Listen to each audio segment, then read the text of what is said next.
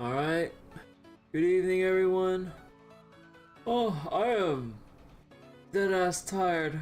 Wasn't because, well, okay, I might have stayed up a little late, but I finally got Hysolins off of the reset, or, okay. If my luck wasn't as shitty, or was it? If my luck didn't even turn out to be even shittier than before, I would have just gotten high ceilings from the monthly tickets. Because I was at 71 out of 90, so then, depending on how the RNG plays out, usually I'd see an SSR at 76. I had to carry that shit to fucking 81, and I'm pissed about it. Because I had to like actually stay up until 3 doing all like the PF stuff and then do like a quick run of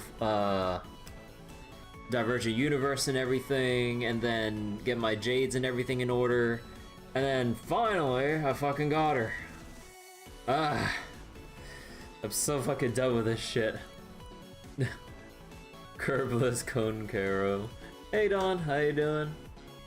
Yeah. Oh my god, I mean, I finally got her and I'm happy, but oh my god, dude. Cause like, I really didn't want to like, feel like a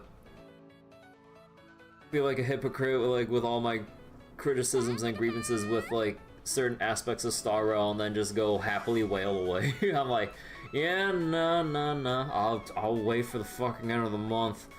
But yeah, I think like, just given how annoying it is trying to get characters, but either have them at E0, S0, or whatever. Because, like, I'm usually in favor of horizontal investment of getting more characters instead of, like, focusing on Eidolons and Lycones or whatever. But, yeah, at least with how I'm gonna tackle on at least Star Rail banners, I need to at least save, take into account worst case scenario for, like, E1, S1 bare minimum, and then depending on what I can see in verifying leaks, it's like, oh, are they worth the E2, S1 maybe, and maybe other potential stuff. So that means I'd have to be saving, assuming I'm losing every 50-50 imaginable, I'm gonna be saving for like, what, 5 patches, 6 patches, or some shit? I don't know how long, or I don't know like how much it is like per patch on average. But, so wait, your chat green? Oh, yeah, it's usually there's like, specific keywords that my chatty checks out for, to know if people wanna, like, address me in chat without either adding me or just saying Kirby straight up or whatever. So then, like, over the years, because for the most part, like, a long time ago, I used to hang out in Chirno's offline chat a lot, and eventually there was like, or it was kind of like the start of when like people were spreading around using Chatty to read Twitch chat instead of like the usual pop-out chat. So then sometimes I get lost in the conversations depending on what goes on, or just like on when I'm streaming in general, that I didn't realize that people were trying to talk to me or something. Mainly because people keep abbreviating my name like crazy, and I'm just like, I'm sorry, I didn't know because you abbreviated my name, or I couldn't like glance over and hear an alert. So then I'm like, you know what? I'll take whatever variations I can possibly find that people make of my goddamn name, and then make an alert sound on Chatty to know that, oh shit, is someone calling for me? So I should be fine as long as I don't mind not getting cosmetic reward from the ultimate endgame mode. Yeah, I mean, as far as I can tell from what I've looked in leaks with the new endgame mode, it really is just cosmetic stuff, a pet, and then there's the special reroll dice, which I'm miffed about because, like I said before, if you're in the position to be able to clear a brand new spanking super endgame mode requiring multiple well-built, if not Eidolon invested teams, you're probably not going to need that item. The players who would be behind on progression or in sore need of an upgrade, or in a dire need of an upgrade, would be needing it. but then they would have trouble trying to get it depending on how far away it is to even purchase said item from the reward shop. I'm just like, that's kind of ass backwards, isn't it? This is why I always try to add in bigger chats. Yeah, Azai Denzeha. So wait, your build is in, wait. Also, why you refuse to say anything would trigger the alert sound. So you use like streamer instead. I mean, I like hearing like the alerts on when people you know, try to like mention me and stuff. I don't mind. But yeah. Oh, okay. But yeah, like I did a whole bunch of stuff in. Honestly, I just spent a whole lot of time today just doing gacha stuff, like just clearing stamina and Zenless, Star Rail, trying to like farm out some crystals in Granblue in vain, trying to get Serio's weapon. I've been trying to farm out the event boxes for crystals to get one last 10 pull out because I already emptied out the new tickets from the side stories I didn't do. I tried doing the half birthday missions in Granblue for extra crystals and everything. I got the tickets from it as well. And then I used the FP shop for the SSR tickets, and I got jack shit. And I'm kind of running out of options here, and I really don't want to spend money on Granblue because with how KMR Jr. has been running things for the past couple years in Granblue, I am so fucking done with any amount of spending for Granblue at this point. I know I spent over the years, but now it's kind of like, it's kind of lost me. I'm like, you know what? No, I'm fucking done. So 2K Crystal for undoing main story part 2. Wait, do you mean like the current chapters that I haven't done, or is it the chapters that's going to be in October? Because Serial will go, the Serial raid up will go away after. So then it would kind of, I mean, like, I don't mind getting that 2K at some point, but yeah, would it be useful right now? The achievement is like 1K instead of the usual 50 per pop. Ah. But yeah, okay. Let me go get Zenless booted up and everything. Give me a moment, guys. Oh, man. I wasn't, I didn't explain why I was like so heckin' tired earlier, aside from staying up late, but putting that aside, I think it was some weird delayed, like, stomach ache from the hot pot that I had with my family the other night. Cause like, I thought it was like something I ate in the morning, but then one of my what was it? One of my parents is fine, so I'm like, no, it can't be that then. If one of them's fine, but not me, so then it's not like what we have for breakfast. So then I'm probably chalking it up to like some undercooked seafood during when I got, what was it, when I got hot pot or some shit. Because like, yeah, I think I was like, I'm pretty sure it might have been one of the shellfish related items that was probably a bit undercooked. Although you think I'd be feeling that stomach ache like right away, but I don't fucking know. Or maybe it's like a combination of that, or maybe just the seafood in general with the spiciness kind of like doing a double whammy there. I'm not exactly sure. Maybe it's both. But either way though, yeah, I've been dealing with a stomach ache like all day today, and it's just like, oh my god, it's only just gotten better. Alright, is one Denny boost still here? Yeah.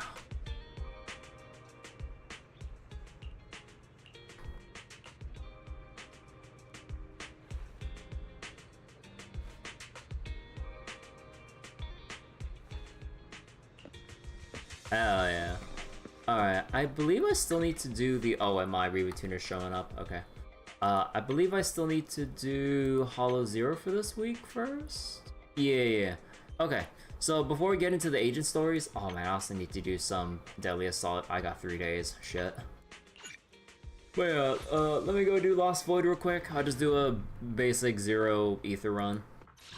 I really should be doing some of the high Ether content just for the polychromes and stuff, because If I clear up to 8, that's like 240 polys right there. But, yeah. I think, like, the main thing that really takes away from doing these for me is, like, what was it?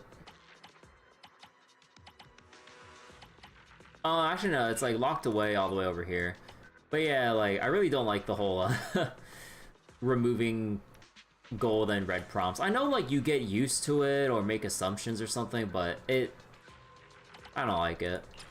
Alright, let's see. What do I still have to get? I still need... Alright. Still need you here. Yeah, the calibrator at 15 is a suitable reward to strive for. It's too bad if... It's not too bad if your team has iframes up the wazoo. Yeah, it's not that bad if your team has like a lot of iframes. That's for sure. Hey, how you doing, Ferrari?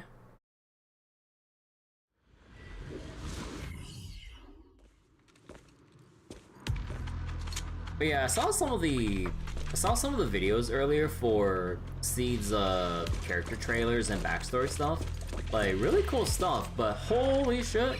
When it came to the actual Seed trailer that came out the other day or night, like, the combat's really cool, but like, holy shit, they really put the whole foot fetish thing front and center. It's fucking off-putting. Like, Jesus Christ, dude. Like, calm the fuck down. But I mean, we all know, like, you know, what Hoyo's like trying to, what was it, cater towards. Cause like, you know, you got your usual ass and tits and stuff, and then, yeah. I mean, like, you know, earlier, or the very earliest example would be Grace and everything, but they really put it front and center with fucking Seed, and I'm like, oh my god. It's so excessive. What? Well, bullshit. So Orphe's in the back half of the patch, so I gotta wait even more. Or, so you gotta wait even more? Yeah. Ether vision activate. Down strategy. Mind the blind spots.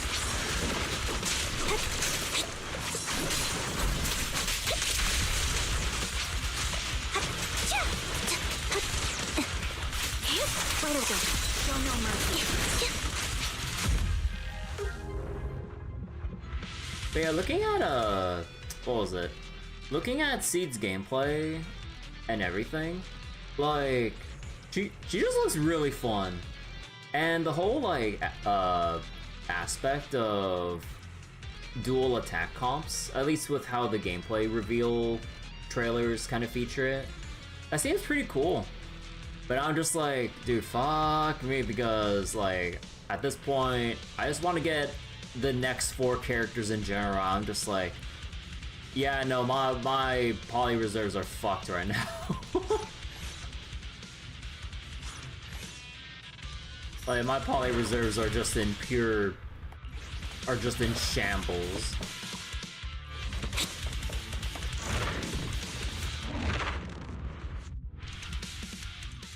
Oh. Oh.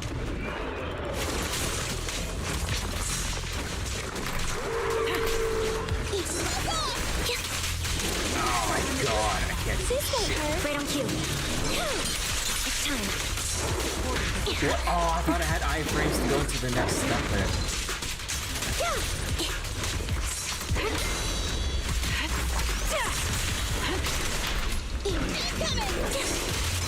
Off balance. You're in Resolve. Supporting position. No mercy. It's time.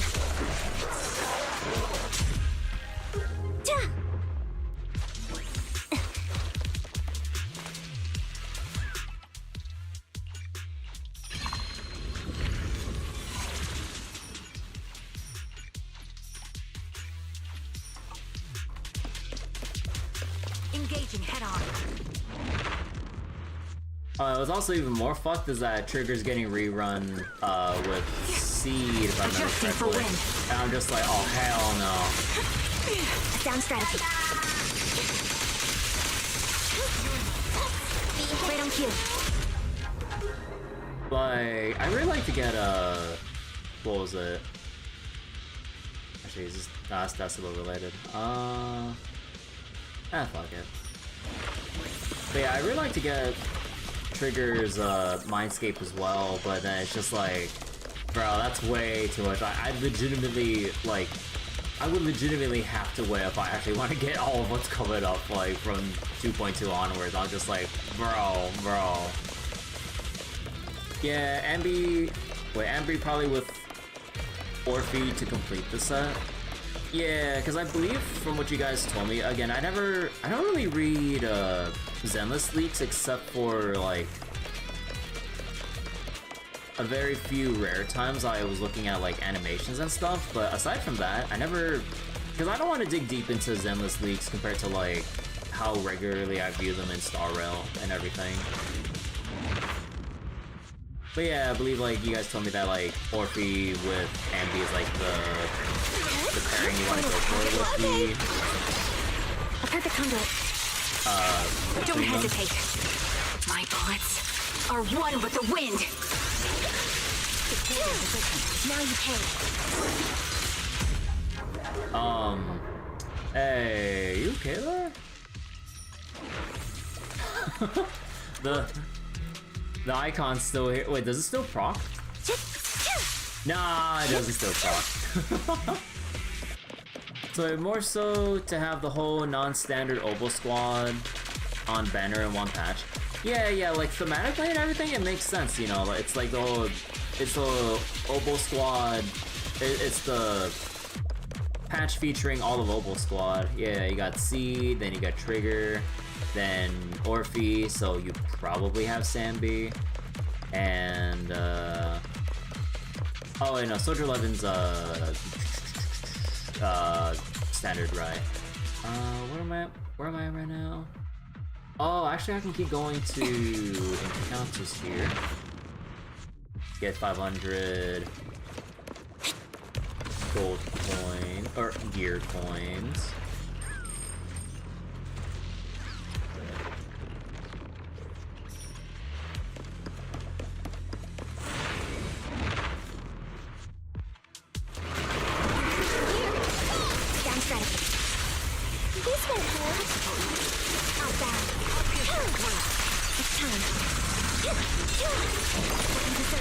Target line.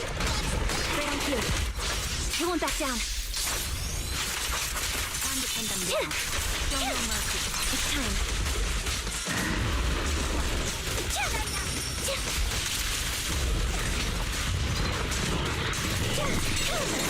What you deserve. You're in the now you pay.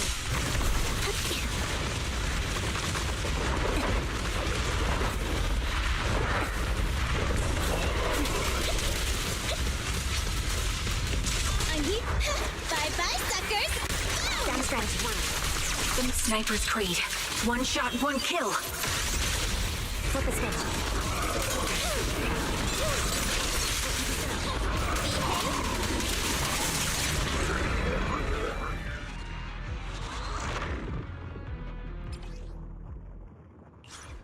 And yeah, of course, no mobility. We'll do deal, take more damage.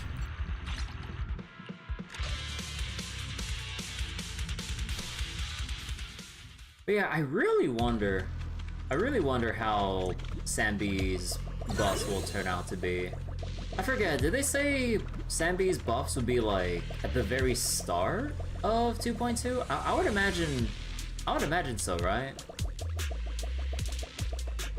And not like during second half or something, like assuming that's when they'll rerun her after Seed Trigger banner. Alright, let's see what we got. Actually, what do I get for following strategy again? Recover HP and get coins.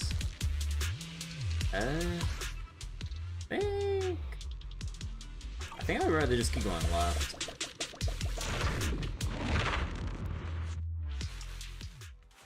Leave it to me, Ambi.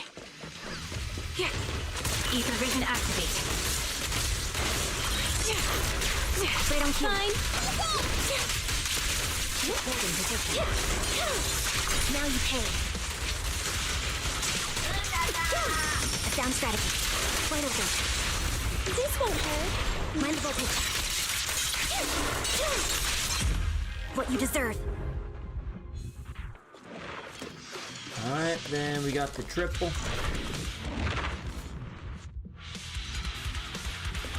Into the ground. Don't push yourself. Oh, whoops, wrong button. Loyalty. Huh? The target's weary. This bullet will reach its mark. I'll pierce this one. Now you pay.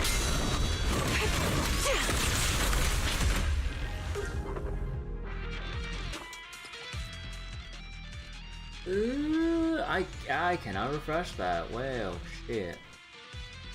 Ah, fuck it. We'll just take these then. Get them out of the pool.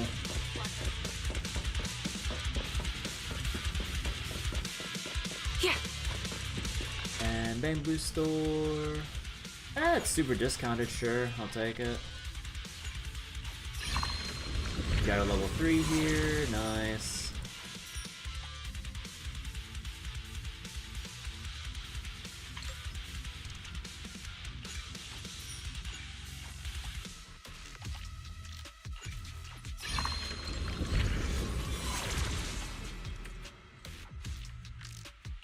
Fresh one more time.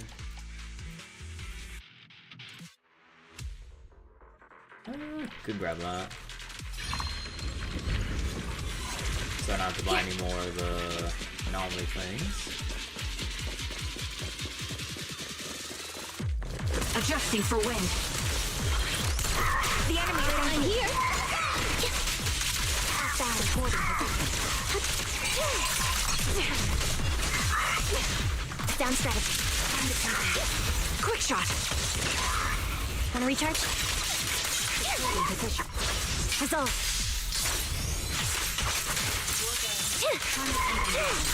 Now you pay. My bullets are one with the wind. A perfect conduit.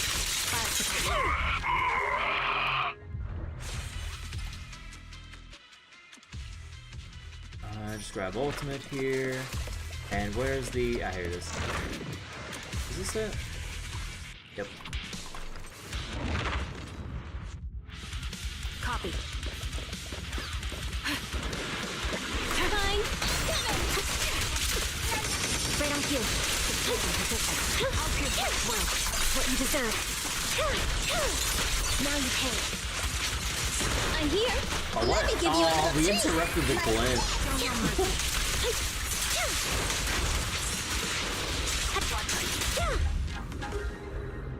You have no idea what's going on? Don't worry, me neither.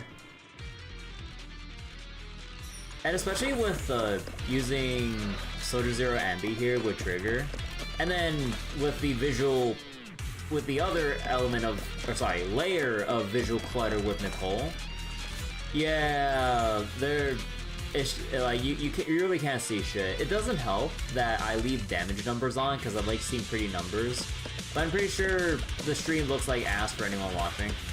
Because all the visual clutter, the numbers, like, trying to maintain any decent stream quality is basically impossible. Unless I really crank up my settings on, like, my YouTube stream. Because on Twitch, my bitrate's maxed out. I can't really do much to improve the visuals there. You like number go up? So wait, number go up, allowing Ambi to do even more numbers. Blindness endgame. Make the numbers bigger. You know, it'd be a hilarious meme if they actually put in the options to, like, not just show combat damage, but to make the font bigger. Now that would be hilarious.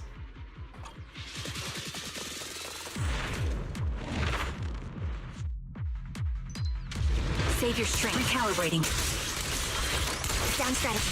The melody Okay. of combat. Right over. What you deserve. Oh, no, Supporting position. It's time. Hello? Wait, I was holding. Out balance. I'll pierce this word.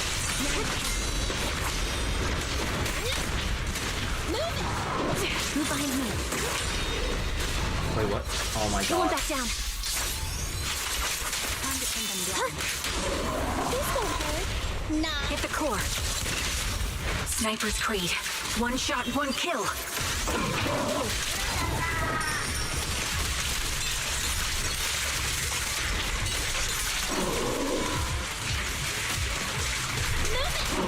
Down strategy. Get ready. Gotta run. No mercy. It's time.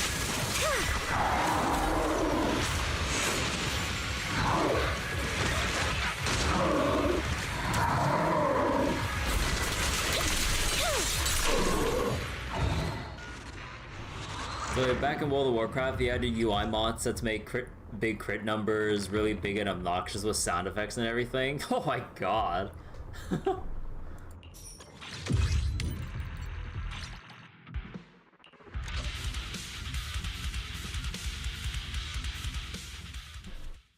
Sounds like me when I was playing... Wait, how the fuck did I not get the thing with Sambi to get her free Mindscape? That's weird. But, what was it? That reminds me of when I was playing Team Fortress 2, when they allowed for custom hit sounds. I went for, like, the most funny or obnoxious sounds to listen to while I, when I get, like, hit confirms on enemies. It was super funny.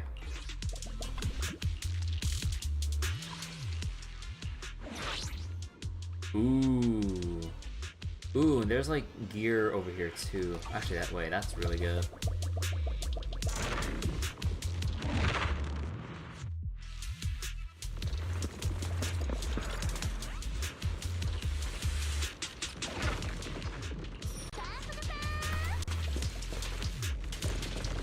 Made uwu every time I killed someone. No, it was some other like meme anime sounds like way back when. I don't even remember what they were though, sadly. Because it's been so long. Oh man, like what are some of the meme sounds that I used to have for TF2 hit sounds? Man, dude, it's been so long since I played Team Fortress 2. I miss it so much. I mean, I know it's still there and still, like, funnily enough, alive and kicking. But the general environment and vibes of TF2 today is nowhere near the same ever since the matchmaking update.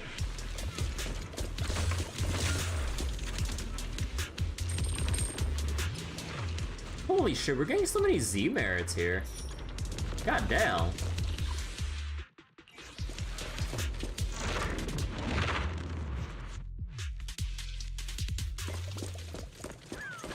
Adjusting for wind.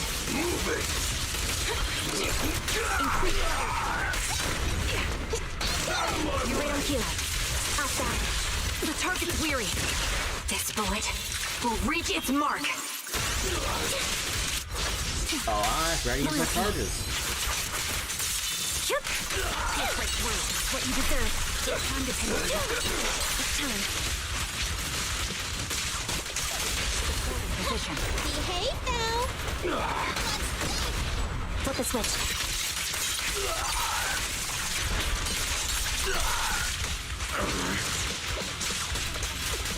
Keep focused. Ah, come on. That means I'm gonna have to do another run to get the other mobility set. Oh, you gotta be kidding me.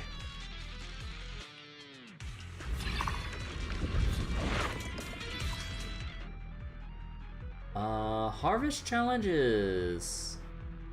Oh no, that's not time trial. No. Was Harvest Challenge the one where it's like you have to kill waves of enemies, or was Time Trial the one? Time Trial for gear. Oh, okay. I keep getting those mixed up. Okay, I'm gonna have to just go pray for encounter then. Oh, wait. Harvest is Time Trial for gear. Oh. Time Trial is Time Trial for coins. Oh shit.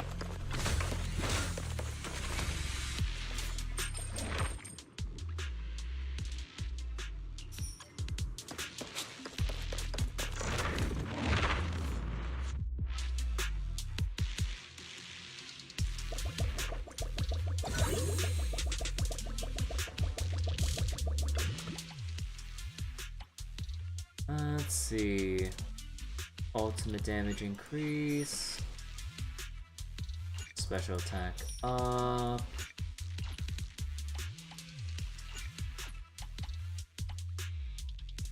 Gain a shield, anomaly.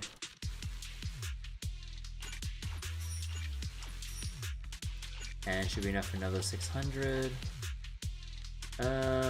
Impact up.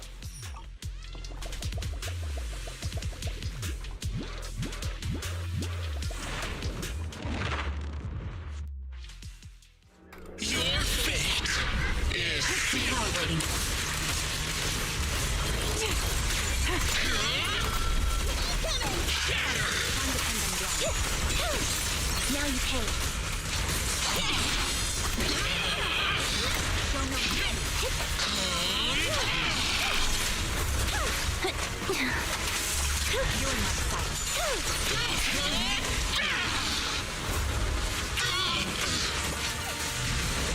My bullets are one with the wind.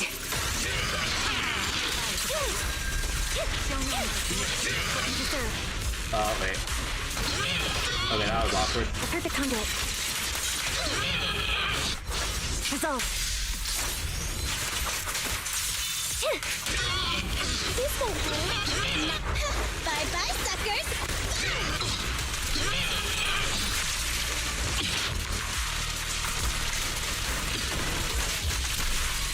Fire support ready.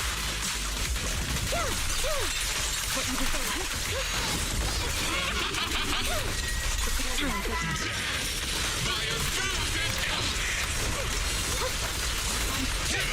Sniper's Creed. One shot, one kill.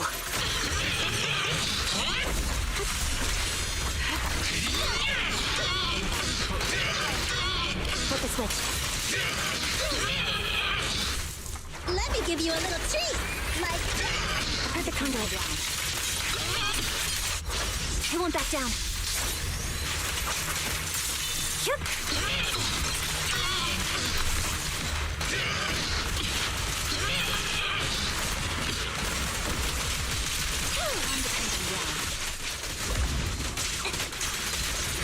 Outbound. Oh shit. It's time.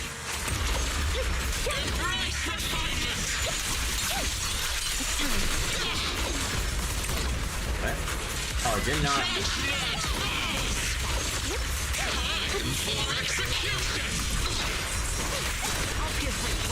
Oh my god, the quickest. The tag assist is fucking with me here.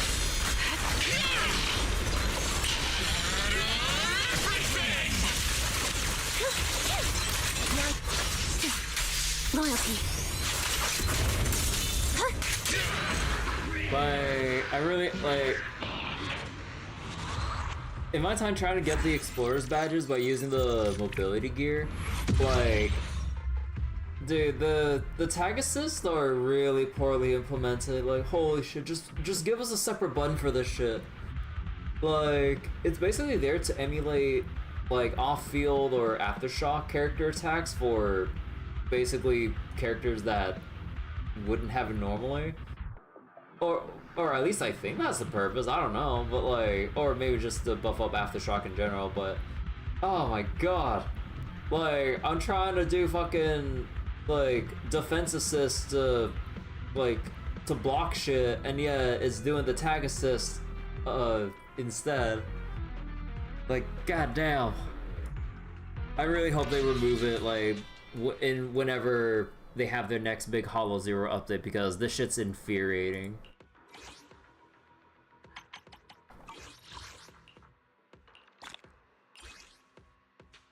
Okay, so I have a whole bunch of instant clears for drive disc once the 2.2 stuff comes out, because the thing I did read was Yuzuha's next best, or what was it? Yuzuha's best in slot relic site is gonna be apparently in 2.2. So I've been saving these up for the past couple weeks. Wait. What do you mean I haven't claimed my shit yet?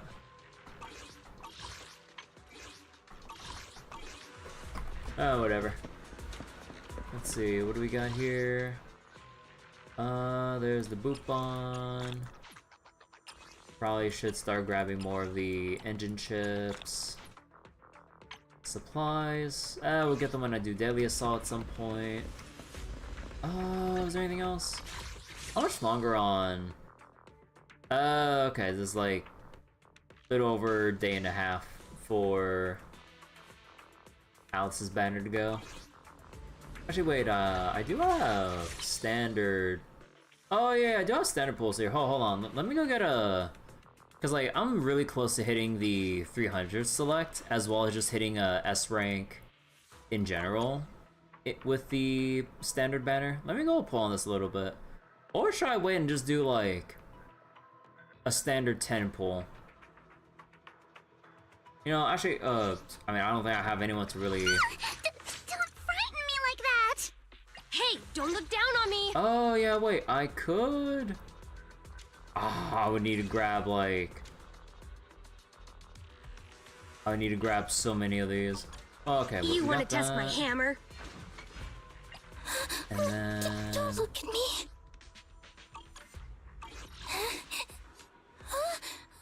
I'm sorry. If you need help, call me anytime. Actually, I think the... Oh, and I already got there. What I up, have Dolly? 2 guns, so double the Yeah, accuracy. I already got him. Okay. Starlight, it's time to... So Hey, especially don't these look down two. on me! So wait, we got... Come on, let's get to work. You want to test my hammer? No, I ain't gonna use no fucking prototype seals on this shit.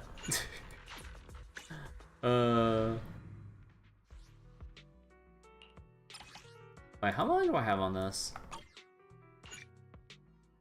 2 minutes and a half. Man, what am I gonna do for 2 minutes and a half?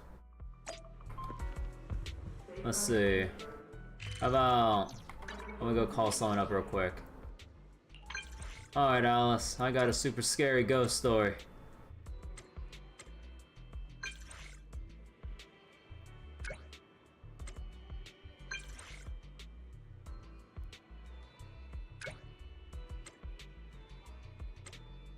But yeah, once we do all this, then we'll get into agent stories.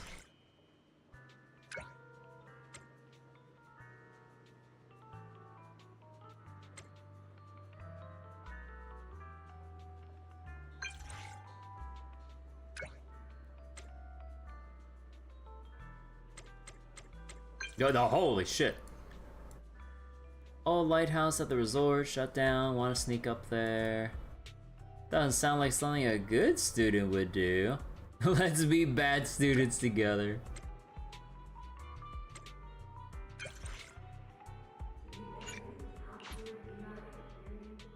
You meet up with Alice at the Hotel Trail of Fantasy Resort.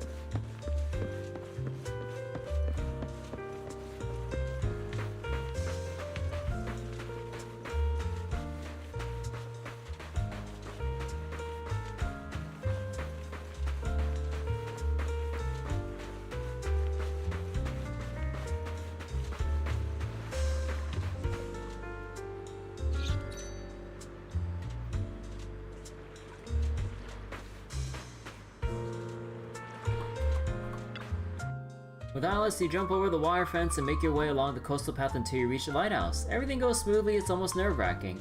The lighthouse is a bit chilly at night and eerily quiet, and the waves crashing in the distance. Well, we made it to the top of the lighthouse without anyone spotting us. How do you feel now? Such a strange feeling, the beach, sea breeze, and ocean surface are exactly the same as before. Yet it feels like I'm on some deserted island. What about you? I feel like we're the only ones left in the world. Like, holy shit.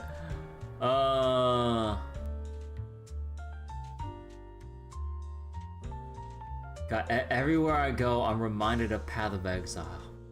Feels like I'm being exiled. Exiled, where I miss these really that over the top.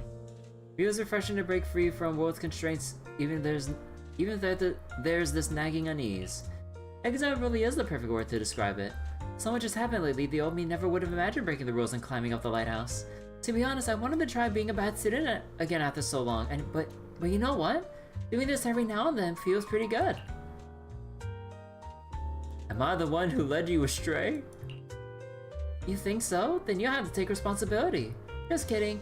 I think it's more about my changed state of mind. Look, from up here at the lighthouse, the resort looks like a perfect little sandbox. If I hadn't come up here for this view, I never would have known what the whole resort actually looks like.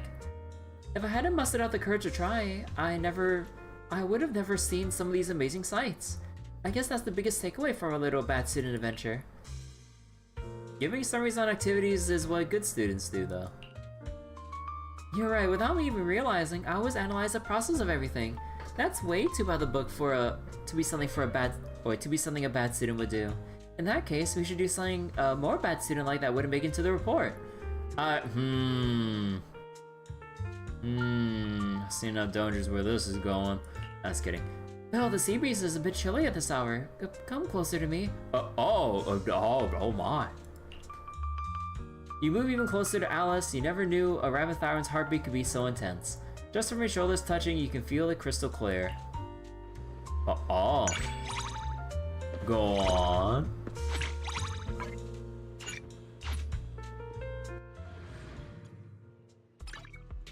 Alright, let me...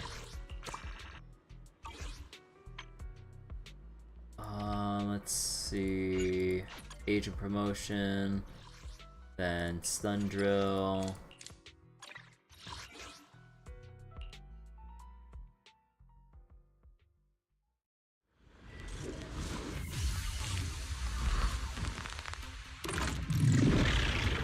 Recalibrating.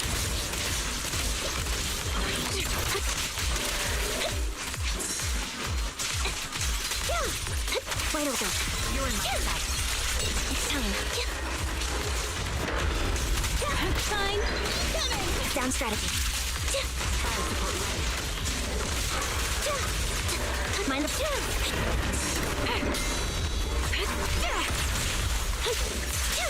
off balance. I'll pierce.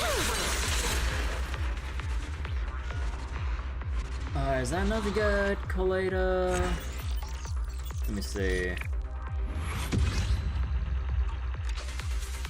Actually, yeah, if we disassemble a lot of them, it should be enough for Kaleda promotions. Bear witness to the noble principles. Hey, don't look down on me!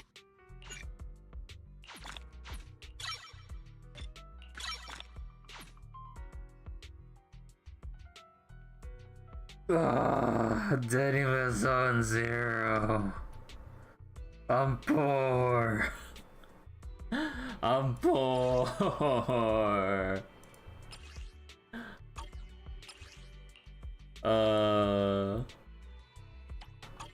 Actually, nah, that wouldn't be enough anyways.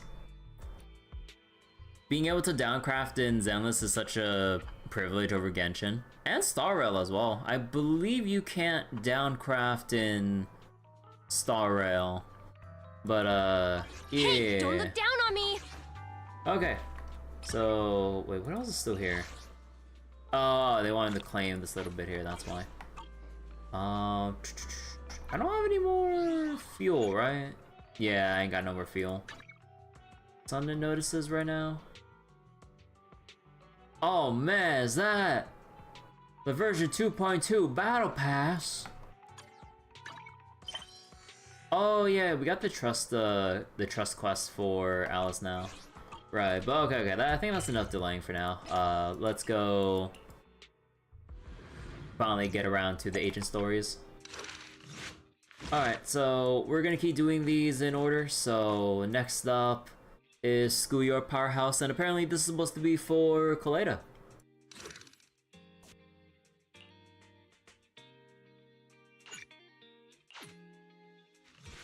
Emmy, the new transfer student's gonna be sitting next to you, right? Oh, we're going straight into this kind of cutscene. Hey, she looks pretty cool, don't you think? Cool? I don't see it. Look, she's helping Molly clean the blackboard. She's so nice and so tall. Oh, how the years have not been kind. She's even taller than my neighbor, and my neighbor's already 11. Oh my god, she still has the eye patch and that smug. Oh, look at that smug expression and everything. Tall. I'm tall. So Yeah, why she is sounds she like in an elementary absolute dork. school? Oh. You know what I think? I think she didn't go into middle school cause she's an idiot.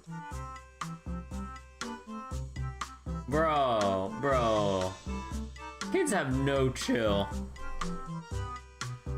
Being 20 and fitting in with elementary kids. You damn brats! Just you wait! Good morning, my dear human children. Human children. It's snack time. We've got pineapple buns today. Thank you, Miss Grace. Miss Grace. Who the hell is that? Right. There's something else I need to tell you all. We're having a field trip soon. We're going to Lumina Square, kids, and we're even doing a choir. So, are you all excited?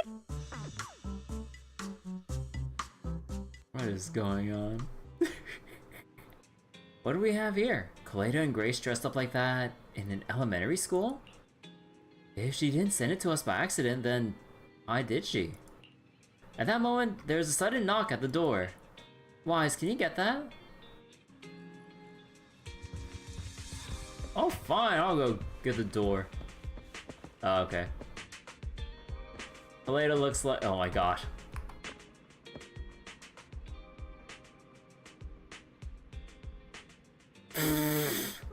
Oh god, are we gonna— how are we gonna treat Kaleda here? That school uniform looks good on you. So this is your first reaction. You're pretty good at chatting. Not. Judging by how you're acting, I'm guessing you saw the video. I was about to forward it to 10 of my friends. Nah. Yep, I did. Anyway, it's all Anton's fault. He thinks seeing makes everything click, and send it without my permission. But if it helps you, understand the mission a little better, that's a good thing. I'll get straight to it. I want to hire you so you can help me investigate the companion hollow inside that school.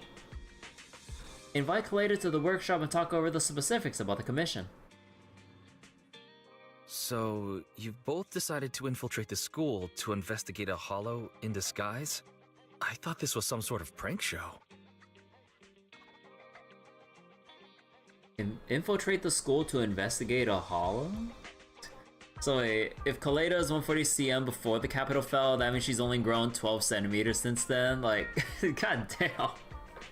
I forget, like, how old is Kaleda supposed to be at this point now since the fall of the old capital?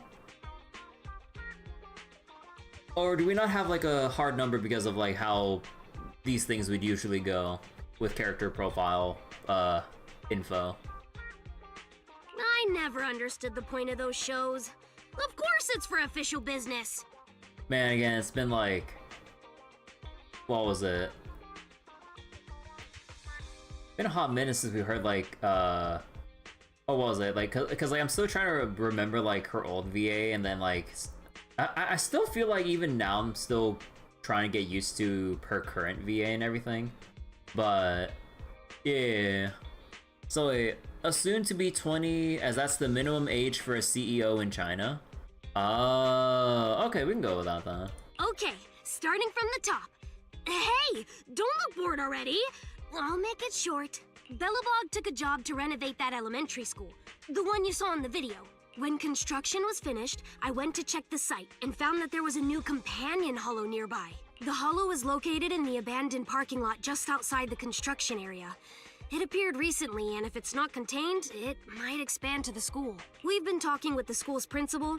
I told him it's best to report the hollow to the city administration so they could deal with it. And you're coming to us because the city can't deal with it, aren't you? It hasn't gotten that bad yet.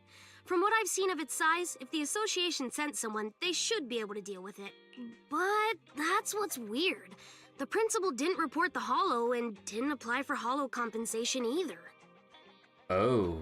He paid the rest of our fee the very next day. I've never seen a single client who doesn't drag their feet when it comes to payments. It's almost as if they want to get Bellabog out of their hair. Well, if we're going by normal industry practices, we'd have no reason to dig into this. After construction has been fully completed and inspections have been passed, Bellabog holds no responsibility for any future impact caused by hollows. Even if the hollow really did end up affecting the school, this clause can protect Bellabog from all consequences and responsibilities. However, if that really ends up happening, the students and the teachers of that school may find themselves in danger. Sounds like there's definitely a need to look into this hollow, huh? That's right, Belle. You hit the nail on the head, as expected. For certain reasons, Grace and I had to infiltrate the school in disguise to get access to the only entrance to the hollow. Anton helped us find some connections, and I left the daily operations to Ben. My responsibilities, I've just been handling at night. Anyway, we finally found the opportunity we needed during the field trip to Lumina Square in a few days. All the students and teachers will leave the school and head to the square. Even if the hollow gets out of control, we can make sure as few people as possible are at risk. So, that's the situation. Belle, Wise, I assume you're gonna take the commission? When she's done, Kaleda turns and leaves the video store. Oh, what? Ah, wrong button.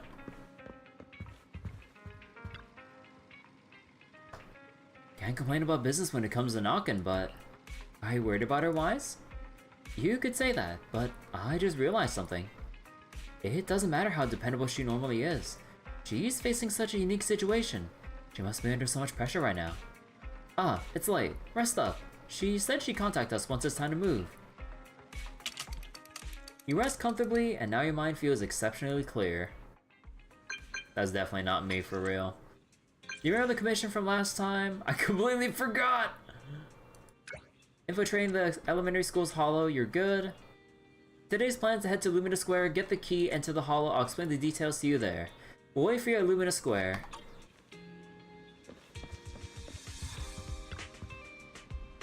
Okay, do I have any more, we have like new stuff now, right?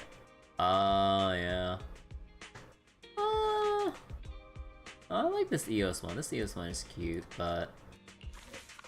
Go remove some of the other ones here. And then...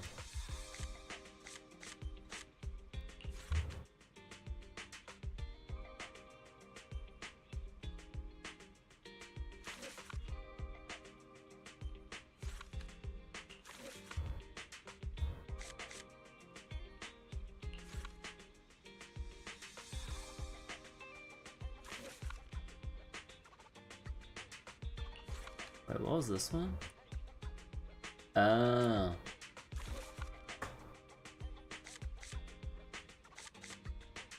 And what about the decorations here? Oh yeah, we can go... I remove one of these. There we go. Keep that saved. Never enough space on the board. I wish we could add more random shit on the board. Yeah, like, it's really neat and all having all this and stuff. Oh right, these are supposed to be the ballet twins, right?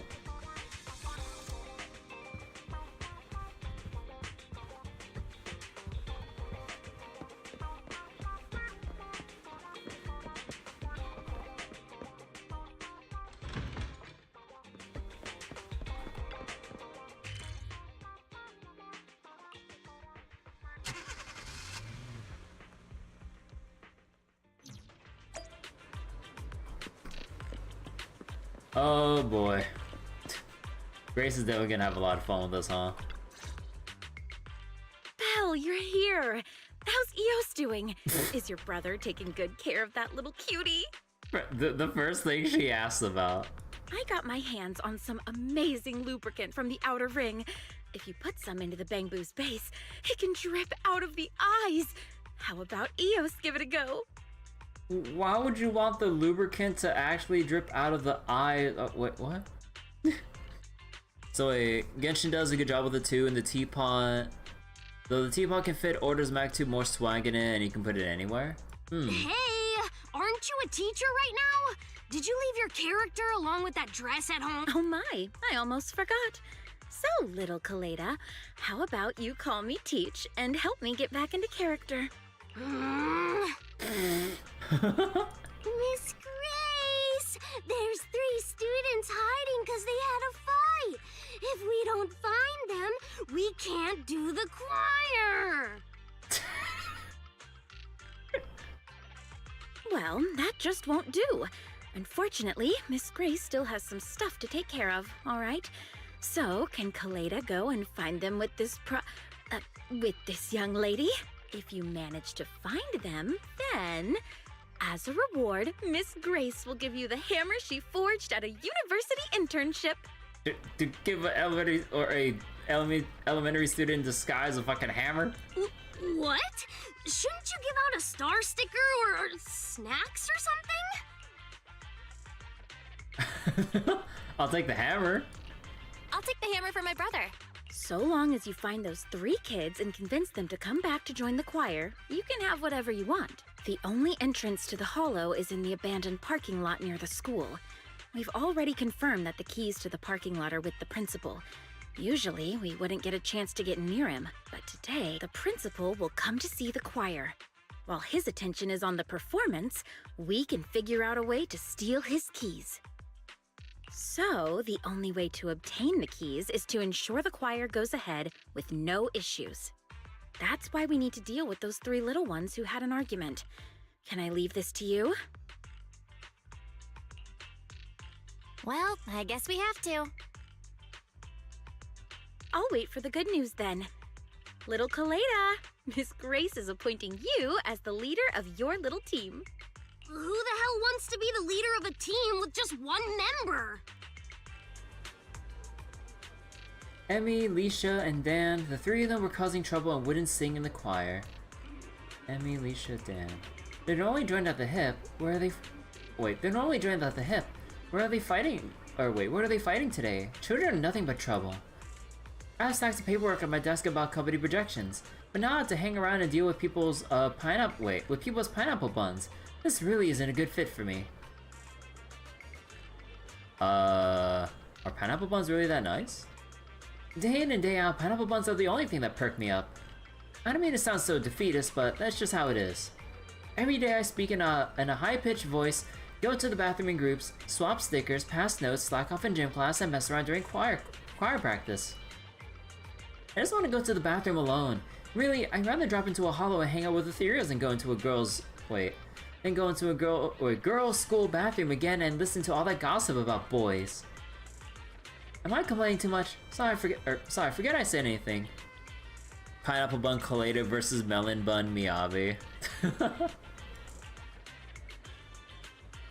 My top priority right now is finding those 3 students. Come with me. Let's see what the class gossip knows.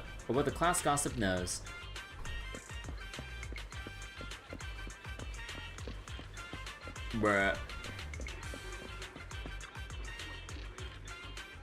The all-knowing. It's Kaleda, the mystery exchange student. I'm dying to bump into her while she's running with a piece of toast in her mouth. Kaleda, you're so popular. Sorry, I had a granola bar for breakfast. Oh, so you're big and tall because you eat granola bars? I'll start eating them tomorrow then. Enough already about granola. I heard Emmy, Alicia, and Dan were squabbling about something. What have you heard? I may only have cornflakes for breakfast, but I still know what's happening around here. Seems like Dan and Alicia are mad at Emmy. I just bumped into Dan and Alicia and they both said they were gonna hide somewhere and not meet up with Emmy. Hide? Where do they plan on hiding? I'm not sure, but I think they said it's the grown-ups' favorite spot. I'm afraid only grown-ups know where their favorite place is. Proxy, what do you say? The place nearby, which you call a grown-up spot. Wait. The place nearby, which you could call a grown-up's favorite spot, is over here, right? It must be the cafe. That's what I was thinking too. You wouldn't be wrong in saying coffee is fuel for a grown-up. I guess you've never seen Grace before she's had her morning coffee. She wouldn't notice if you packed her up and sold her off to the highest bidder. Besides those two places, there doesn't seem to be anywhere nearby that counts as a grown-up's favorite spot. Okay, let's go take a look over at Coffee Cafe and Old Dewey's Massage. Man, speaking about coffee and stuff, like I just ran out of like my coffee beans today. I'm sad. And given how pricey it is, I'll probably wait like another month before I buy another bag.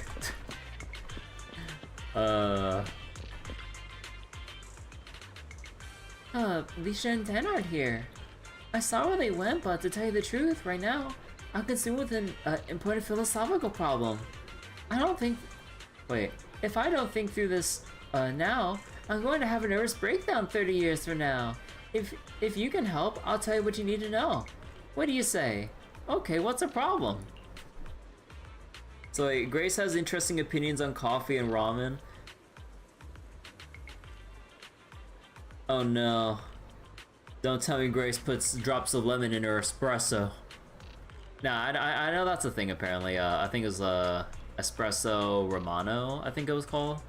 But I mean, I tried just to see what it tastes like, but yeah, not like I have an espresso machine.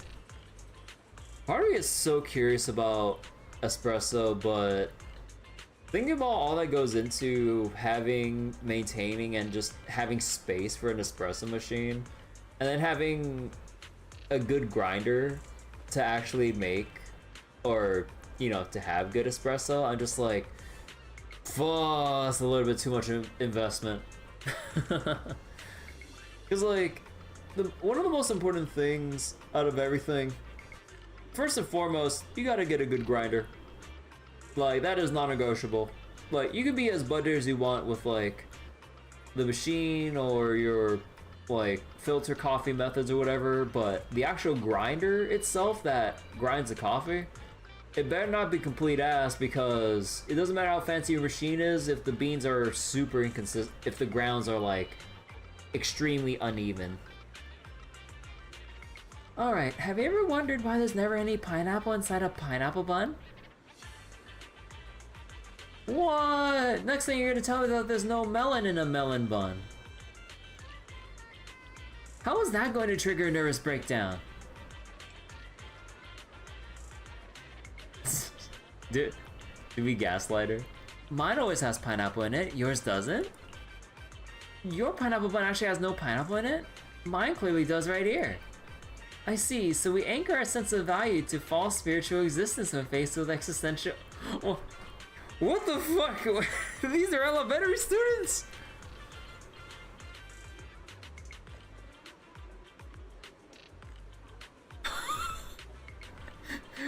Her consciousness isn't like a whole other plane of existence right now, what the fuck? So we anchor our sense of value to false spiritual existence when faced with existential questions. As long as you believe you're eating the pineapple exists. As long as you believe in the existence of divine beings, then you are blessed. That's a fortunate form of survival. Teddy's shadow be like... Thank you, Kaleda. You give me much food for thought. Hey, don't say that, but my brain feels scrambled. I really hate eating at home, so I thought about going all in on pineapple buns as my primary food. Luckily, you warned me against the perils of such a lifestyle. From now on, I'll do my best to not be a picky eater. So, the problem was you're a picky eater. Oh yeah, Lisha and Dan were heading over to the parking lot, I think. Go over and take a look. A parking lot? How would someone think a parking lot would be a grown-up's favorite spot? But it does look like they went to the parking lot, so let's take a look.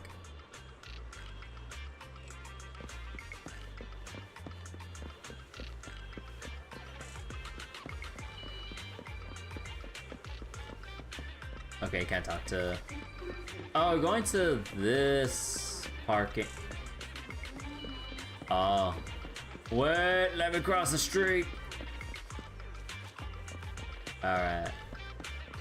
Oh, there they are. I always worry there might be a cat underneath the car. Emmy doesn't like being dirty, so she never lies on the ground. I'm not afraid of the dark sea, though just the fish I may be. The sailboat is my best friend, taking me to the water park's end. Leisha, quit singing, will ya? Emmy's ditched us as friends. What's the point of singing? Hey, Seneca. You wanna complain that Zenless Zone 0 makes you wanna ZZZ? Wow, I see what you did there. The sailboat is my best friend, taking me to the water park's end. Leisha, but I really do like this song. Dan, do you still remember this? We finished writing the words and Emmy was complaining that the song sounded so dumb while writing the music. This is our song. The three of us created it together. I remember her giggling when it was chosen for the class performance. Of course I remember. Us three have always been close. So why didn't she tell us about something as important as transferring to another school? Oh. Emmy said so herself. Her dad suddenly wanted to pull her from school. Maybe something's going on. She still should have told us. We wouldn't tell anyone. We went exploring in the hollows before, didn't we? But we didn't tell anyone about it. Holy shit.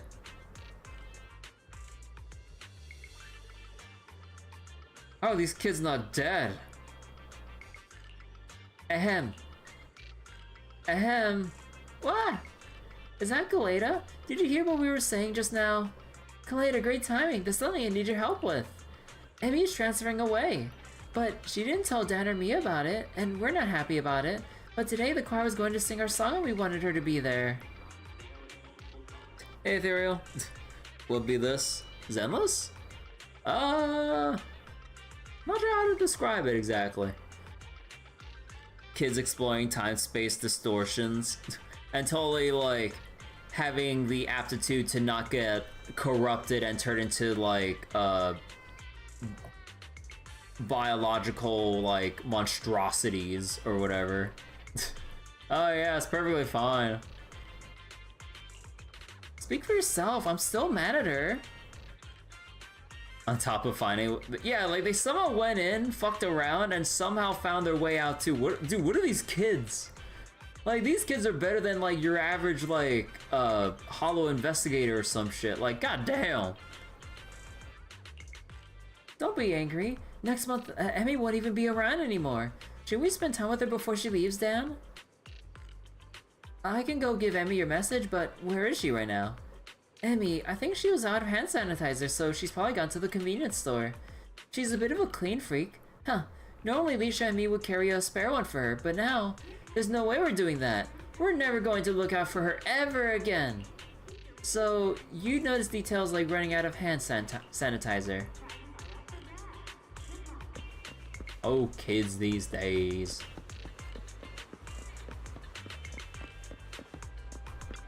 Hand sanitizer smells amazing. Oh no, don't tell me she's huffing that shit. Question, what's the minimum amount of time needed to clean your hands using a hand sanitizer? 30 seconds? You won't be able to kill all the germs on your hands unless you scrub for at least 30 seconds.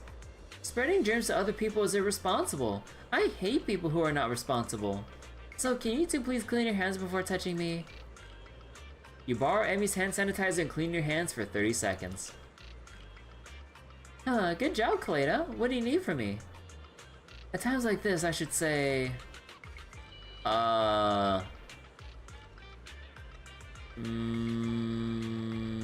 Miss Grace is looking for you!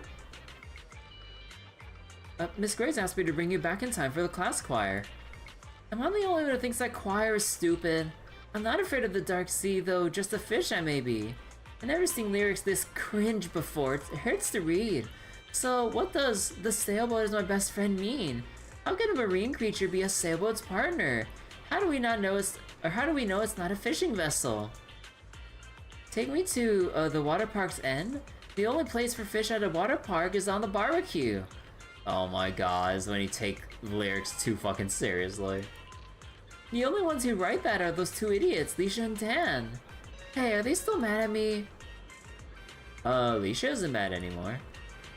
Leisha cried a little, but she isn't mad at you anymore. Isn't that what childhood friendship's all about? Yeah? Huh. Leisha really is a big softie. I didn't tell her about transferring schools because I knew she'd definitely cry. But it's my fault for not telling them sooner. I've been thinking about other stuff lately and must have ignored their feelings without realizing. I'll apologize to them when we get back. I want to explain something to you clearly, Kaleda. It's me who wants to apologize. I'm apologizing because I care about friends, not because you're pretending to be a grown-up.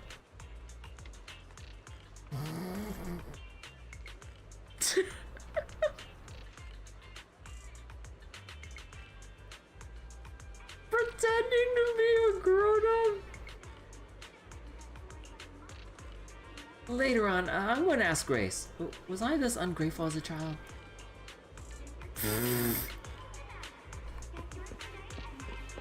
So wait, do we see the kids over there? No. Oh, okay, the kids all gathered to Grace.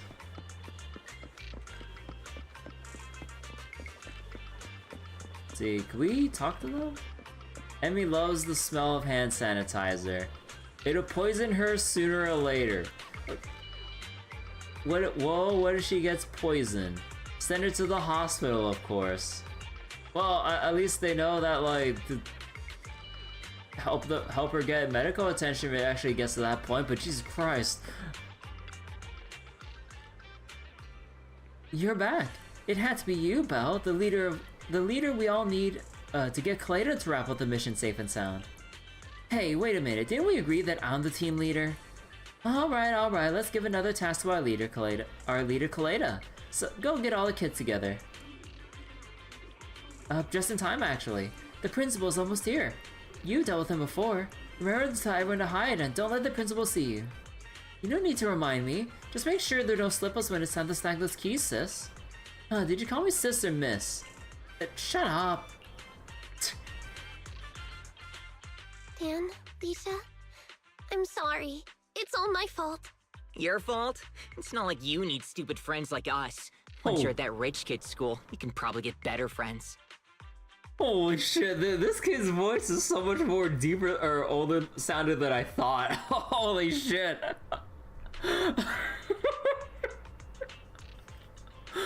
Oh, wait. Your fault? It's not like you need stupid friends like us. Once you're at that rich kid's school, you can probably get better friends. I was not expecting that's what he would sound like. Come on now. If you're afraid of Emmy getting taken away by new friends, you should transfer with her. I mean, honestly, you gotta say with Leisha here. It's not that simple. Wait, no! Then we'll be leaving you all alone. I don't want that. That wouldn't be okay? It's not okay. Hey, calm down. Leisha was just joking. Even if I transfer, we'll still be BFFs. Just like the fish in the boat. Even though the boat went to the water park, it was still the fish's best friend, right? Wait, didn't you say you thought those lyrics were stupid? They still are. They are. But not as stupid as me. I was so stupid that I didn't tell you about something as important as transferring schools because I was so scared I'd make you too mad. Those lyrics may be cringe, but the cringest one is me. Hemi, you aren't stupid. You're the coolest kid I know. Well, even though the new transfer student Kaleda is pretty cool, I like Dan and Emmy the most. Ugh, don't bring up that imposter. Imposter. Ooh! Is Emmy jealous? Hey! Miss Grace says we need to get to the choir.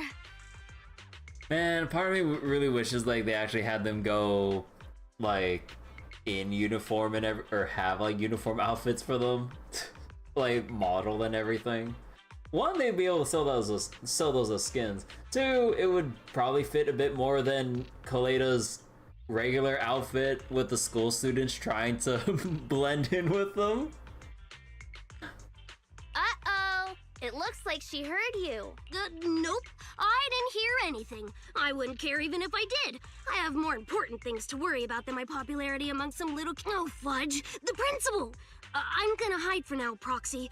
Could you head over to the choir Proxy? and check on things in a bit? But I thought we were supposed to address Proxy differently. So wait, and give them reason to put her in it again for something later. Yeah, like one, it'd be fitting for the actual story.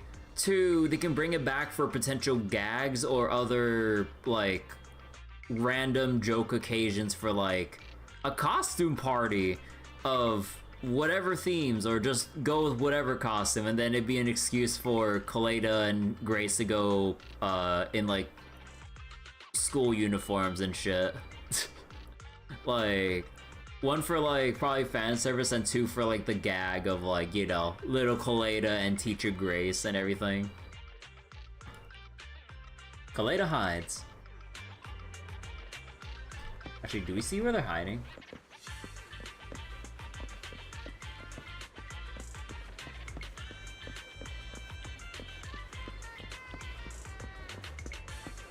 No, we don't see where they're hiding.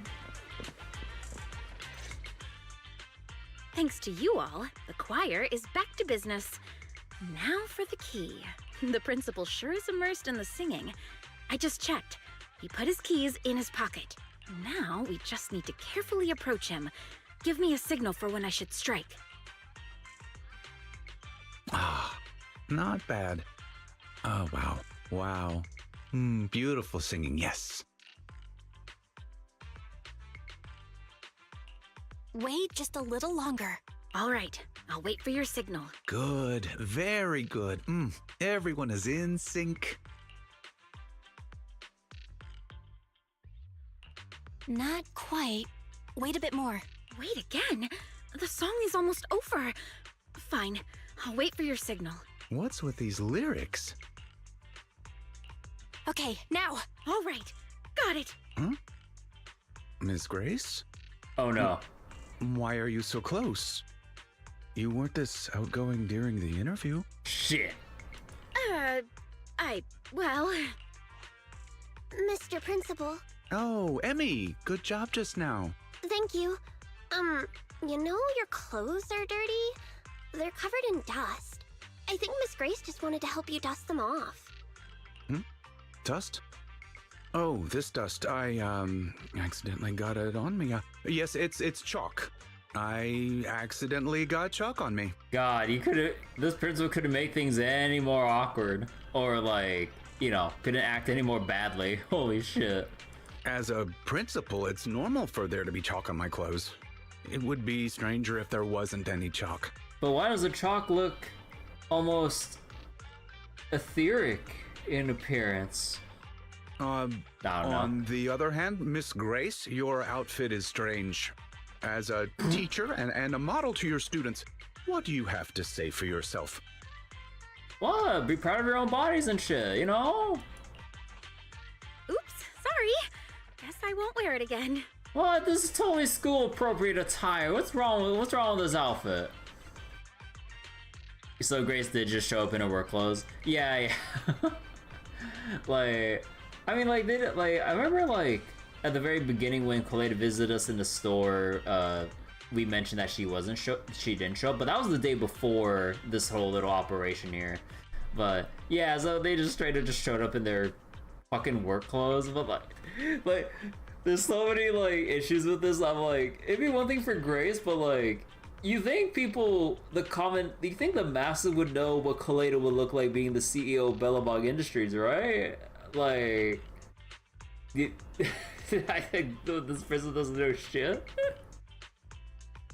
Like, I mean, this is like the usual anime gag of like, oh man, like, well, where are these like totally like suspicious students amongst like the student body here? We can't find them at all. And then you have like super spiky red hair, like exposed, like outfit with exposed midriff and shit, or like asymmetric pants with choker outfit or some shit, and then like with like super long wavy teal hair or some shit. I'm just like, damn, I can't find anyone. It's above his pay. He's a goddamn principal. You think he ain't like stealing fucking money from like this from like the fucking school district? Yu-Gi-Oh characters. Yeah, pretty much like Yu-Gi-Oh characters and shit. Kaleda's clearly just wearing glasses. Although your outfit lacks sophistication, as a new teacher, this field trip of yours was quite a success. We must view these things in separation. Nothing is just black or white. Most of us are shades of gray. All right, I have other things to do now.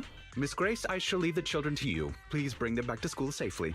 Emo looking ass character with dyed hair, where are they? You're gonna go get some sleep? Alright, Ethereal, take care. Enjoy sleep and everything. Dusting himself off, the principal leaves in a hurry.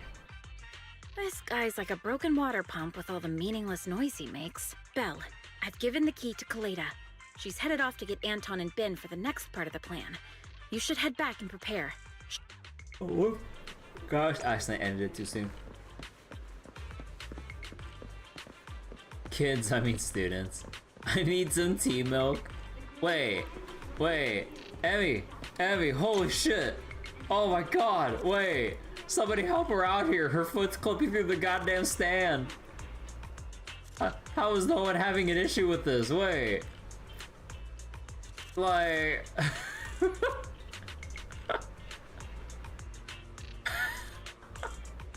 like everyone's standing normally, but she's clipping right through it. Oh my goodness. Oh my god. It bothers me so much in like old agent stories. You can't like fast travel. I'm pretty sure you couldn't. No. In new agent stories, they just take you straight to where you need to go. Here, like we have to travel all the way back. Or we have to like bring up the, or we have to walk up to the car at the very least. Grace succeeded. Now we wait for Kaleda to contact us. You should get some rest, Belle. Would you like some carrot chips? I don't want to take no break. I want to keep going.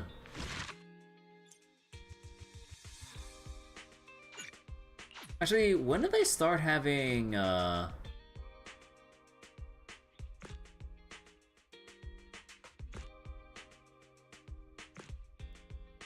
when did they start changing up the formats for, like, how some of these agent stories are done? Because, like, yeah, at least the one I remember doing, what was it? Sambies and everything. I don't think I noticed, like, you know, getting interrupted as we did it, and then we just kind of like kept going along with the quest and stuff. But yeah, here it's like, oh, you done one part? Oh, let's make you exit out. I was like, no, I want to keep going.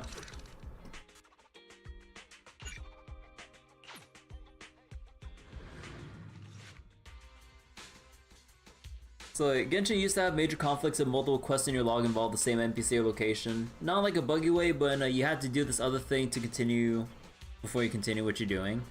But yeah, like Star Rail and Zenless have a thing where it's like whatever quest you have selected, it arranges the location into a state that would allow for normal progression of said side quest or whatever. We had that in Star Rail with Cyrene. Oh, yeah. Now we got the key, let's talk to Kaleda about our next step. Thanks to Grace, we now have the key. Grace is actually doing pretty well, even though she was whining all morning about how she never done anything like this before. And she takes my pens every single time she drops by my office. I can't just let this slip.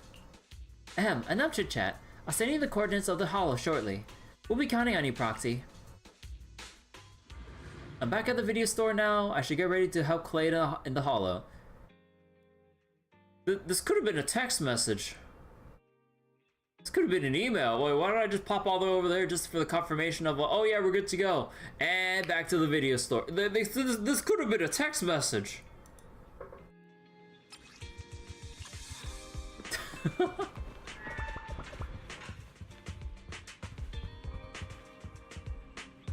Wait, oh, okay, why doesn't it have any extra dialogue? Grace handles it gracefully. I see what you did, just kidding. Most recent example is Jufufu. If you hadn't started either 2.1 post story or Bullion event. Ah.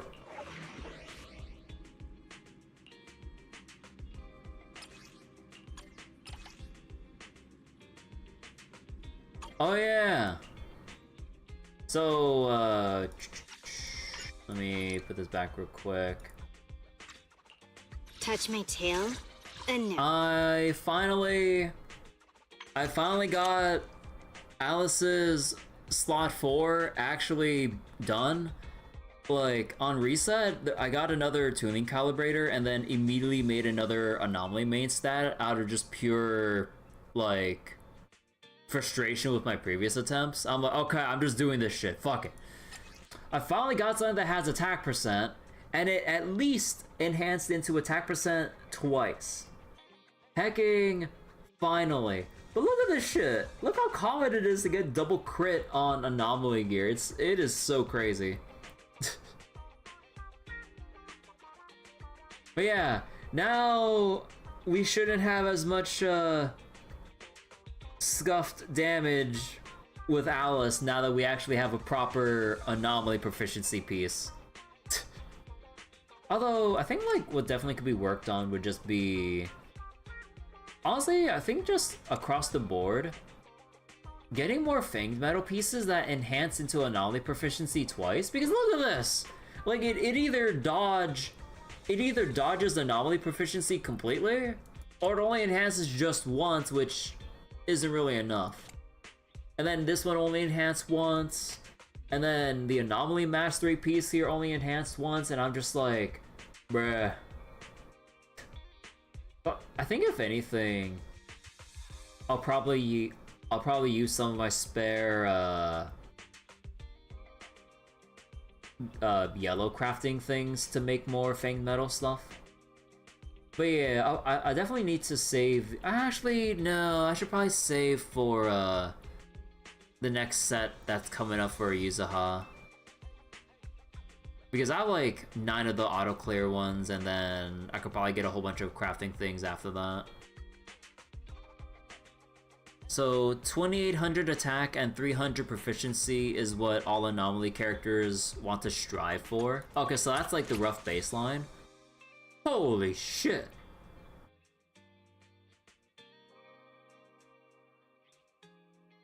I'm missing so much attack right now. And I made sure to max out the core skill and everything too. But yeah, like oh yeah, one thing that does kind of suck a little bit, the fizz piece I have here doesn't have attack percent. Although, like, the most important thing is having anomaly proficiency first and foremost, I think. And then attack percent. And then just on the side is just penetration. But yeah, so this one could definitely have attack percent if I can find a new one. And then this one, you know, could have been attack percent, but it's flat. So wait, not a rough baseline, but like 90% of peak. Oh, so that's like sort of like the upper end of the stat line I should go for, or I should be looking forward to, I guess. But yeah, it also doesn't help with Weeping Gemini and everything that you know, it doesn't have as much base attack and advanced stat as probably what Bear witness to the noble principles of the Time-Field family. Like, how much do we get from the W engineer? Yeah, like, we get like, I think at least... Wait, how much was it again? Like, let's just use this one as an example. 600. Yeah, there's like a whole bunch more base attack and just raw attack here in general.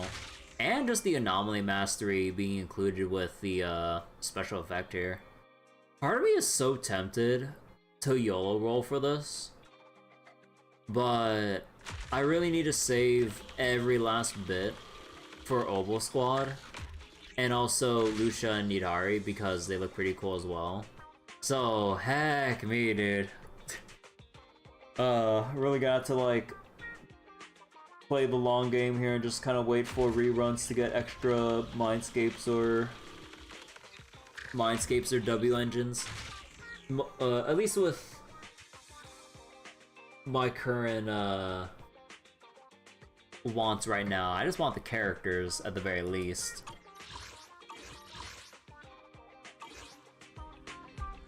Okay, wait. Actually, before we go into the holo and everything, let me take a little break right now. Like, my eye is like kind of feeling itchy as heck right now, so I'm gonna go look for some eye drops, and then we'll go do the or was it? We'll advance the agent story. So y'all can go look at Trigger being pretty right now, and I'll be right back. I'll play some ads in the meantime. I'll do 3 minutes of ads on Twitch because, yeah, I need to go look for wherever I stored my eye drops and everything. So, be right back, everyone.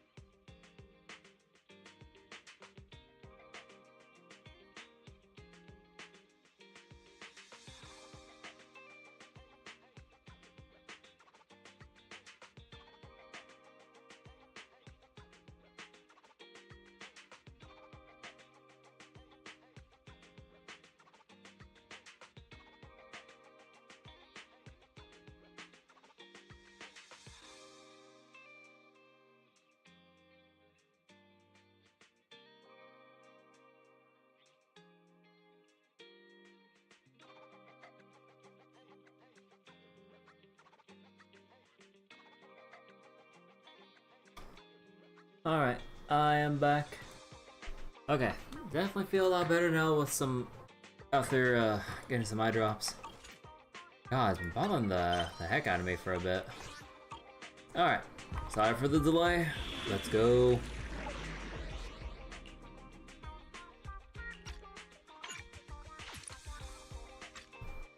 Yeah, I really should just make a preset config here for Don't frighten me like that! how was it again? I think it was like... Ooh, there we got a new ghost story to share. I forgot the name, dude.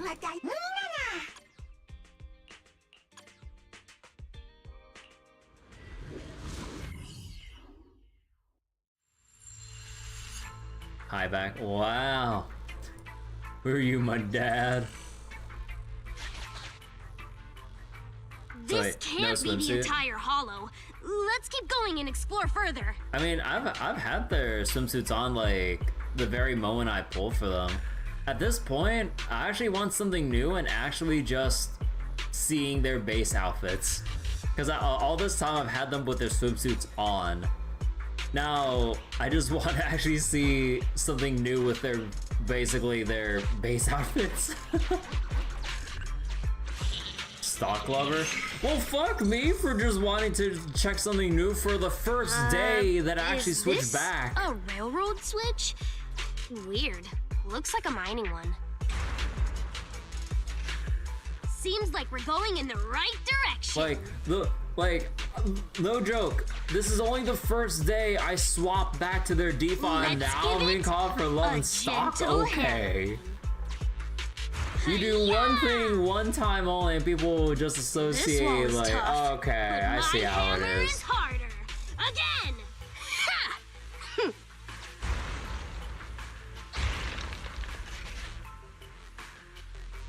There's the path. Follow me, Proxy.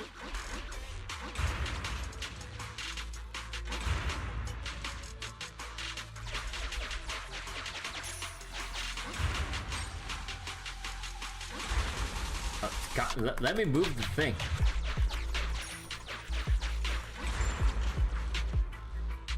Okay, that's interesting.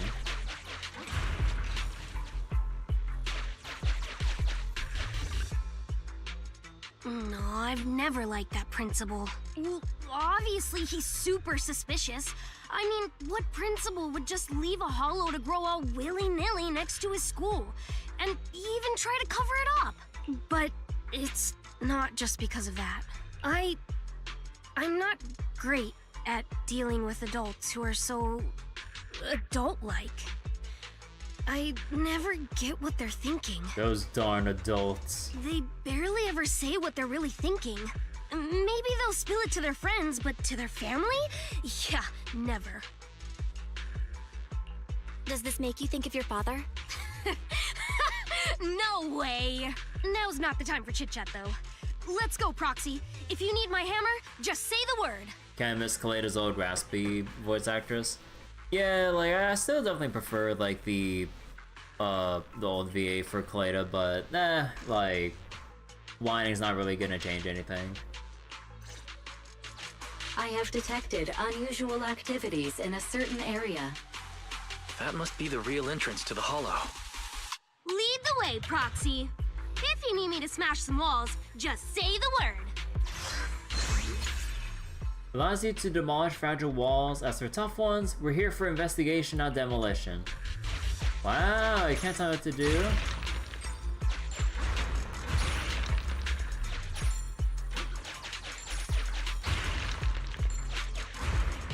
Hey, it's starting to loosen. Let's give it another try. Ooh, this ethereal's still inactive. Just like this. Done. Hey, it's starting to loosen. Let's give it another try. You want because you wanna. Wow. Hammered flat.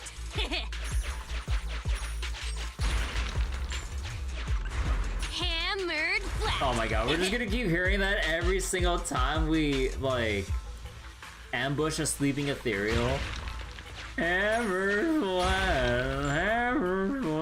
God, say a new Looks line. like it could open a path for us. Touch it, Proxy.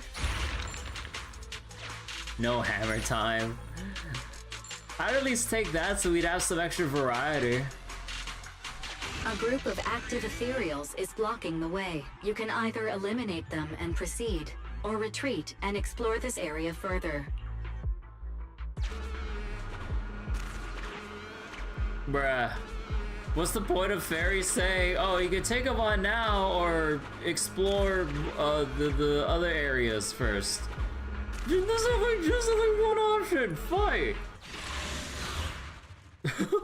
The illusion of choice. Oh, what's that jittery ass ground? Stay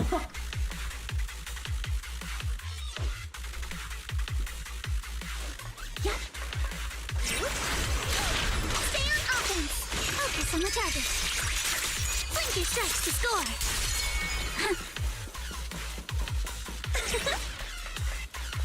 So wait, your gacha game got hacked. The hacker added a lot of Koyuki.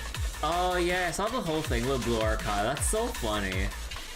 Like, I mean that, like, it's a good thing that the hacker, you know, didn't actually like do anything more than just meme. So hopefully, you know, at least with the lessons hopefully taken from this, that Nexon will try to like, cause Nexon that published it, right? Or whoever else the devs are. But actually, I'm not sure who the devs are, but Nexon publishes it, right? But either way though, like, hopefully they'll beef up the security to prevent any actual, like,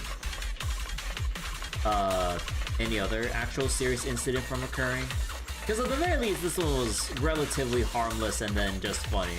Just the Koyuki invasion. Yeah! You know, like all the memes I keep seeing of that.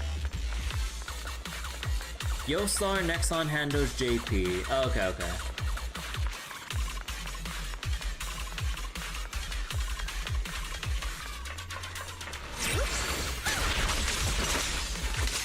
You can't run. What? Don't dare hurt Alex.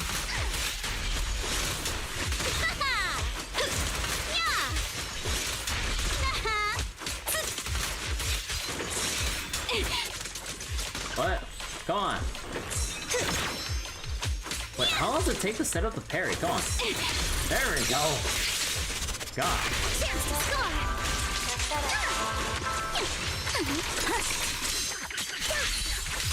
Let's dance. Yes. All right, I'll take the mic. So it was getting funny Saba emotes everywhere. Nah, I don't like the whole fucking Saba emote meme. It's fucking creepy. Your weakness has been exposed. Too much gunpowder? Stay on offense. Keep it up. Let's go. Move with the blade. Clear your mind. So wait, the one thing you're surprised about was Umupioi sung in English? Yeah, so I guess that's like a decent job of like doing stuff with the global market and stuff when it comes to like the Umupioi thing in English, or at least with like, you know, how they've been trying to branch out like to the west and stuff with at least, well, at the very least with like Grand Blue and I guess Shadowverse, yeah. But yeah. Oh my god, you actually bump into it and you're locked into that.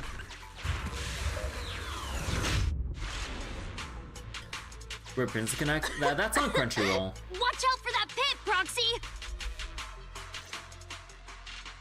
The ethereals here aren't very big. Seems like the ether concentration isn't too high. But yeah, thanks to Crunchyroll fucking things up for Princess Connect and stuff, it's just like, it'd be very difficult, if not impossible or not very profitable for Cygames to try for themselves now that they have an official Western branch and everything to self-publish Princess Connect.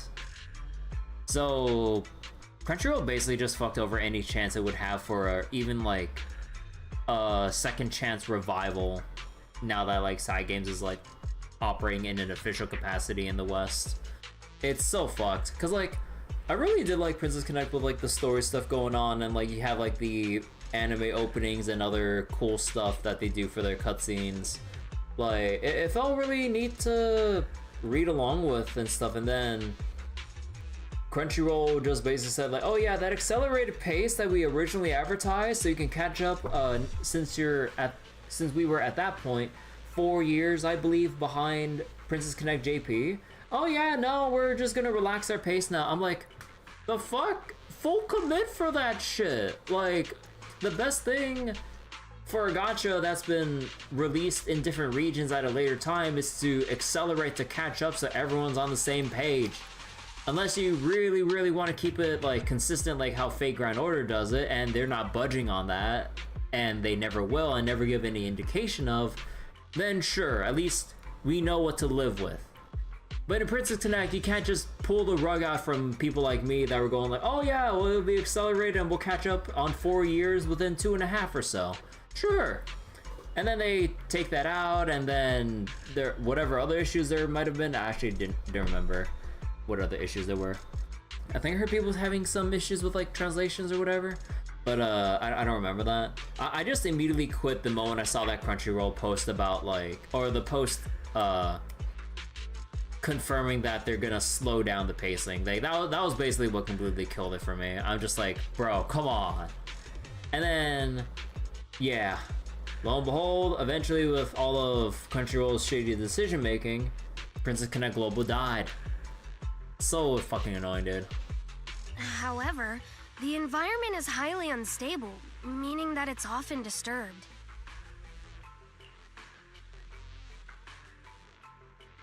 The air is full of dust from mining ether crystals. That's right. All this points to one conclusion. Someone has been illegally mining ether resources here. How much you want to bet all this dust in the air is just like that chalk on the principal's clothes just now? Unsurprisingly, the principal must have something to do with what's happening here. Oh, damn it! He's turned this hollow into a ticking time bomb! And right next to the school, too! This hollow is extremely unstable. It could rapidly expand at any moment. Proxy, can I ask you a favor? From here on out, please do whatever you can to avoid fighting. It'll just disturb the ether environment even further. I'm worried something's gonna happen. I got it. Leave it to me. Thanks. I'm counting on you. Let's continue, but be careful. No fighting.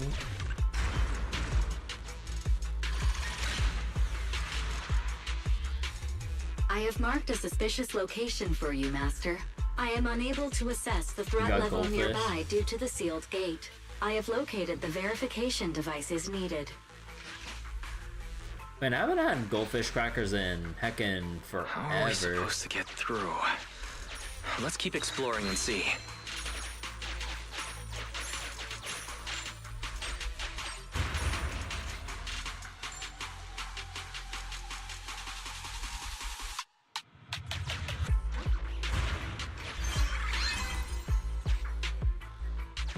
This little gadget's a bit complicated, isn't it, Proxy? We are getting closer to one of the verification devices, Master.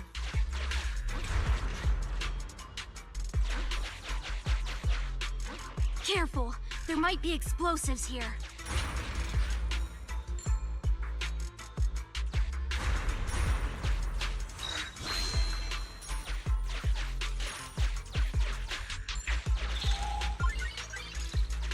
It appears the ethereal's here. It appears a battle is inevitable. The active ethereal is gathered like a group of 10-year-olds crowding around an arcade machine just as you're about to leave without using all the coins you inserted earlier. It's somewhat uncomfortable. Ha. That is so specific. That is so specific.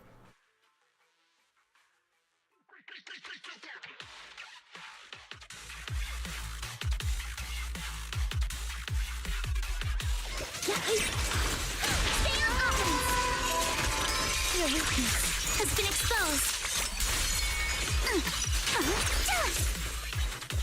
One more time! I'll handle it.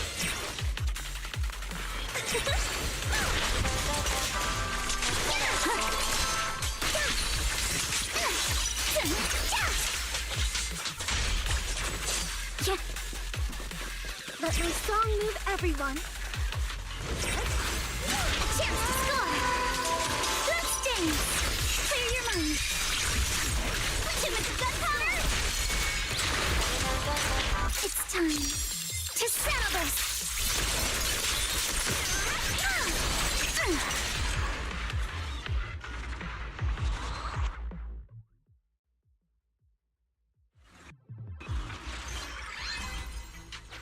We've got two. Let's look for the last one.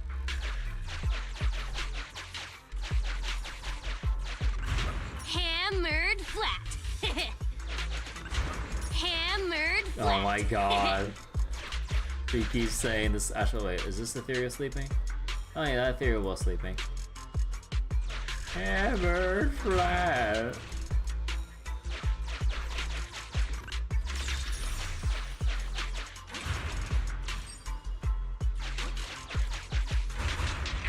Master, please be careful. The sound of the wall collapsing has attracted ethereals.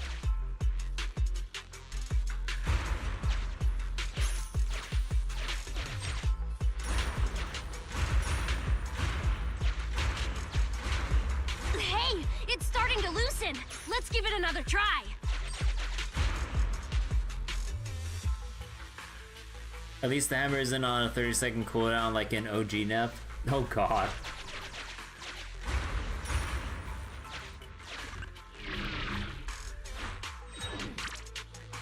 You trip or something? No, wait! It's a secret passage!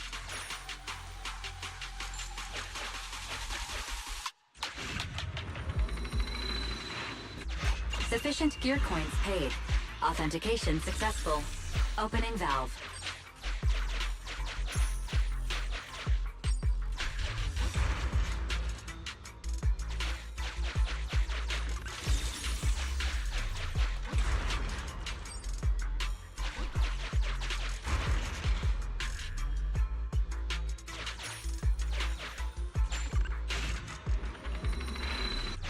Sufficient gear coins paid. Authenticate.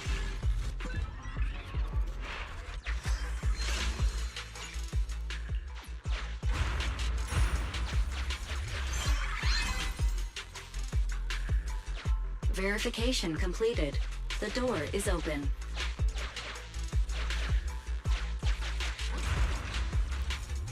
Did I miss something?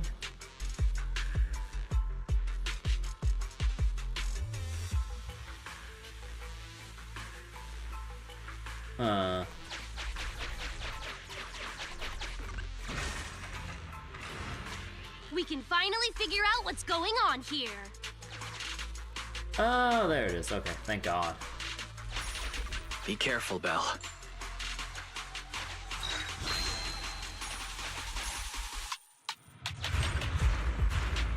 It's a trap. That's it! Someone snuck in!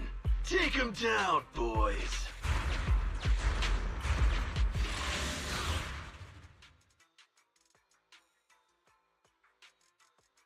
Little did they know the state of power creep now that we're in 2.1. Don't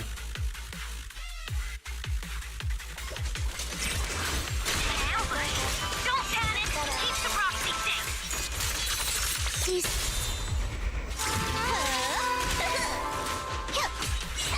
You're lucky to run out! Go! Mama! That's it, right through.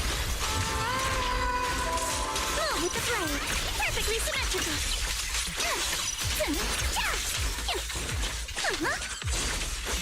extra surprise!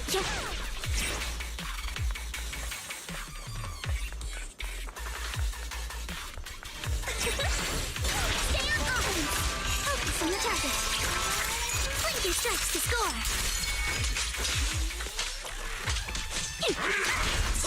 Yatta!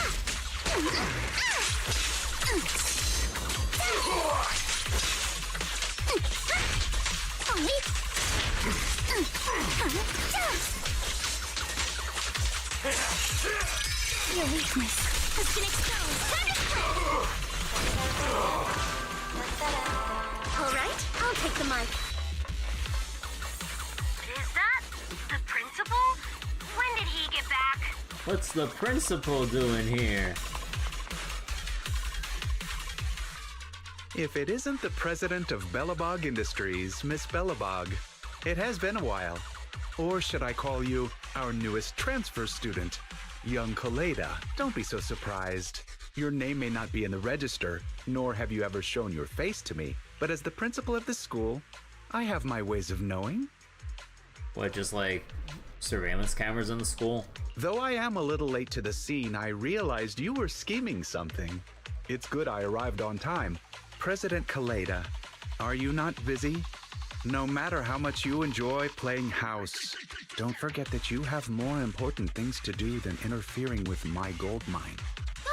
Excuse me, but since I'm already here, does that mean you'd know something about the group of criminals illegally mining ether resources, making the Hollow more and more unstable? What? Is that so? I had no idea. They're right next to you. You gonna stick to that story even if the association comes? Nothing's happened with this Hollow yet. So why would the association get involved? They have countless more urgent Hollow disasters to deal with every day. Meanwhile, this risk is just that. A risk, and nothing more. We can bet Denny's on it. Even if you send the association the coordinates, all they'll do is call me to confirm its existence. By the time they actually send someone here, my child might already be in university. Little president, this is the world of grown-ups. The rules of the game are made for mature adults. You still have the chance to learn these rules. Do me a favor and try the mature thing for a change. Run along now, go watch a play, cry a bit. Let go of your unnecessary sense of justice and forget all that happened here. Really? We're just gonna we're not gonna beat his ass down here? Come on. By the way, my good friend is looking for a contractor. Should I give him a call and mention Bellabog Heavy Industries? You're really treating me like a kid, huh? Calm down, Kaleda. This is risky. Stay close.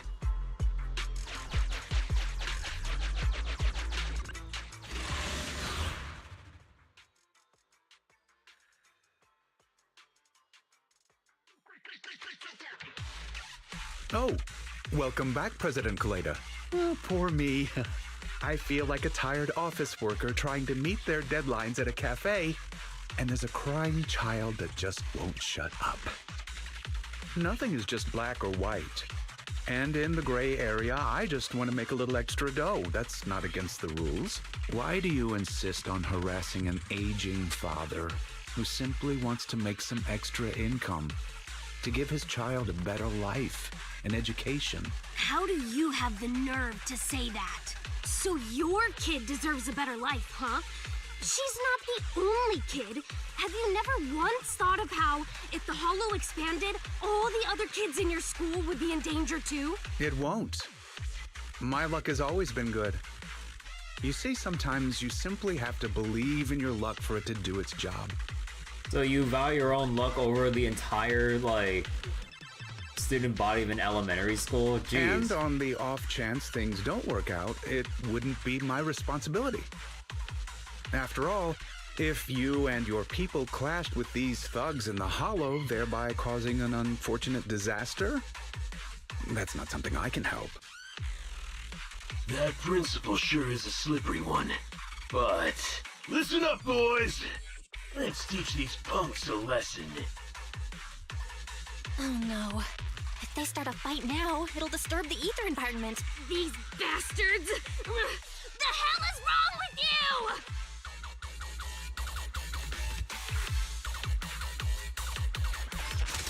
Hollow activity is on the rise. We'll just have to fend them off first! Clear your mind. Sorry for stealing your spotlight. You can't run. Let me song move everyone.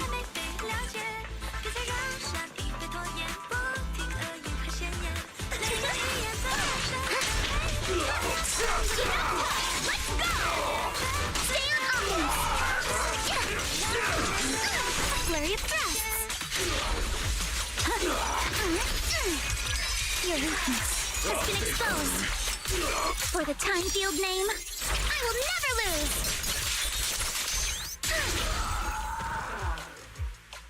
Don't let the principal get away! You lot, stay here and hold him off. Once we get out, each of you are getting a new car. Principal, sir, come with me. Wait! We've detected a sudden expanding of the hollow. Belle, are all of you alright? Damn it! Damn it!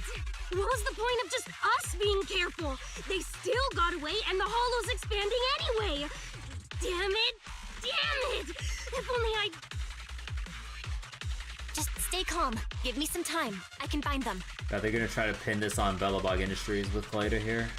Collecting hollow expansion data. The hollow activity is immensely high, requiring the collection of a significant amount of data. Please ensure I have stable access to electricity, second assistant. Alright, I've unplugged my phone charger. Now, that's all we have, so try to hold back a little if you can. Collecting data. Currently collecting data from master surroundings. Lost item data. Bamboo activity data. Human voice print data. All of this data is totally irrelevant to the expansion of the hollow. Why are you wasting the electricity on it? Master, I have captured a nearby human voice not belonging to that prior group. Now broadcasting. Me. Transfer student. Over here. It's this way. That voice...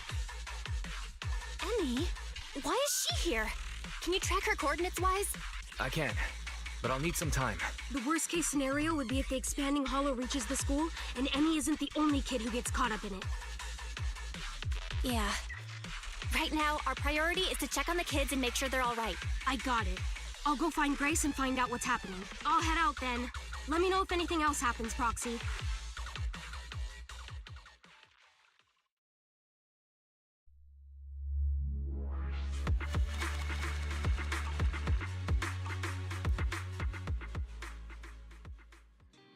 Nice work, Belle. Why don't you rest your eyes for a bit? Want some carrot chips? Speaking of which, that principal was backing illegal mining that opened up the hollow, and even got a school kid dragged into it. Things are starting to get complicated, but Claytor will definitely see it through to the end. Now we just wait for her to contact us. I don't want to take no break. Keep going. Can we let pups like HSA know about it? Not really, because technically on a legal basis, like nothing inherently illegal has really happened, and the principal can just deny any wrongdoing or whatever, because the hollow didn't really expand much at all, and the principal can just say that, like, oh, you know, like, these things happen, it's just like, it was out of my control, it's like, no one can predict this shit, and, you know, try to, like, sweep everything under the rug. So he can just deny any involvement, and then, if the Hollow Raiders get caught up in it, Hollow Raiders are just gonna be Hollow Raiders and just go, I don't know shit, or they'll just try to dodge the authorities anyways by nature of what they do. So yeah, trying to get them involved, like, we need, like, Kaleda would need solid, firm proof of any actual wrongdoing. But even then, it's a bit of a complex, or a little bit complicated with, like, Kaleda's position, because she's the hecking CEO of Bellabog Heavy Industries. So then, if Kaleda gets too carried away and reckless, she'll have the whole situation pinned on her and get Bellabog Heavy Industries get caught up in a whole bunch of, like, legal troubles that the principal can just, like, use them as a scapegoat and then just, like, run away with everything. So yeah, we can't really notify them at all, because, like, PubSec and primarily HSA or HIA, I guess, like, they have more important things to deal with, because they're I would assume their resources will always be stretched thin, just given the nature of the hollow disasters that occur basically every single day and week, honestly. So for a companion hollow that hasn't really expanded and would be considered inactive, relatively so, they need to spend more of the resources on the more current active dangers than something that could be a potential for danger. So then there's like that too. So then it's just like the principal is trying to make use of the situation around the world where they only had to prioritize the most serious of threats, and he can just get away scot-free, just trying to profit off of it. And they could just ask, how'd you hear about this? Proxy and Kaleido who are getting involved without permits. Oh yeah, that too, like, because, like, you know, at this point, this is, like, still, like, what, 1.0, 1.1 territory or something like that? So then, like, the issue is that because the proxy is inherently, or any proxy in general, operating like this, they're operating in an illegal capacity. So, we can't just report this, because this is before we got involved with, like, or this was before we got involved with, like, Zhu Yuan and Qing Yi and, like, the rest of PubSec, right? Because, like, the whole thing with, I believe the whole thing with Bellabog was before the PubSec arc, I think? Yeah, proxies are just illegal in general, but Bringa was trying to nail them down. Yeah, Bringa was trying to, like, bring the hammer down on the proxy, on any proxies in general. So then, like, it would basically be not only just career, but just straight up suicide at that point. Like, trying to call up PubSec by themselves. That'd be the dumbest thing they would do in their current line of work. And Kaleido, being the CEO of Bellabog Heavy Industries, she has no business trying to sneak around, like, an elementary school investigating a companion hollow on her own. So that would, at least to the general public of New Eridu, that would call into question, what the heck is a CEO of a construction company messing around in a companion hollow in an elementary school? It's like, raises a whole bunch of red flags. Then that seems a lot more out of place than a school principal operating where he should be operating, being a school. So then the principal can get away with a lot of this because he's not out of place where he currently works, because he's the goddamn principal. And because of how the inherent chaotic and random nature of hollows, he can just brush off any potential accusation of, like, endangerment, negligence, or whatever by going like, oh, I didn't know there was a hollow there, what the heck? Or, like, there was something there, but then I couldn't, like, get HIA to investigate it because they were, you know, he could just keep, like, pointing fingers and shoving responsibility or whatever to the other people who should have actually helped, instead of, like, trying to take matters into his own hands and try to get, or be more proactive with genuine help or something. So then it's just like, yeah, like, the principal is just making use of, like, all these layers of, like, all these, like, legal layers to navigate through to basically profit while being able to wash his hands of any and all responsibility. Because keep in mind, like, this is still before we got involved with Jingyi, Zhu Yuan, and everyone. So, and this is still when Bringer was around again. So we don't have any authoritative figures or connections to really fall back on. Like, it's one thing to have connection to Bellabog Heavy Industries, but that's not an authoritative figure within the city. It's not the police. It's not HIA or HSA or whatever the heck. Like, we can't really, there's no proper, like, connections to really, like, bring the situation up to. And yeah, just trying to, like, take this whole situation into our own hands to begin with.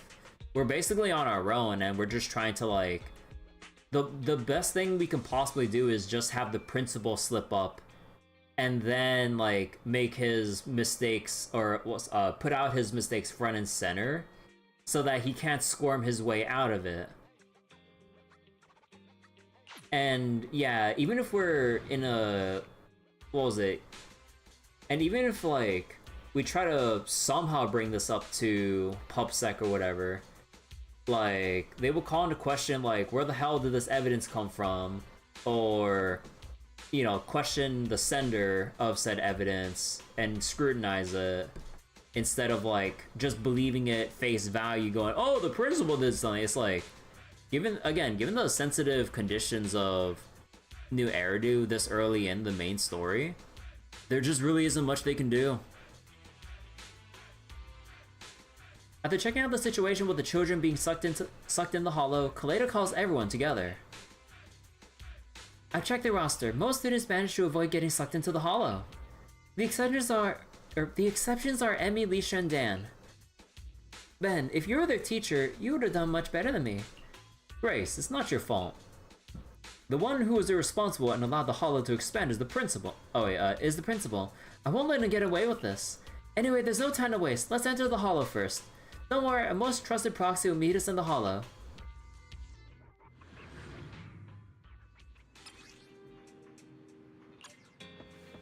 Really weird how we like always just keep meeting in person, then just get teleported back to the HED like this.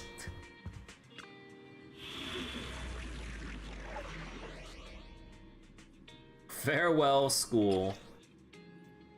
And all resistant to electric and weak to fire. Domini! Bear witness to the noble principles of the Timefield family. Yeah, like, the only fire characters would just be... Man, we'd have to go so old school with this shit. Like, Lucy, Soldier 11, Kaleda, holy shit. Truly, like, back in the 1.0 days.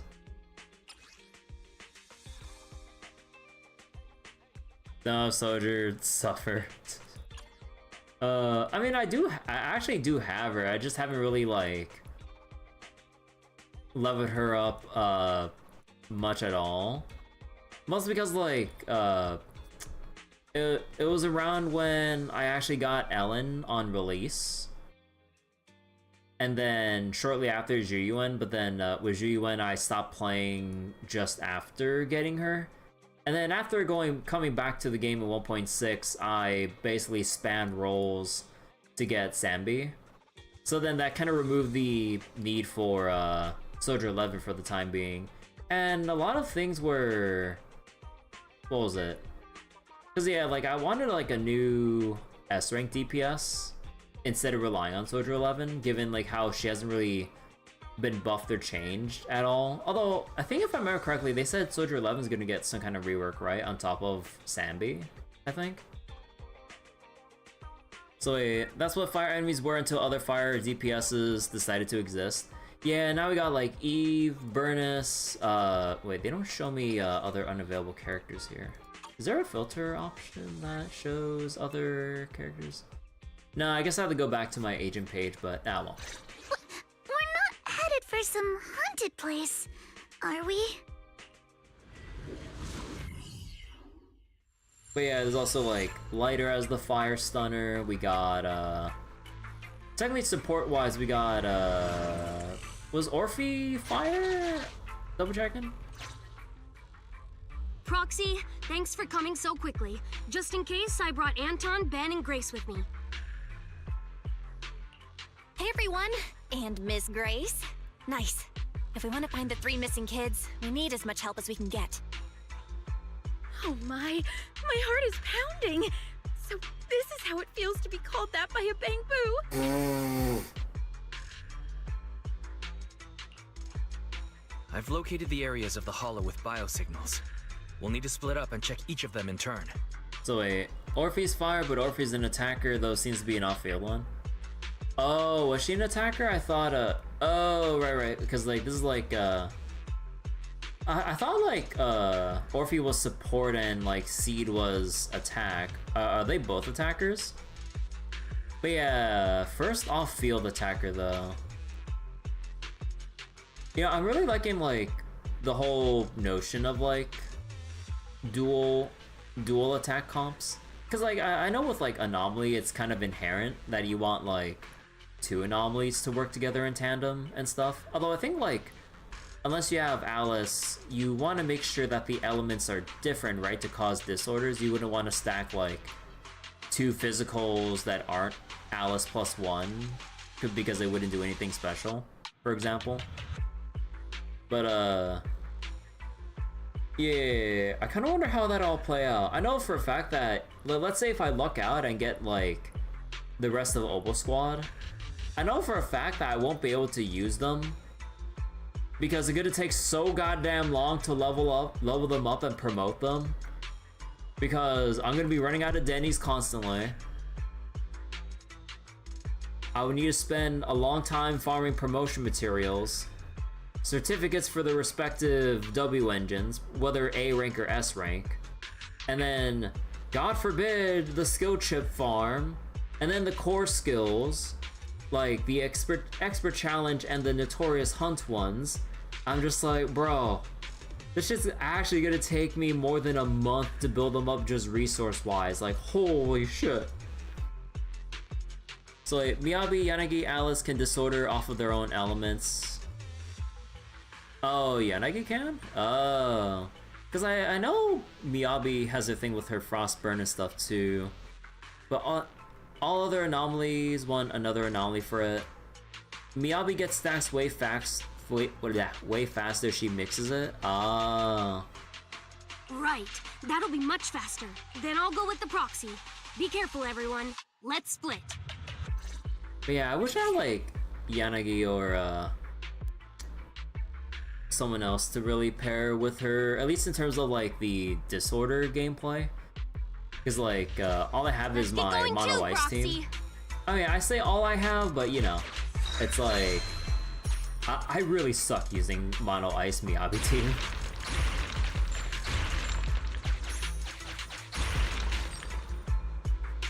This key might work. Miyabi, Alice actually pair pretty well. Oh, really? I haven't tested out the comp yet, but yeah, I could go give it a shot. I'll probably go give it a shot when I'm practicing like via dailies or something like that.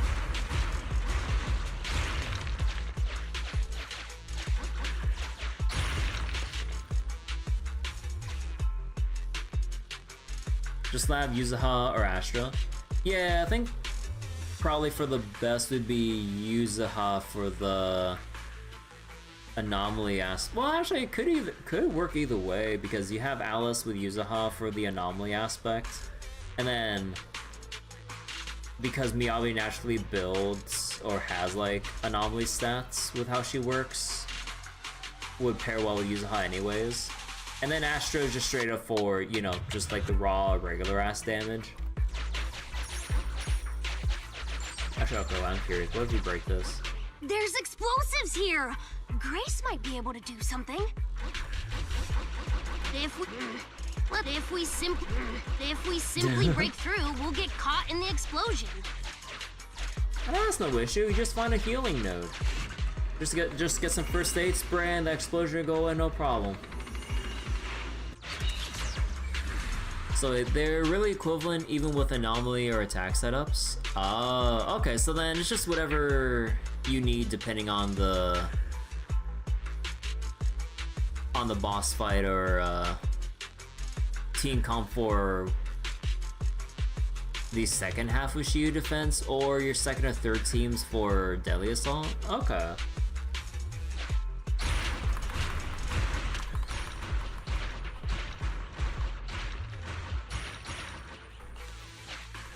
Master, I have detected a biosignal up ahead. It could be. Unfortunately, it isn't our rescue target, but one of the bandits you ran into previously. Given his unstable vital signs, I have ruled out the possibility of another ambush. Having been exposed to the hollow environment for an extended period and lacking supplies, he's beginning to show signs of slight corruption. If you agree to send him out of the hollow, there's a chance to exchange information with him. This is so great! Are you guys going to get me out of the hollow? There's still good people in this world. Though, I'm not one of them. You can ask me anything as long as you get me out of here. God damn. How do we find the principal? They set up a makeshift break room, which kept most of the ether corruption at bay. Most. After the hollow expanded, I was ordered to stay behind. I have no idea where the break room is now. Okay, so the thug doesn't know where to find the principal, unless his companion hollow been around. I remember it clearly. I accepted this job the day my ex-girlfriend left Oh my god, we get his whole fucking life story. Give me a distraction. Oh, without her by my side, every day feels like years. It's been over 60 years since then. 2 months. At least 2 months. Have you seen children around here? Now that you mention it, I did hear a child's voice while the hollow was expanding, but I didn't have time to go look. Huge ethereals were popping up all over the place. I just wanted to get away. I almost survived because of this big iron gate. Master, sorry for interrupting, but there's an emergency call from Anton. Connecting the call now. There's a kid here, but a bunch of ethereals have spotted us. I have marked the nearest route for you, Master. Let's find a way to get over there, Belle. Perfect timing. Now we can deal with the obstacles up ahead. Allow you to safely defuse planted bombs. Is that Ben? He's surrounded by ethereals. Anton Canale has a drill arm. That's his bro. He's not just a drill arm. Jeez.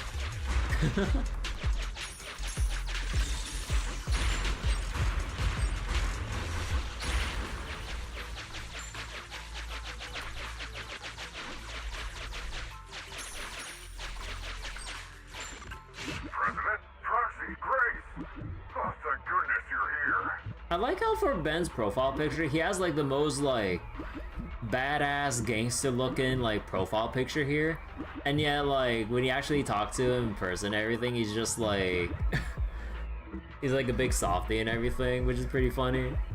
Like I remember I was messing around with like the phone messaging stuff, and I realized that you can flip around people's like profile pictures for text messaging.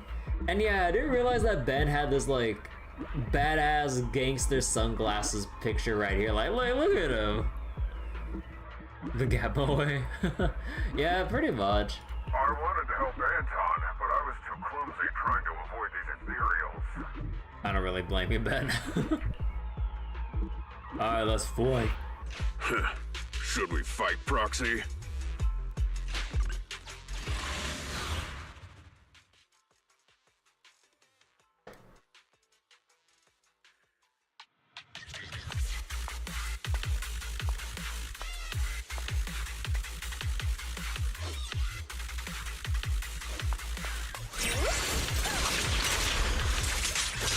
Adjust your breathing. Solid hit. Score one to me. The stage is mine.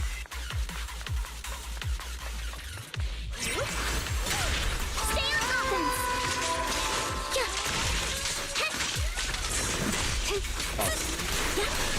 Prepped and ready. All right, I'll take the mark. How bad my reaction? I didn't guess I go through it. Let's dance.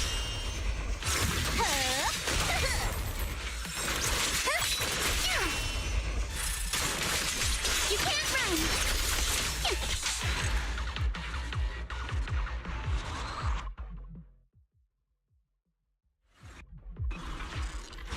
Please allow me to help, President. Aww. Assist Kaleda in demolishing walls faster.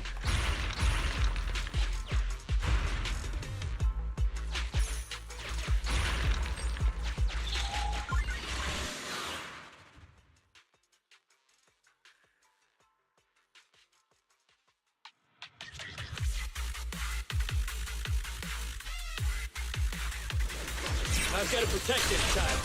I'll leave the fighting to you guys. Apologies. Bloodstains! Move with the blade. Here it goes. You can't run. All right, I'll take the mic. Hold on, there's money in these crates. Any other ones actually? Okay. Thank you for saving me, but why are you here? Hey, I should be the one asking you that. A little brat. Little brat. Like you shouldn't be going into hollows, especially without a guardian. It's dangerous. Sorry, but my guardian is in here. I came to finally figure out what he's doing. Oh. Wait, your guardian's here? Where? You really haven't figured it out? The principal you've been after is my father. Oh. Oh, right, because Amy said she was transferring to a different school and a fancy one at that based on Dan's comments. I didn't really put two and two together there because, like, it wouldn't be... You would think they'd be coincidences or not too related to each other. You know what? I'm a dumbass. You couldn't even manage to figure that out? Even after wearing that uniform with your pineapple bun, trying to pretend to be a kid with your silly high-pitched voice? Grown-ups are so stupid. Pretending to be a kid with silly high-pitched voice? Bruh. Is that right? Well, now that I look at you, you do look pretty similar to that jerk. Shut up! I'm nothing like him! I take after Mom. Sorry. I never realized, I'm not so good at figuring out father-daughter stuff. My parents are dead. So, when the principal said he had his ways of knowing, he was talking about you, wasn't he? So you snitched. You probably noticed we look weird and told the principal. So, why would you follow him in here? Didn't I tell you already? Just like you, I want to know what he's doing in this hollow, too. After the hollow appeared near the school, Dad started coming home with this weird dust on his clothes. I thought it was super sus. My dad cares a lot about being clean and tidy, so why would he wear dirty clothes all the time? Of course they make the little kids say it. And then he started getting into arguments with Mom. I didn't know why. Mom left. Dad got a new car to take me to school in. It was really big and nice, but I was scared. Mom left, but Dad got a fancy new car. You saw him vent into the hollow. No, hell no. I was scared this money we were using was dirty. Like, covered in that gross dust. The kind of dirty you can't ever wash out, no matter how hard you try. You said your dad wanted to transfer you to a new school. Yep, because I'm really smart. He probably wants to send me off to some expensive private middle school. Money from Detroit. The dirtiest of money. Maybe he knows just how dangerous mining in the hollow could be and was afraid something would happen to you. In the end, he's still your father, so I think maybe he wants to protect you. We're still throwing him in jail anyways. Maybe. That principal might just be a decent father after all. But he's not getting paid to be a father. He's getting paid to be a principal who should be responsible for the students and teachers of the school. He's the one who caused this disaster with the hollow. He colluded with those thugs, and now these 3 kids are lost in here? Money from Ohio. It could be worse, could be money from Bakersfield. Wait, there are other kids lost in here besides me? Hello, Alistair. Kaleda's daughter of a businessman. Also, yeah, we know the backstory for Kaleda here. Oh no. I hope it's not... Ugh. Dan and Leisha, those idiots! I told them I'd go on this adventure alone! You know, like, I don't know the whole memes about, like, Bakersfield and stuff, about, like, how depressing it apparently looks. But yeah, when I keep seeing more videos about Fallout Bakersfield, which is... basically kind of like Doom, but with a Fallout skin that happens to take place in Bakersfield and stuff. And apparently, like the meme I keep seeing with every goddamn thread or YouTube comments, like, oh damn, this place looks so like decrepit and like apocalyptic and stuff. I wonder what's gonna happen once the bombs drop on it. And I'm just like, Like, is Bakersfield actually in that bad of a state, like, in terms of like the environmental and livable conditions there? Like, I don't know shit about that place, and that's in California. But like, I'm like, is it that bad? Like, every single comment I see keeps talking about how bad it looks, and then it's like, damn, they really captured that feel in Fallout Bakersfield. So like, not even a 55 Mercedes-Benz. What the fuck? It feels like you're just slinging out words and letters to me. I know about Mercedes, but so like Fallout games, someone's building in Doom. Yeah, that's the one. Yeah, Fallout Bakersfield, and it's basically like Doom, but with the Fallout aesthetic. It looks pretty cool as a project and all. You went to Bakersfield once, a long ass time ago. Did it look or feel as bad to go through as people make it out to be, if you happen to remember? Because yeah, all I see is just people making depressing comments about that city, and I'm just like, is it really that bad? I don't think I've ever been there once in my life, but I keep hearing really bad shit about it. You didn't know much about Fallout, but your other brother showed that to you? Huh. It looks like Bakersfield. Oh wow. You three often adventure into the Hollow? And no one, like, does anything about that? Stupid. It's all my fault. They came because they were worried about me. I need to find them. It's my responsibility. Coleta, can you help me? Santa Monica, Santa Cruz, bad though. It's been a long ass while since I went to Santa Cruz, mostly for like the boardwalk and everything when I used to go there with my family a long time ago. Yeah, leave it to me. Once we find them, I'll have someone get them out safe. Oakland's a hellhole. I keep seeing Oakland on like the news and shit. It's just like every single day on the news, it's just like more news about crime and stuff in Oakland. That and drama, either drama or issues with like the past mayors or whatever the heck's going on. It's fucking crazy. It's like you just never see anything positive with that city. It's like one of the biggest stay away kind of a city. Like it's kind of like the poster child of cities you never actually want to live in. You love NorCal? Oh wait, you live in NorCal? What? You were a lot nicer than I thought. After I said all those things about you, I thought you'd at least, you know, say something. Live, not love. Why not both? Right now, our priority is to save them. I don't have time to get upset with kids. That's how cool grown-ups are. You get it. Oh my god, Coleta. You should try to be like me when you're grown up. Short and short-tempered? No way. You look stupid.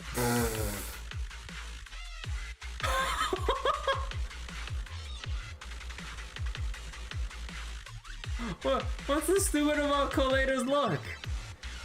Like, you know, she got everything going on with her outfit, the little, like, big metal ball hair accessories, the eye patch, the cute little, like, bear headband. What's so stupid about this? Emily Proc burn anomaly. Yeah, Coleta got roasted. Excuse me? We agreed to use the lyrics as our secret code. I'm not afraid of the dark sea, though just a fish I may be. The sailboat is my best friend, taking me to the water park's end. The fish refers to Dan, and the sailboat represents Leisha. See, agree to use the silly lyrics as a code. Fish, Dan, sailboat, Leisha. Leave the code nearby and wait for rescue. Found something here. Come to think of it, I think I've seen it somewhere. Wow, I didn't notice anything at all. I'll leave it to you then. Having compiled all investigation records, we've located 2 areas. Which one would you like to investigate first, Belle? Have you come across the fish or the sailboat? Good luck with the search. I'll keep an eye on the kids.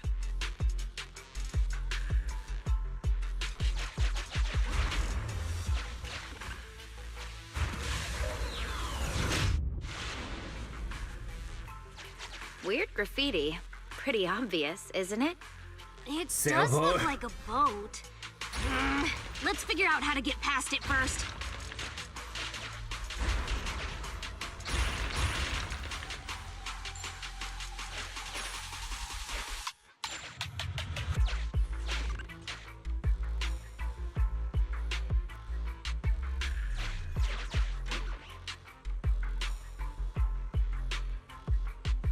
So there's the exit out there.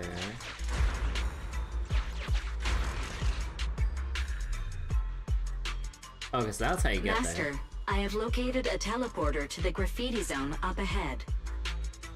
Okay, so we're supposed to go this way. Let's hold off on that and explore here for now.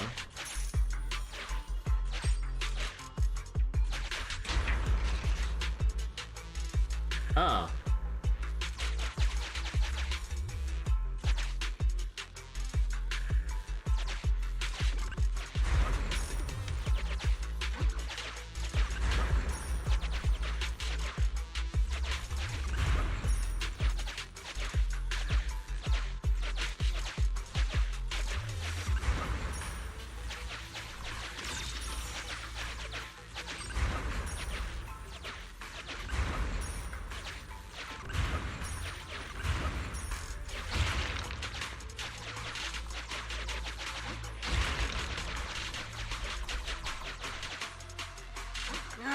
That direction's blocked. Let's try another way.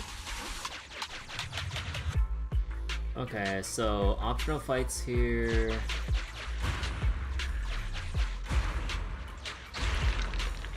So we're supposed to go here. What happens if you actually... Master, there's some graffiti on this signboard, but it's a mess. I speculate it's indicating a certain direction.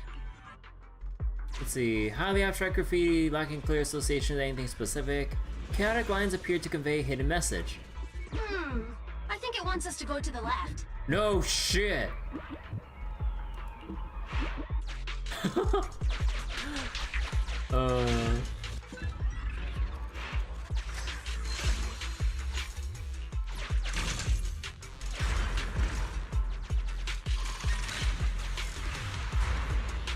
Master, a huge ethereal has been awakened. I think we can set off a bomb chain reaction. It's coming! It's headed our way! Come on, we totally could have set off the bombs. Master, a group of dangerous ethereals is now tracking you. I suggest you prepare before fighting them. Let's see. Ethereals rank as their most dangerous. Blah blah blah. Fight. But yeah, no, blowing up those bombs would be bad because it would probably make the hollow environment situation worse. Although it already expanded, so we're kind of past that point already. Adjust your breathing. Solid hit. Score one for me. The stage is mine. A chance to score. Strike in an instant. You can't run. Let's go. Let's dance. No time to deal with you individually. Apologies. Yep. I'll handle it.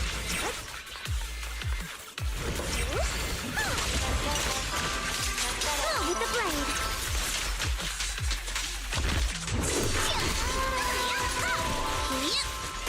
Careful, don't get scared. Let me parry it. Yeah. Stay on offense. Behold, the most symmetrical swordplay. Well, don't get scared, no! Fire!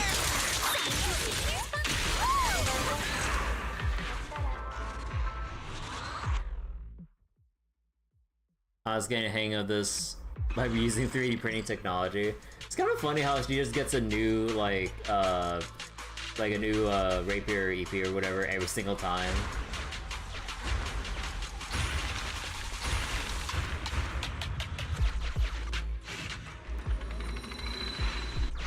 Sufficient gear coins paid. Is it FE, Authentication successful. or is it just like Opening a rapier? now. I'm really bad with my like sword terminologies.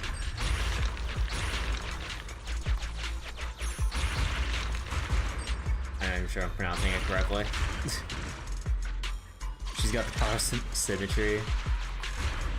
I also saw the combat trailer with Alice and everything. It was really pretty.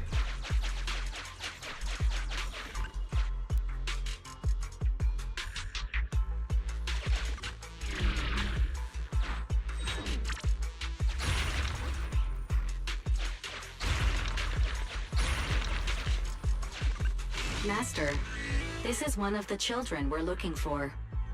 So wait, how do you pronounce that normally? So it's either that or foil. I suggest we take the child to a safe place first, before exploring the area.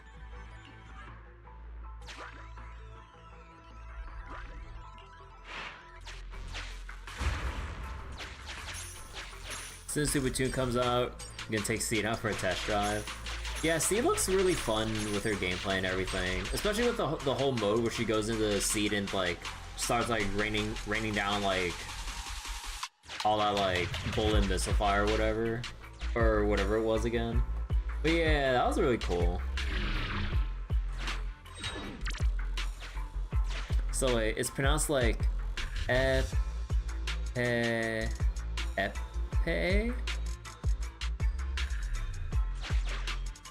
That's how it's pronounced. I should probably look into it so I stop making a fool out of myself. Just to go through here.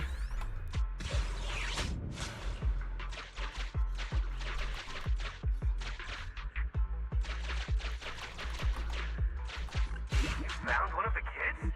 That was fast. I knew you could do it, Proxy. Come over here. Don't be scared. You can play with the drill here.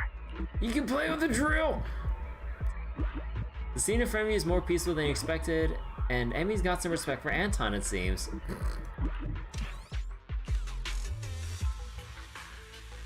I'll take care of the kids. I'll bring them out in no time. Thank you, Kaleda. And everyone.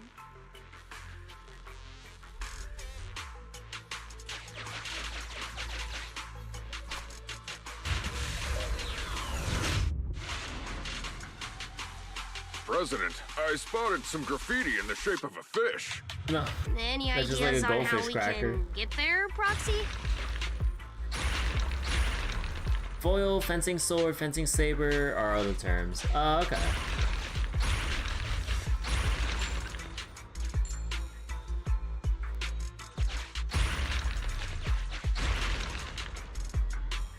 Master, I have located a teleporter to the You love the graffiti wall zone up busters? ahead. Oh yeah.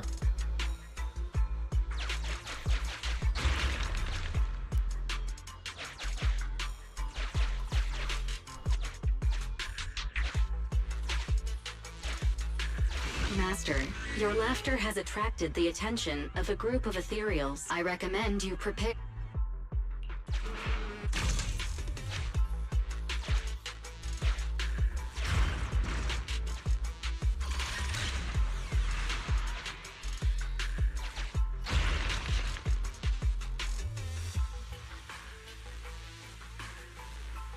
Take the money.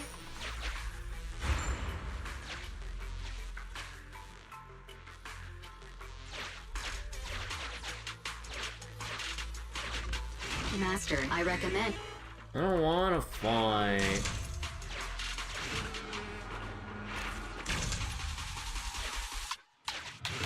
Oh, I actually went up to my location. Ah, it works out. Ah, shit.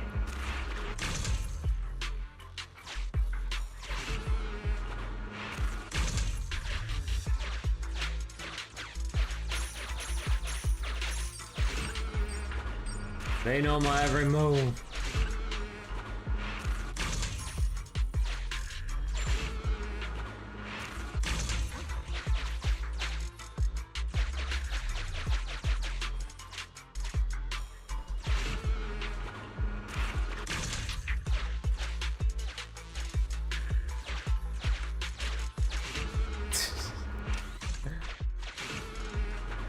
Come on, you gotta let me through at some point.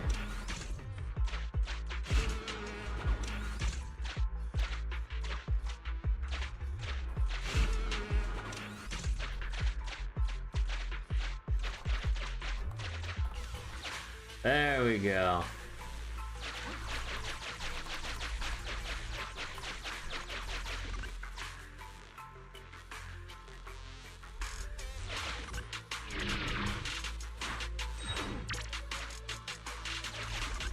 Master, I have detected a trapped victim and a large number of ethereals up ahead. Target verified. Dan, please prepare for combat to rescue the target.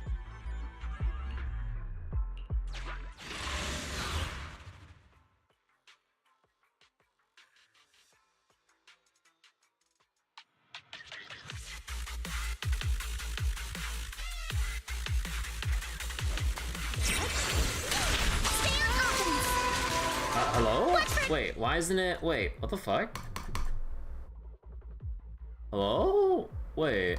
From your blind spots. Okay, that was so weird. Like, my mouse was like, I've been having this weird issue lately, like, between alt-tabbing, between Zenless and stuff. I know I should just stop alt-tabbing, but like, for some reason, when you try to click back in, your mouse still controls the camera and you can see the cursor even though you're mid-battle, but it doesn't refocus to lock back into combat mode, so to say.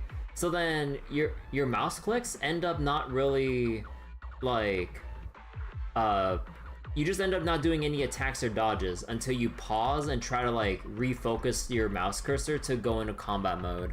That's so weird. I've been having this issue like when I was trying to farm off stream.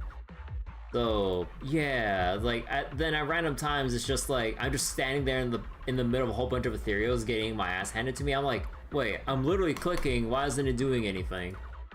More ethereals are coming. We gotta distract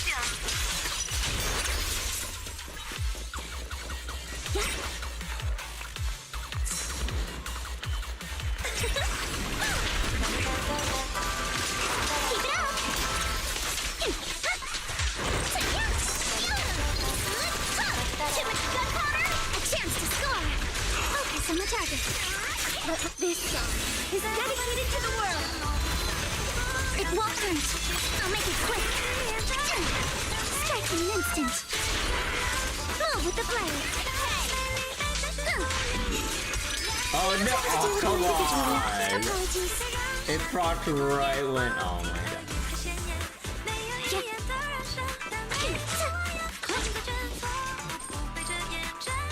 Helena, thank you for saving me. I thought I was going to be lunch for the ethereals. Do you know where Emmy and Alicia are? Listen, before Alicia and I got separated, we were following Emmy and we ended up in this hollow. We'll take care of it. Helena, your parents are so reliable.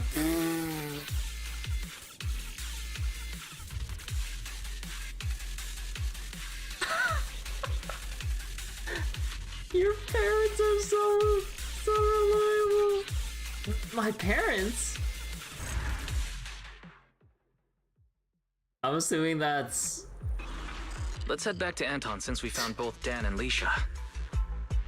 I'm assuming it's supposed to be Ben and Grace here that... Oh my god. Master, this is one of the children we're looking for.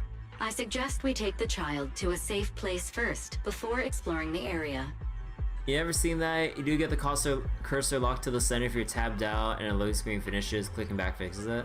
Yeah, clicking back should automatically fix it, but sometimes you gotta finagle with it by pausing and unpausing to get the game to, like, reorient itself with where the cursor state should be at to re-enable attacks in combat.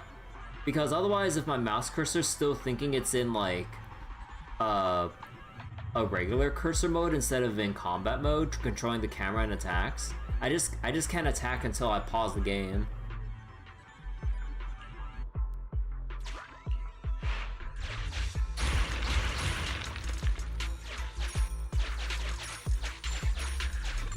Just like this! Done! Ham Hammered flat. Hammered flat. Hammered flat. Oh my god, shut up! Hammered flat. Sounds even worse than you're trying to skip it by fast forwarding. Sufficient gear coins paid. Authentication successful. Opening valve.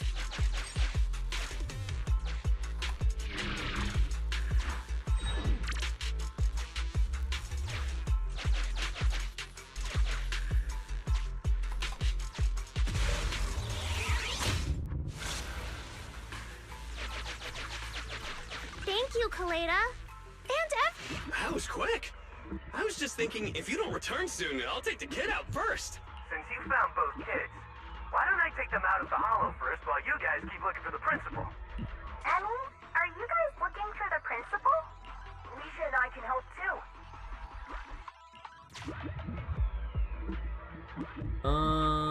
Let's ask Leisha first. When I was hiding, the principal and an adult wearing a strange helmet walked past my hiding spot. I overheard their conversation. I think they were heading to a place called the break room.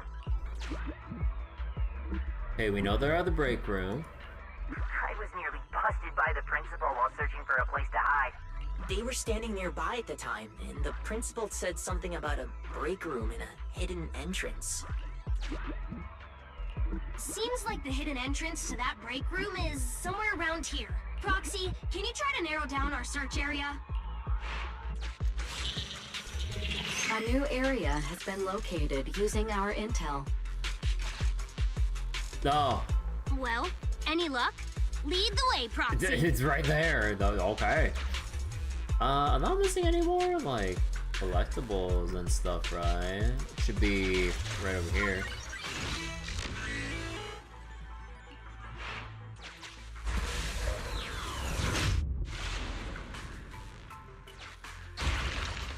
Hurry up, stop wasting time!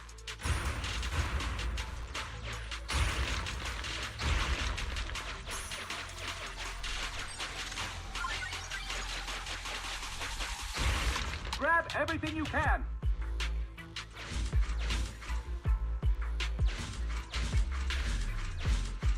Oh, you can't get away now, you jerk, Principal! Surprise, motherfucker.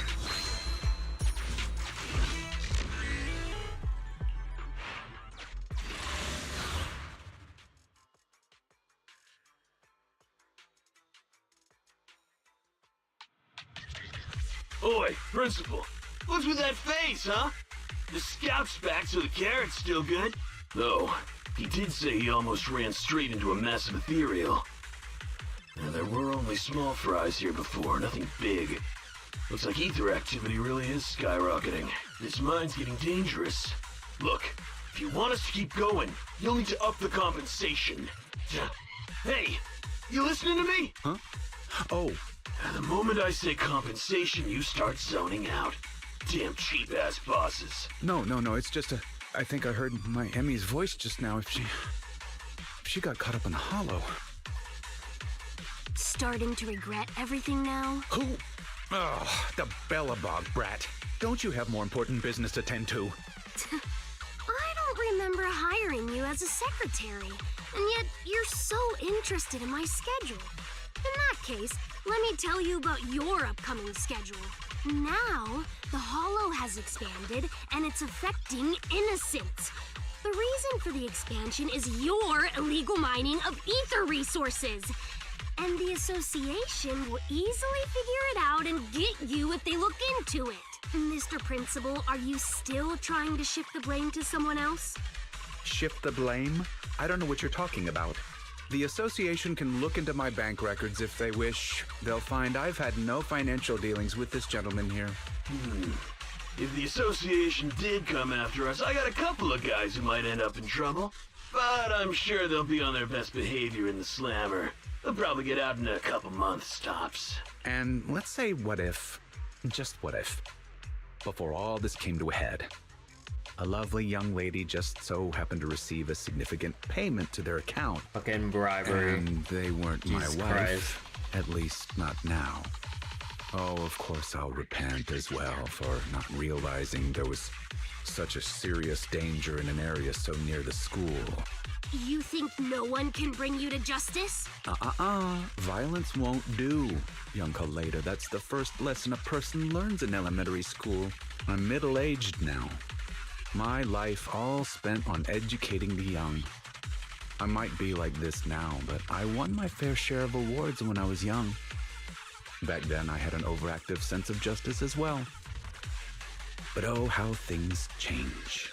Hey, Emmy, we can kill your dad, right? I've always been a law-abiding man. No one needs to bring me to justice. Just think, a docile little hollow appears in an otherwise empty area under your supervision, and you just need to keep one eye shut for the Denny's to come rolling in. I simply did what any grown-up would do. If you placed this choice in front of 1,000 people, 1,000 would do as I did. No one I know would, because it's wrong. That sounds like something a little kid would say. So even children know it's wrong, but grown-ups don't? Emmy, what? Why are you here? I wanted to ask you something, Dad, but I don't anymore. Emmy, listen now, you've got to behave. You're still young. You don't understand. This isn't what it looked. Then what is it? Dad, please, why would you do this? When you knew it could put me and my friends in danger. You see, nothing is. You can't. We have to view these things in separation. Yeah, I think Emmy's off separating from you and going back to her goddamn mom. Ethereal. It's massive. Looks like it saved you from an awkward situation. Who knows? Maybe you'll even become good pals. What are you roaring about? Come on, you think just because you're big, you don't have to pay attention to what others are saying? Alright, time for Asher to sing the song for people. Damn! Gotta finish this quick before they get to the school! Hey, who's the principal here? Careful! Stay in the It's time to settle this! Here's the pay! Remy, I'll be on Here, Daddy will protect you.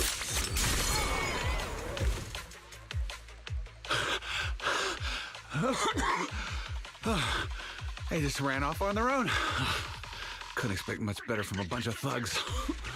They need to respect their elders more. After everything, you, President Kaleda, protected someone like me. I'm so touched that I've decided to rethink my actions and become a better person.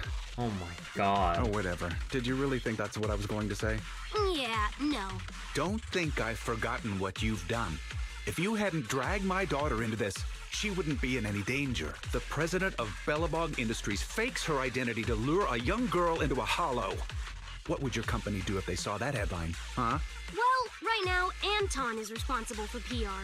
He'd probably tear up all the newspapers right then and there. Let's go home, Emmy. It's dangerous here. Daddy will explain when we get home. You see, the world of adults isn't all black or white. It's completely rotten? Shut up. I've always thought the term the world of adults was weird. Don't adults and kids live in the same world? Even if it's just for their own kids. Shouldn't adults strive to make the world a better place? When I was younger, I thought that whole world was rotten, trying to make people just as rotten when they grow up. I was so angry all the time, rebellious, and afraid. Afraid it would make me rotten too. What about now? Now? I know growing up and becoming rotten are two completely different things. A person is a jerk because they want to be a jerk. Right? Jerk? What does a brat like you know? You inherited a company from your father as a kid. You know nothing of the struggles normal people like us go through. I won't be able to give my daughter anything if I don't fight for it. Motherfucker, you're the goddamn school principal. You should be getting paid more than more than your average person for this shit. Emmy, don't listen to her. Daddy will apologize to you and your mother. Let's just go home. Oh, Kaleda, what should I do? You're asking me? I told you I'm not good at that father-daughter stuff. Run away and just start up your own company. Easy. And it's taxless.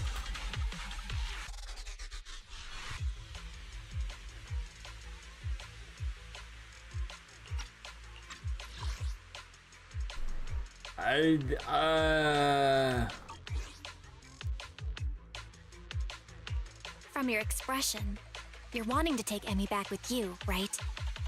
Hey, I didn't say that. The proxy did. But what do you think? I couldn't let you stay forever, but you could at least stay with me for a while until someone you trust comes to get you. You really don't have to. Just get me out of here and I'll call my mom. Hey, where do you think you're taking my daughter? Get back here! Sorry to interrupt, but my virtual pet suggests you all leave the Hollow ASAP. Defeating that ethereal has caused changes to the in-Hollow environment. Negative. It is both incorrect and, indeed, absurd to refer to me as a virtual pet. I am New Eridu's strongest AI. You know, I really wonder when we're gonna, I really wonder when we're gonna actually get any follow-up to the part of the story about Fairy as an AI, because, she's just one of, many other AIs out there, right? That we still don't know shit about. Fairy saw some stuff she hasn't really told us yet about herself, and only when the time comes, she'll tell us. And that there's other AIs like Fairy that we have yet to find out about. And yet, we're going into 2.2 and whatever, and we're kind of preoccupied with the whole Exaltus arc and everything. I really wonder when we're gonna get back to Fairy and everything. It's so weird that they kind of introduced this big mystery surrounding Fairy and how enigmatic she can be about herself specifically. And then it just kind of we just kind of brush that. We brush this aside as much as we do brush aside the Stellaron residing within the Trailblazer. It's oh yeah, we put a Stellaron inside you. What are we gonna do about it? I don't know.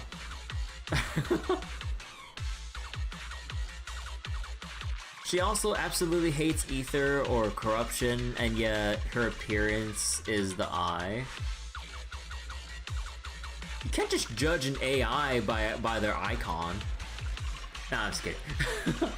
But yeah, I really wonder what they're gonna do with Fairy, because it feels like they're just sitting on this and it feels like they wanted to set up for something and they're just letting this rest until they can actually come up with a more adequate introduction or segue into a Fairy specific arc for the main story.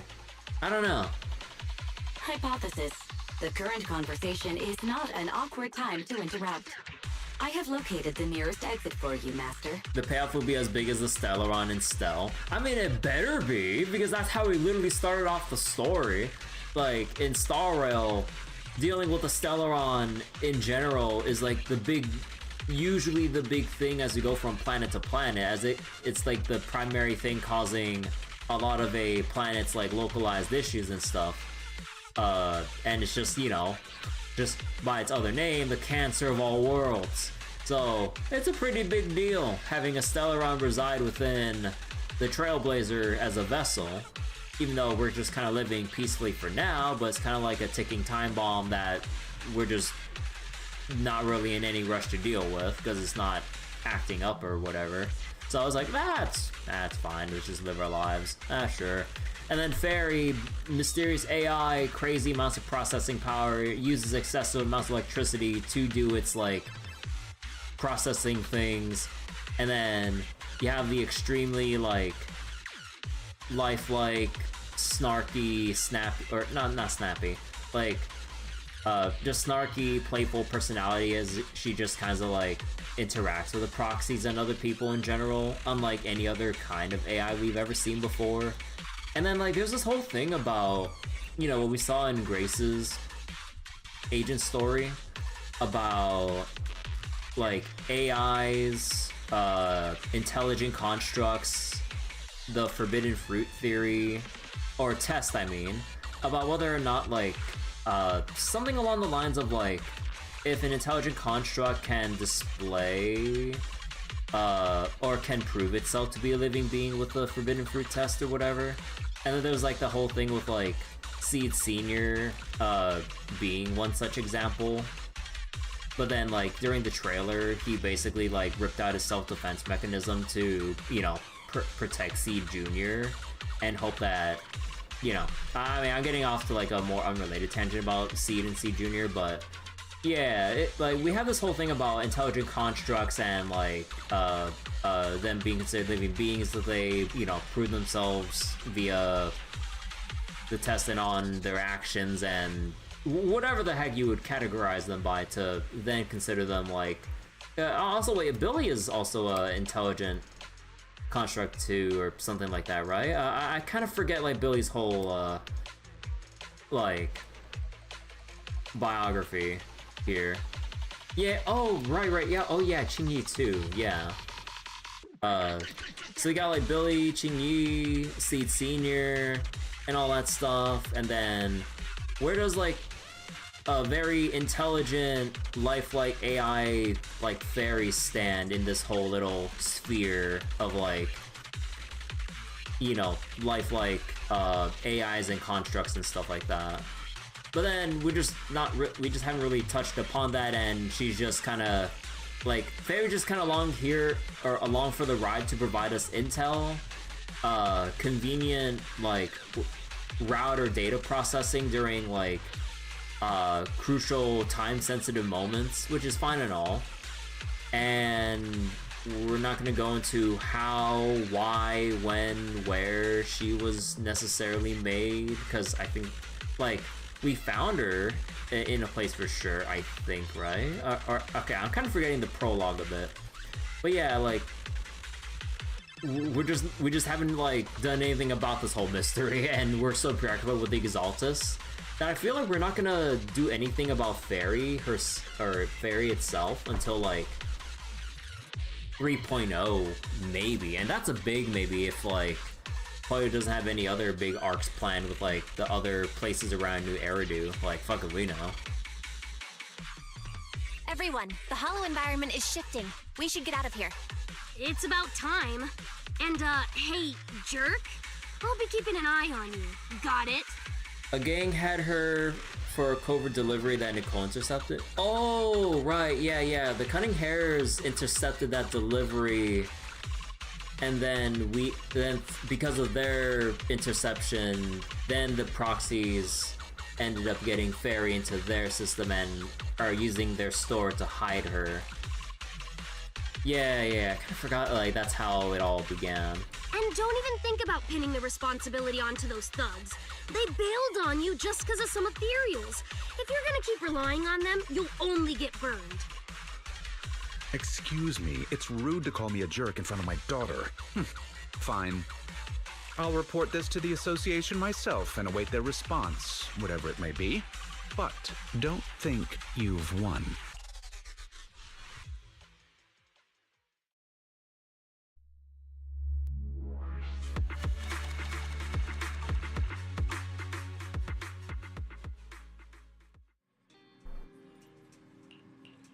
Alright, let's see.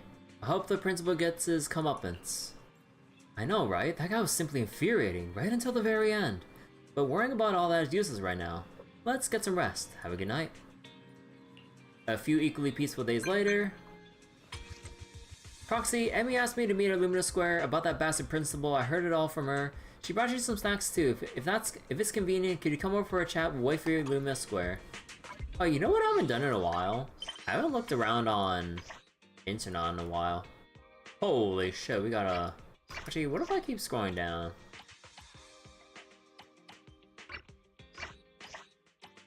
Okay.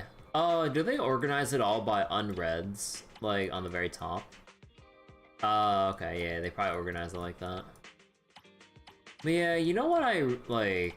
I mean, I mentioned this before a couple times already, and I'm kind of being a broken record about it, but I really do miss story segments of us going back to bed, but then sitting on our phone, like, doom scrolling and just, like, reading article after article about, like, the going-ons in New Eridu and stuff. Like, yeah, like, there's a lot of cool extra background lore here that they just don't really, like, guide the players into reading because, man, let's just face it, like, a good general portion of the player base in general is just not interested in this shit, but then they just have to basically just, like, X out of it and that's it, but I guess that's just too bothersome for people to deal with. They just rather not see the screen at all. I don't know. Like, I always just feel it's so weird that people get so, like, pissy about it. Like, it's one thing that if they're not interested in optional lore content, that's fine. But then, because it's there, it's like one extra button someone would have to click on to then be on your way. It's just like, I mean, yeah, I know, like, technically over the long course of time, that one button press would equate to many, but it's like, it's not that much more. It would still transition to, like, a black screen anyways to go into a next day or chapter of a main story. But, I don't know. Like, it's always just bothered me with, like, story discussions in either gacha games that want to have a focus on main story, or, like, new games in general that, like, people just, what was it?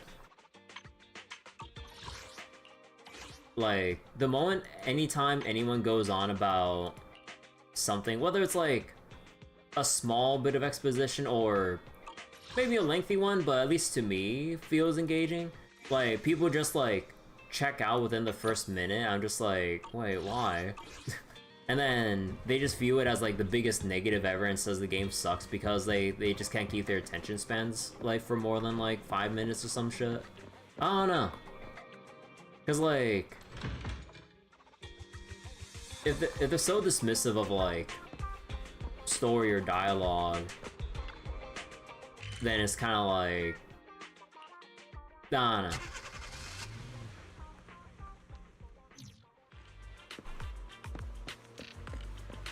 Because, like, you know what I kind of regret?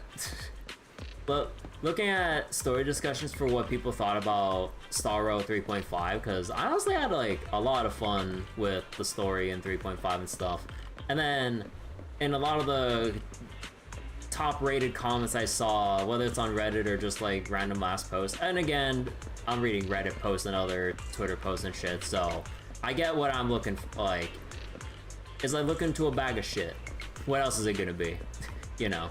But, like, yeah, it's all just, like, negative ass stuff about criticizing every little aspect. I'm like, I feel like I'm the only one who actually enjoys the ride for the ride. Like, people constantly meme about Lygas's whole monologues, although I guess, like, maybe in retrospect it seems a bit, I guess maybe some people might seem a bit much, but I don't really mind it personally. Although maybe that's just me being, like, what was it? Too far deep in the rabbit hole for Trails, and with how much story and dialogue there is in the Trails series, that, like, whatever Hoyo might put out, it just doesn't really seem off-putting to me at all, or, like, maybe my patience for pacing is a lot higher in comparison or some shit. But then, like, I read everyone else's comments about those similar moments, about those moments of exposition, or, at least to me, engaging or interesting lore dumps or something. And then everyone is just bitching about it to no end. I'm like, but I like those parts. But yeah, I mean, like, you know, I'm not gonna let people's, like, what was it? Personal opinions or criticisms, like, really take away from what I did genuinely enjoy, but it's just like, it's more like a reality check in a way of like, oh man, that was so cool, and then if I want to, and then like I just see everyone else like, man, this is shit. I'm like, okay then. Like, I don't know. Like, it's kind of like the same with like, with how I've enjoyed like pretty much all the games in the Trail series, even though like there are definitely some, what was it, like some games writings haven't performed as well as others, but it's still like overall a really good time. But then like I see some other people check out like some of the other Trails games and stuff, and then I see how they're experiencing it, and I just see constant negativity or boredom or a lot of like excessive nitpicks. I think that's like the main thing.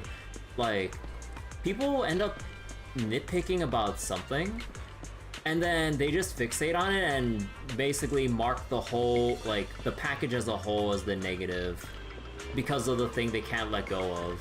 I was like, I don't know. Zhongli in Genshin always goes on and on like the old man he is, but everyone loves listening to his voice. Maybe that's the only way to get people to listen. You just have like a really nice soothing voice to listen to for hours on end that people wouldn't mind. Huh? Kaleda, you've actually got 2 friends? Well, whatever. Give me your hand. You actually... Jesus! You have to wash your hands before having snacks. Remember, wash thoroughly and scrub for at least 30 seconds. What a pain. I was gonna hold this meeting at the construction site, but then this guy was like, I don't wanna go somewhere with mud everywhere. So I had to hold the meeting here. So wait, hilariously, he's also Nazim from Skyrim, the do you go to the Cloud District often guy. Oh wait, that's the same, wait, it's the same Rie. Bro. You decided to come the moment you heard there were pineapple buns. Hey, don't say it like that. I'm not some fish in a pond begging for bread. I came for intel. So, what's the situation? If you're hoping to hear that my dad was punished and is at home repenting, you'll be disappointed.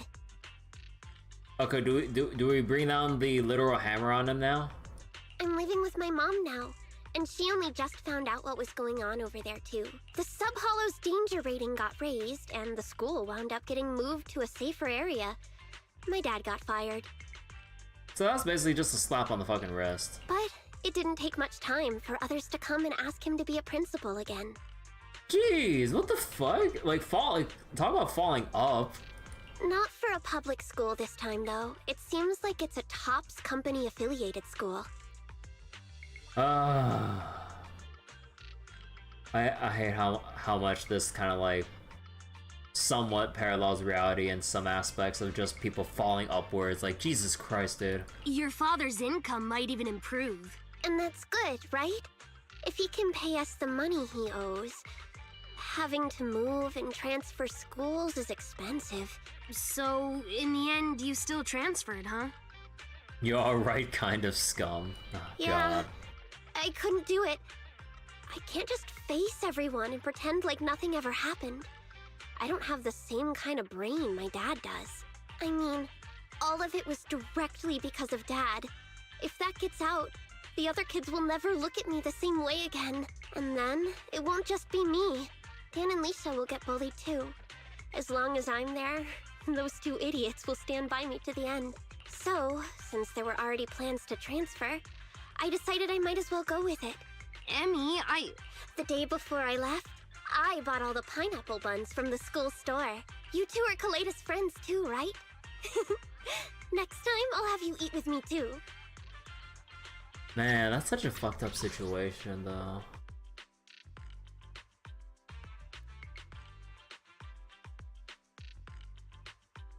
Cause yeah, if word did get out that Emmy's dad deliberately put the school into danger for the sake of profiting and to put Emmy in a bougie ass private school and stuff, yeah, like Emmy would just receive shit for the rest of her childhood as she goes into adulthood, and that would just not be good. And the only two genuine friends she has would get roped in and caught in the crossfire because they would associate with her. That or they'd have to, as friends, abandon her so they don't get caught up in the crossfire, or social crossfire then. That's such a fuck situation that, like, the dad is basically taking advantage of. Don't you think pineapple buns on their own might be a bit bland? Give us a moment. We'll go get some drinks. What do you two want? Coffee, please! Grace was gonna come, but she pulled an all-nighter yesterday. I'll bring her back some coffee, too. I want nitro fuel! Hey, if you start drinking nitro fuel at your age, it's gonna stunt your growth. Kaleda and Emmy find a place to chat as they await the siblings. I'm sorry. Huh? I just feel like we went through all that, but in the end, it didn't even mean anything. Yeah, after all, my dad didn't even go to jail. Yeah, we couldn't even murder him in the hollow and say it was like an accident or the ethereals got him. And like Kaleda just like spitting out in surprise.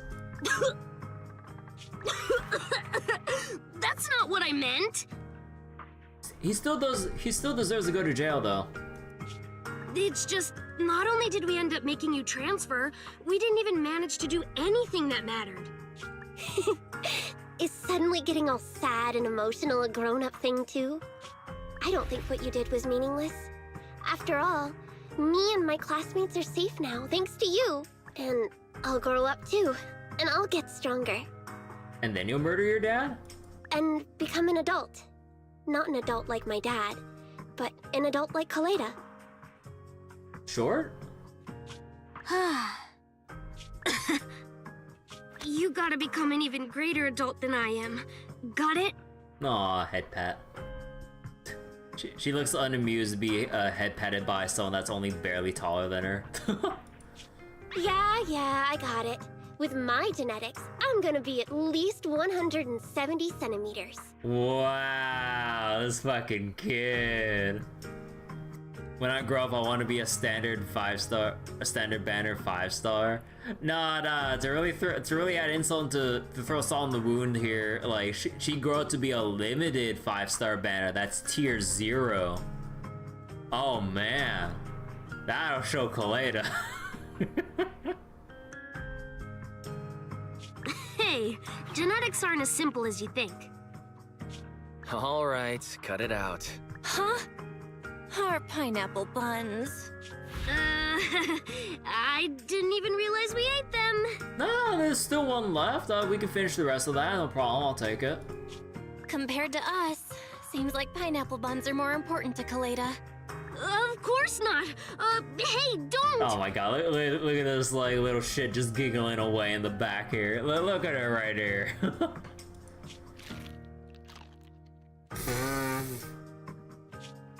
Here, halfsies? If you want it. Oh my god. Look at this child here. It's getting late and the four of you bid each other farewell at the metro station. Kaleda and Emmy have headed home. I hope they let us know once they get home safely. Shall we go too, Belle?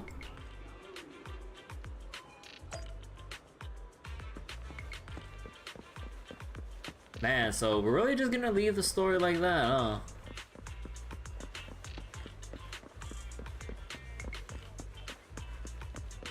Made friends with Emmy, but then we didn't really, unfortunately, couldn't get anything neatly resolved with the principal. He basically just gets away with it scot-free.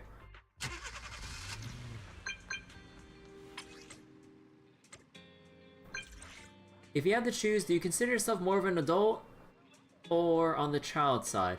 Forever young. I just imagine you saying that. It's a little silly, but also kind of cute. I almost forgot. I messaged to thank you for your help. Without you, I couldn't imagine it on my own. You helped me not only as a responsible proxy, but also as a friend. If I had a reliable friend like Belle when I was little, I might have found it hard to grow up. That's heavy. There's that word again, heavy. Is there something wrong with the Earth's gravitational pull? See, I suddenly feel weird for having said that. Please forget it. I'll always remember it. Please forget it. I'll buy you pineapple buns. I need to work soon. Aren't you busy too? Is that what it's like being an adult? However, I never once thought about going back to the past. I worked hard to get where I am today, like you.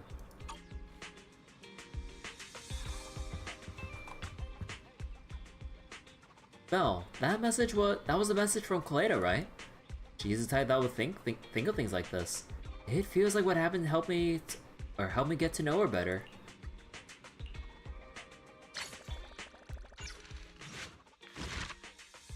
Man, that's really how it's gonna.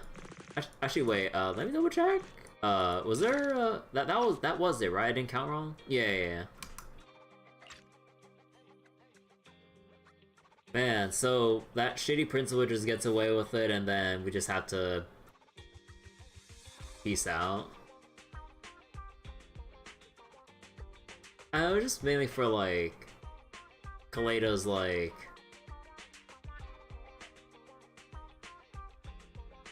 development more than resolving like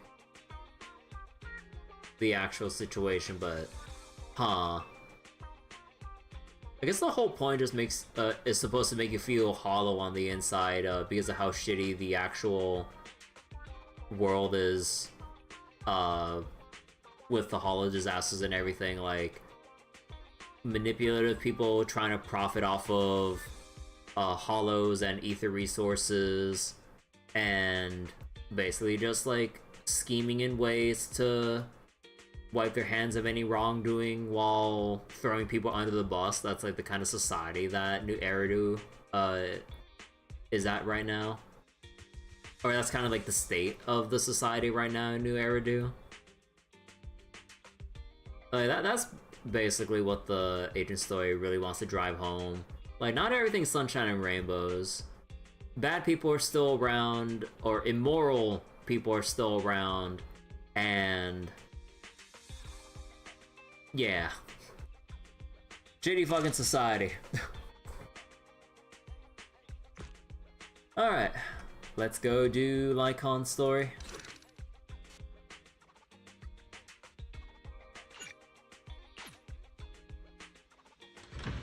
I really wonder, I mean, I don't think there would be much reason to really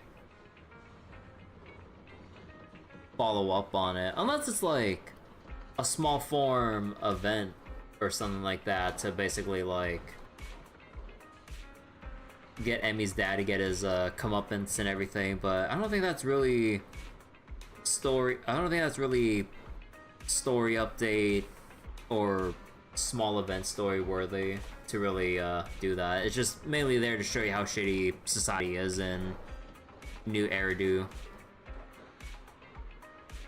Tonight's a chill night, so you've been chatting leisurely with Wise until you hear an unexpected message notification. Wise, I received a strange message. You know, it feels so weird. Okay, time out.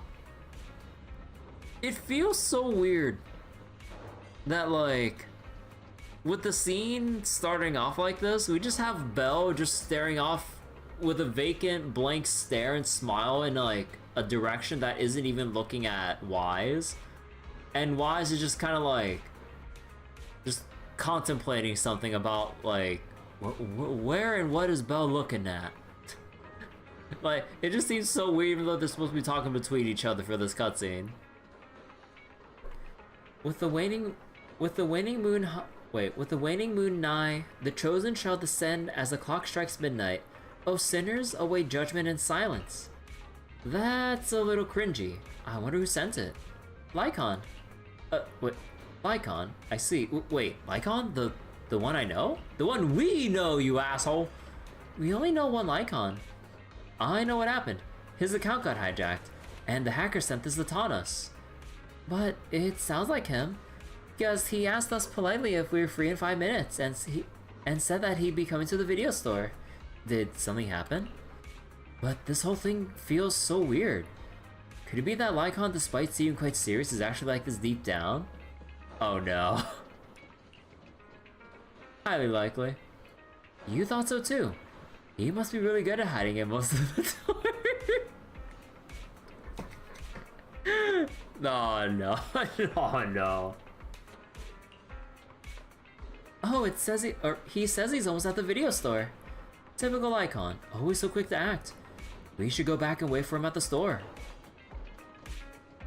After returning to the video store, a rhythmic knocking comes at the door. As expected, it's Lycon. He greets you with a gentlemanly nod and enters. My apologies for disturbing you. I'm here today to discuss a commission with you, Master's Proxy. I trust the both of you have already read the forum post of declared criminal intent I sent you. Didn't see anything. Did you forget to send it? Ah, I believe I reposted it in the group chat. Lycon takes out his phone and carefully reads through the chat history. My most sincere apologies. I failed to send it properly. That is very unlike Lycon. So this situation's already messed up to begin with. Ellen just taught me how to long press and send Internot links, but it appears I only managed to copy the title. Wait, no, he just genuinely doesn't know how to work with, like, smartphones? I thought, like, someone like Lycon would be on the up and up with, like, I mean, I know he has this pocket watch and everything, which seems a bit old-fashioned, but I thought that was just for the classy, elegant look. I thought he'd actually be on the up and up with technology.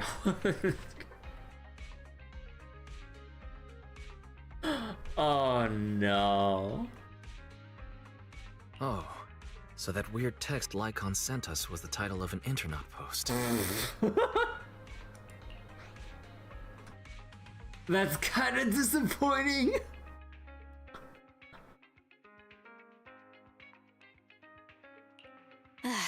So Lycon is still himself after all. I yet remain apologetic for my mistake.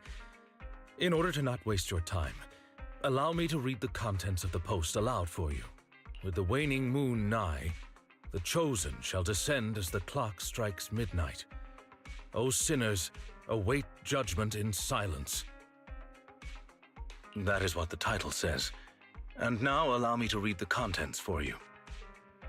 On the day of revelation, during the embers of the waning moon, I shall become the chosen of the heavens and descend upon this land of sins, taking back the divine heart in the name of hope. Signed, the Companion of Justice. Dang, that's wild.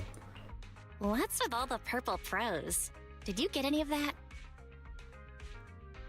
I understand each word on its own, but when put together...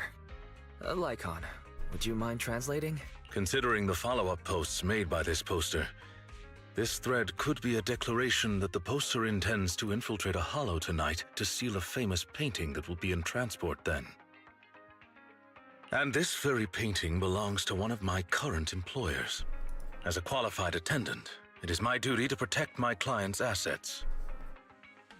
Thus, I was hoping to have you accompany me into the hollow and help stop the theft. Well, we can, but this post looks like a prank written by a kid trying to sound edgy. Indeed, you aren't wrong to think that way. I, too, have considered that possibility. Oh, so you know the meaning of edgy. The word edgy appeared in the comments multiple times. In order to figure out the exact meaning of this term, I scoured the web and carefully perused several books on the topic before getting an understanding of the nuance behind it. Oh my god, I didn't know that. I didn't know that Lycon had this much old man boomer energy to him. Like, I thought he just learned, like, how to, you know, like, demonstrate, like, proper manners and elegance and stuff, but still be on the up and up on, like, modern tech or slang and stuff, especially with, like, Ellen around and stuff like that. But no, I think, yeah, he really is just old-fashioned, elegant butler kind of a person. I thought, nah, I had the wrong idea then, I guess. Lycon really is diligent. All he knows is breathing and fine dining.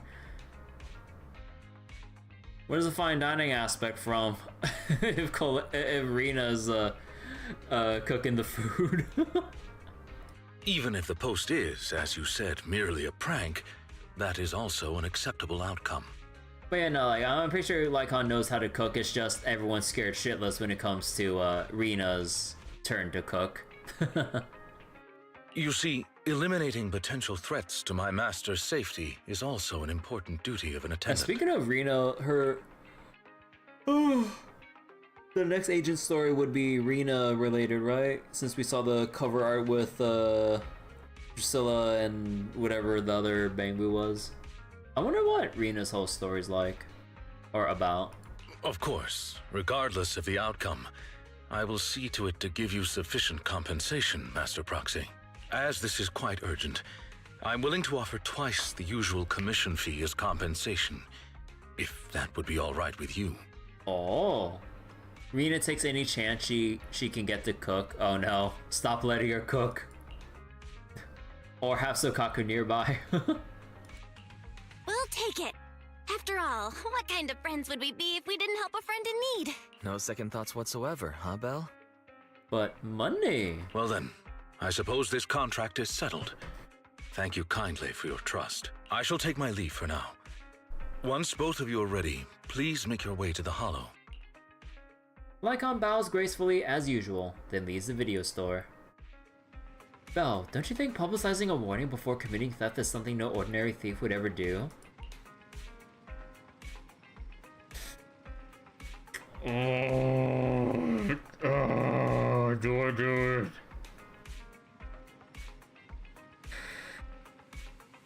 Are you saying it's a phantom thief? Me the kind of phantom thief with a trench coat and mask gliding down from the ceiling to somehow steal the loot right from before everyone's eyes? You know, that's not impossible. Anyway, let's get ready to go out. Shouldn't keep Lycon waiting for too long.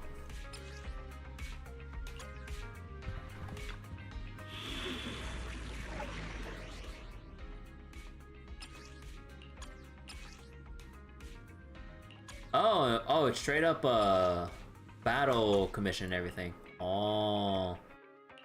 Hold on, I actually got my own Lycon here. Okay, let's see.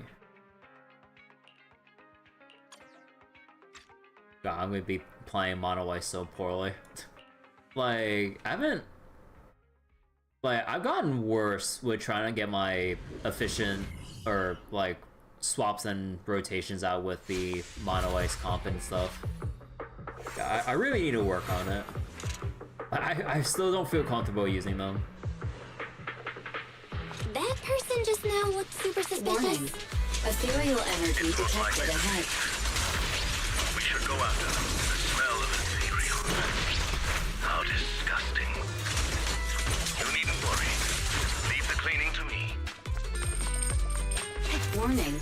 Strong ethereal energy detected up ahead. That thief was able to get through despite being so small and weak. We should be more vigilant.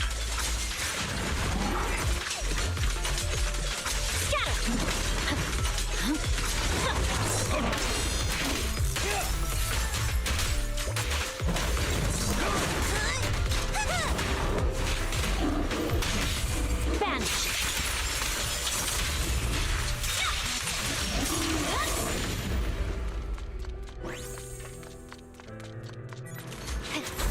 We should turn right, but there are some supplies up ahead. I'll go by your decision, Master Proxy. Oh shit!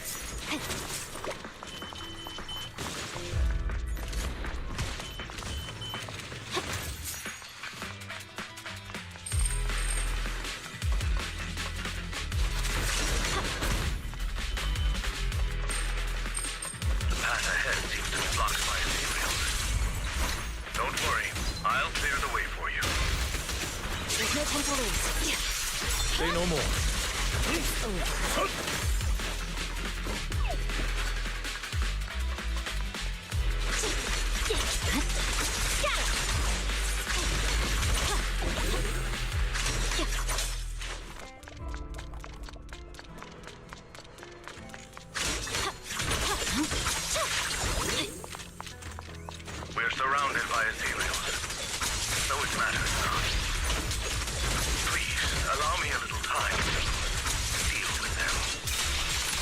Press forward.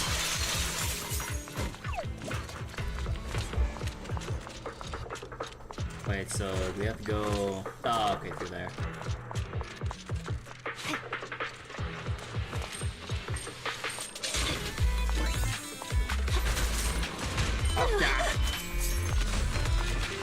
I got the angle wrong with the super dash.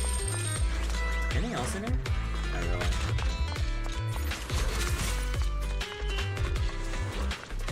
Looks like that thief's trapped by some materials. Let's deal with the surrounding materials first.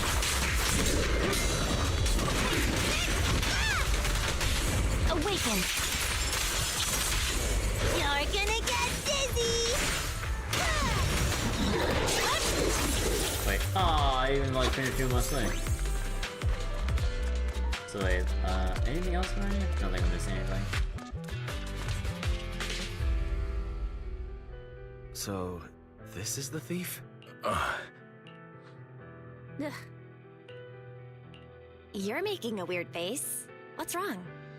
Wasn't what he was looking for. No, it's nothing. This is just a bit shocking. Shocking? How so? Please, do not worry.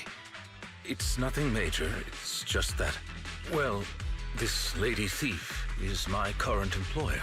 Oh. Not long ago, I was contracted by her family and temporarily took over their previous attendant's duties. Wait, so that means she's stealing something her family already owns? Master, I have found a proverb that fits the current situation. She is going against her family, like machine oil that decided to flood the workshop. Ha ha, ha ha. Oh my god. Not that fucking... Fairy, this isn't the time for bad jokes. Miss Lilac, could you explain why you are here? I know not of this lilac you speaketh of. Thou dost not know my name. Oh no. But, very well. Oh no, she's cringe. Allow me to enlighten thee. Mortals, hear me! She's cringe. My name is Lempeluch Lempeluch. Esnabel Lilac. But thou may also call me the chosen of the world's end, the companion of justice. Oh my gosh, she's in her Judy phase and everything. Oh, she's so far gone. She did that whole post that went into a goddamn hollow. Yeah, I feel like you just mashed up a bunch of random names. You need only praise my name. Grandiose yet lengthy and jumbled terminology, speech filled with emotion but lacking any efficiency in communication. Was it like, are we talking about Grimnir? I see. I suppose this is a textbook example of the edgy speech pattern. However, from my perspective, it appears you have no issues communicating with her. Could this be the popular subculture amongst the youth today? Oh my god, Lycott, stop. I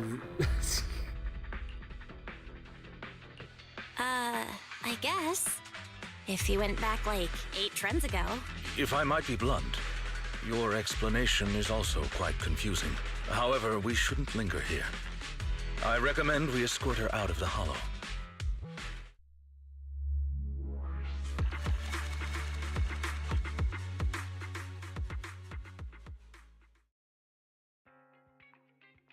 And whom might thou be? This is Belle, a friend of mine. Miss Lilac, about what happened just now. I have told thee before, I am not Lilac. Oh my... I am Lempeluch Asnabel Phantomhine Lilac. What a long name. Did you just make that up on the spot? Made what up? This name is from my favorite comic.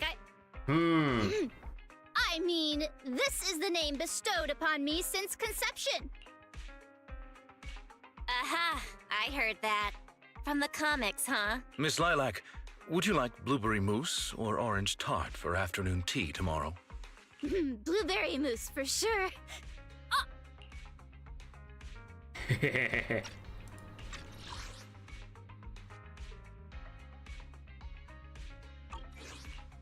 So you finally admitted it.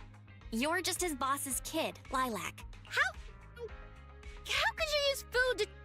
Oh, sorry, I accidentally, like... How could you use food to trip me up? That's cheating! There it is. The classic staple of the edgy persona. Speaking normally once exposed. Miss Lilac, if I may ask you, why do you want to steal this painting? Stealing a painting? As expected, you can only see the surface of all this. Unfortunately for your feeble minds, the shallows do not typically contain the truth. May I be so bold as to assume that the post on Internet was also put up by you? What post? I don't know of any posts. On the day of revelation, during the embers of the waning moon, I shall become the chosen of the heavens and descend upon this land of sins, taking back... Stop. Okay, what's with that bland as hell reading? If you tried to sign up for the organization right now... The organization! I bet they'd drop you in the first round. But the organization probably wouldn't want someone as stuffy as you in the first place. Never mind a painting. I bet you couldn't even steal a coin. What is this organization you speak of? The organization is the organization. Oh my god. Stealing this painting is the test they gave me. Once I pass this test, I can join them and become a companion of justice. I just didn't think that I'd get something belonging to my parents as a target.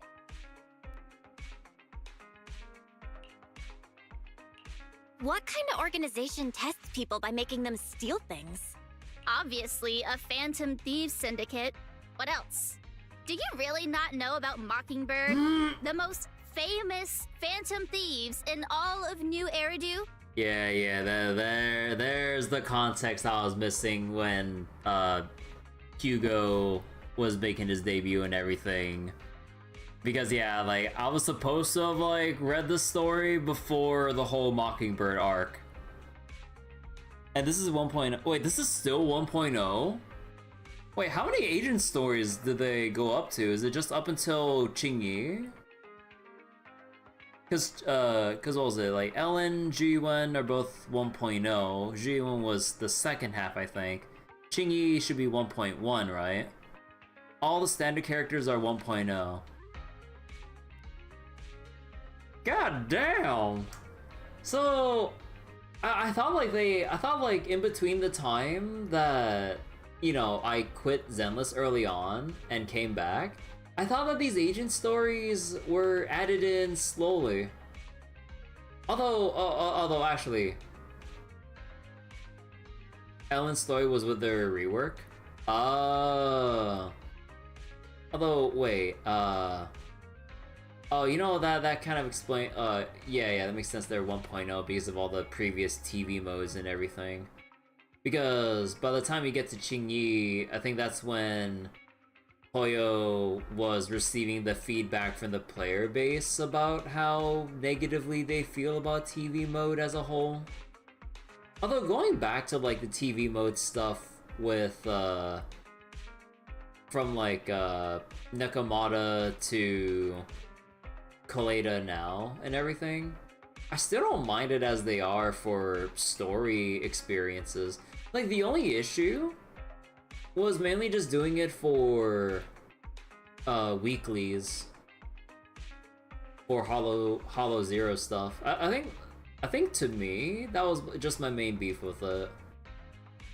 Cause like doing it via doing TV mode via story felt pretty neat. But having to do it like repeatedly week after week was when it started getting a bit tiresome. Especially since I think like early on within like the first couple of weeks when 1.0 was out. Then like because you know how it kind of goes with like the early months of a gacha, like we're all in the rush to keep clearing content, farm to no end and everything. And then when you combine the the length or the amount of time it takes to go through the weeklies in Zenless 1.0 via Hollow Zero and everything. Yeah, it was a bit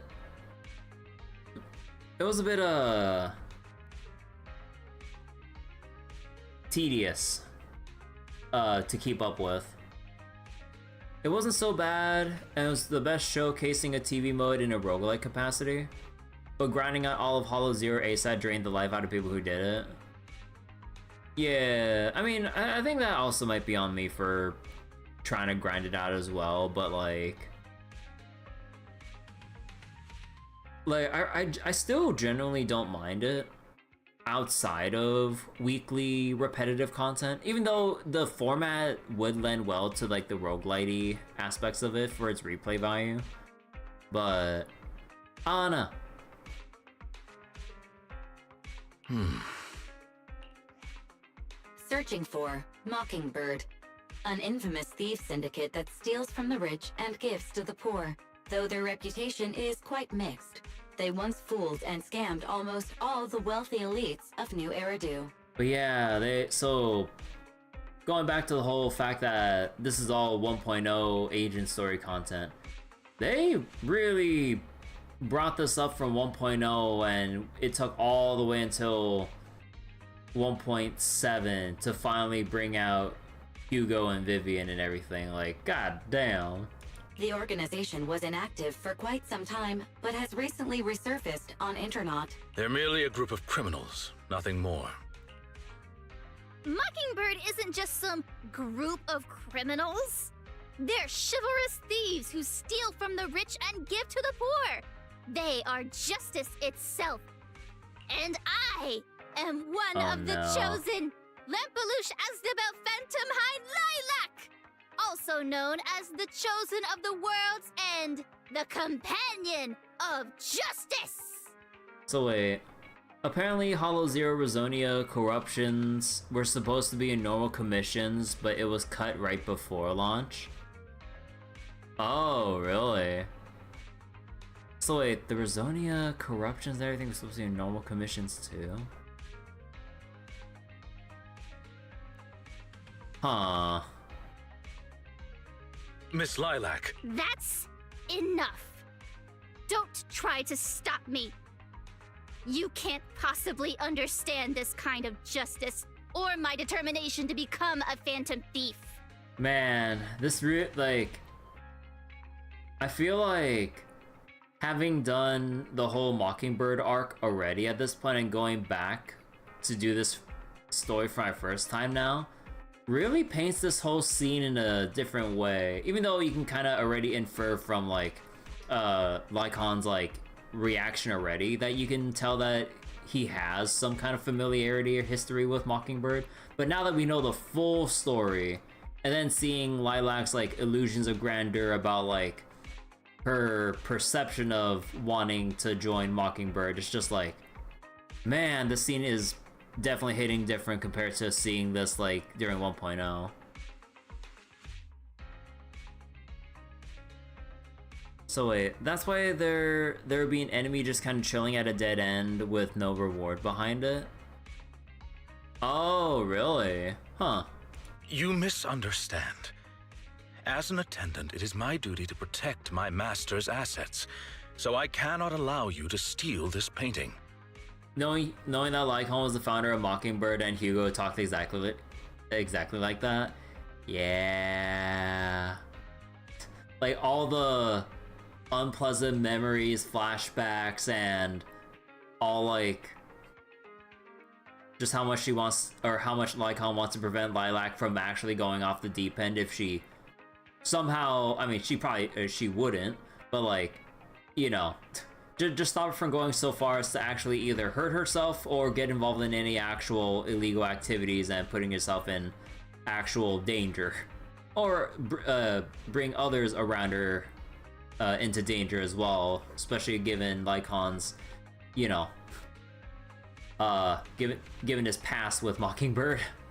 However, please do not worry. As per the contract I have signed, you too are my employer, and I will not prevent you from doing as you wish. Nor will I tell your parents. His upbringing? Yeah, upbringing. Yet, I must warn you, the organization that calls itself Mockingbird is not necessarily trustworthy, and there are great risks in trying to join. I thought you were gonna be all stuffy and stuck up like my previous attendants. Never thought you might be different from those old fossils. As for the painting, it's fine, even if you don't let me take it. I have other ways. Lilac leaves, but Lycon doesn't follow. But is it really okay just to leave her like this? Please do not worry. I will not let the situation remain as it currently is. It's just, considering what I know of people such as Miss Lilac, forcing my opinion will only cause more trouble. If I want her to understand the issue at hand, I need to find a more appropriate method. Something more direct and impactful that'll teach her where the issue lies. Apart from that, I also need some time to look into this ostensible Mockingbird's current dealings more thoroughly. Man, we could just really, like... Now that we know... now that we know, having played the current story... Have you worked with Mockingbird before? Lycon, have you dealt with Mockingbird before? What? Bullshit, that isn't what I said. I said worked, not dealt. Those are two different things. Bullshit. What?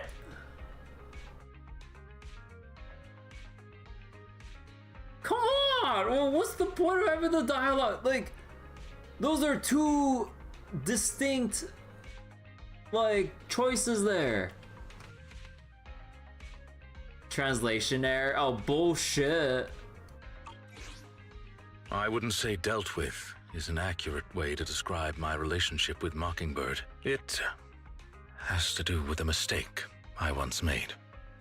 In the past, I too was once cringe. I apologize. This has to do with some unpleasant history. When the opportunity presents itself, I will tell you more. You have my word.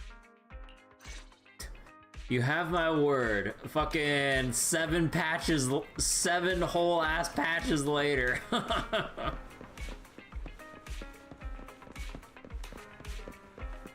Long time ago, like, jeez. Long time ago, he read a book. Never would have thought something like this would come out of busting a thief. There's definitely something wrong with that Mockingbird. He was once the real Slim Shady. Yep, despite claims that Mockingbird are those phantom thieves who steal from the rich and give to the poor, still something seems a little off. You also think there's something up with Lilac, Belle? Huh, makes sense. It feels like she's going to try something. But it's getting late. Let's go to sleep. Next up, we just have to wait for Lycon to get in touch.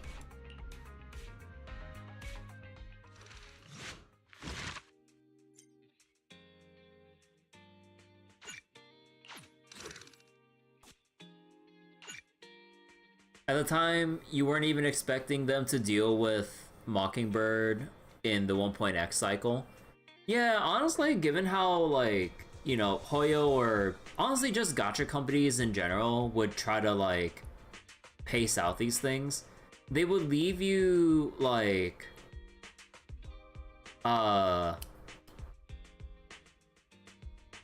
they will, like, foreshadow, like, or set up all these plot threads, but then wait, like, at least a year before finally following up on it. Although granted, going from 1.0 to 1.7 is still nearly the same length, in all honesty. But yeah, like, dealing with it within, like, within the first year is pretty surprising, all things considered.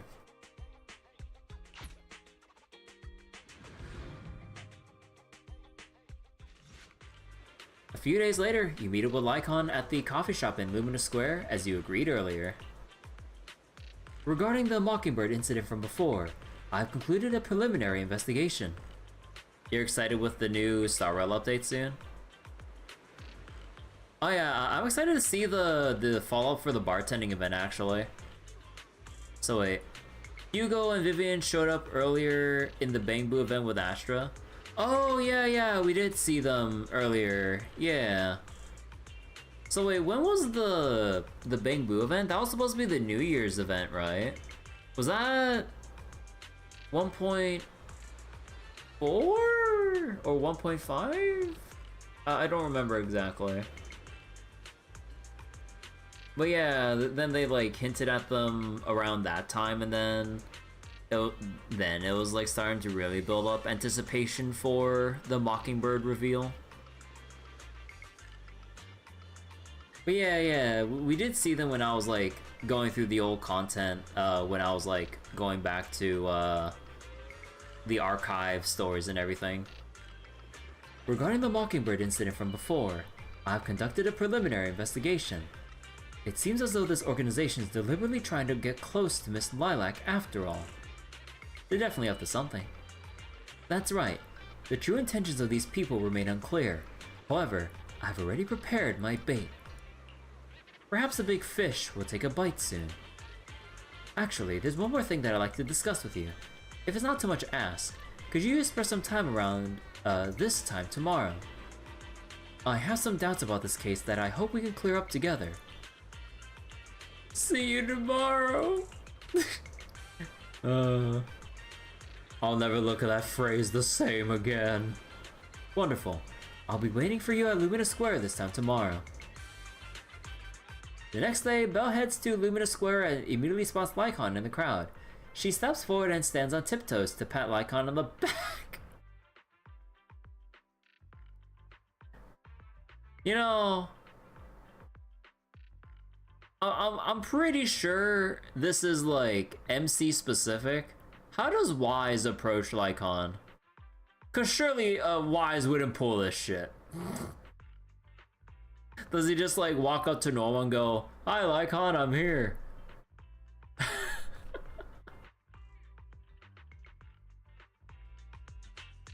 Ah, you are very punctual.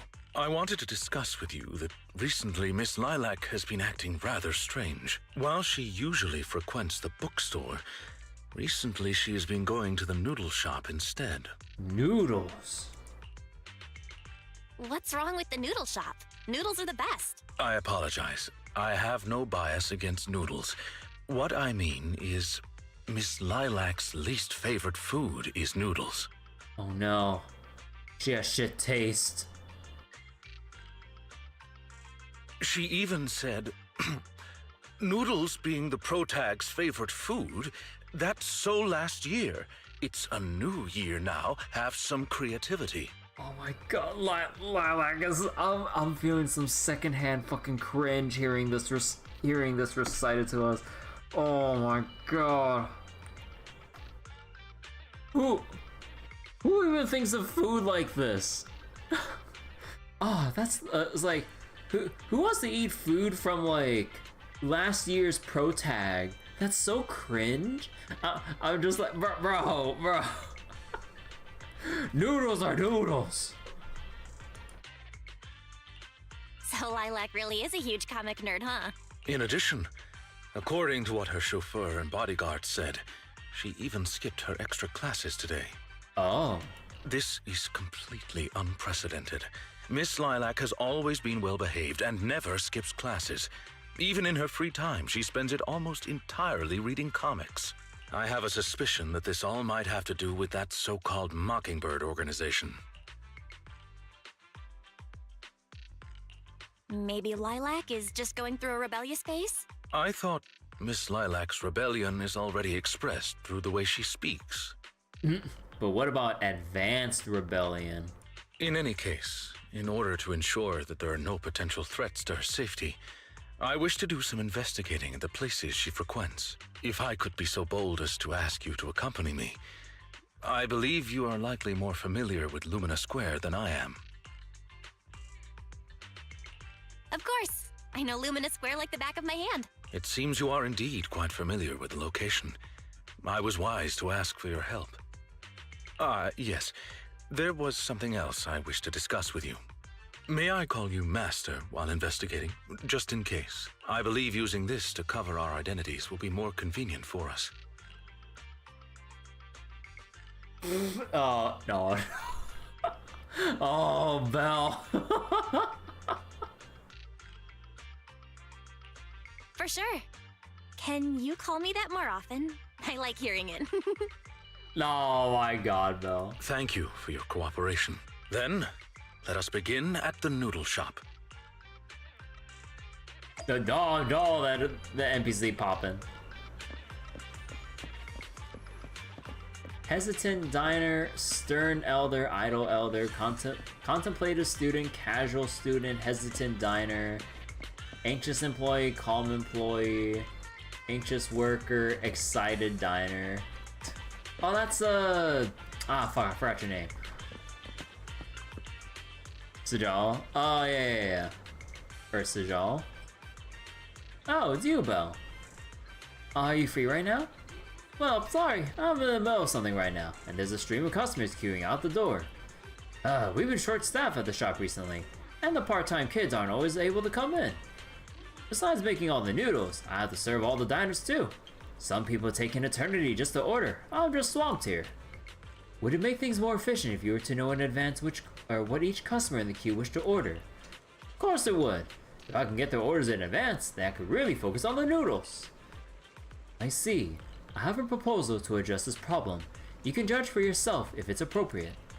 With your assent, I could sign a temporary contract. I can help ask your diners about their preferences, give them some appropriate suggestions, and summarize everything into a table for your perusal. Of course, I won't be requiring any form of compensation. I just hope you can take the time to answer a few questions once you're less busy.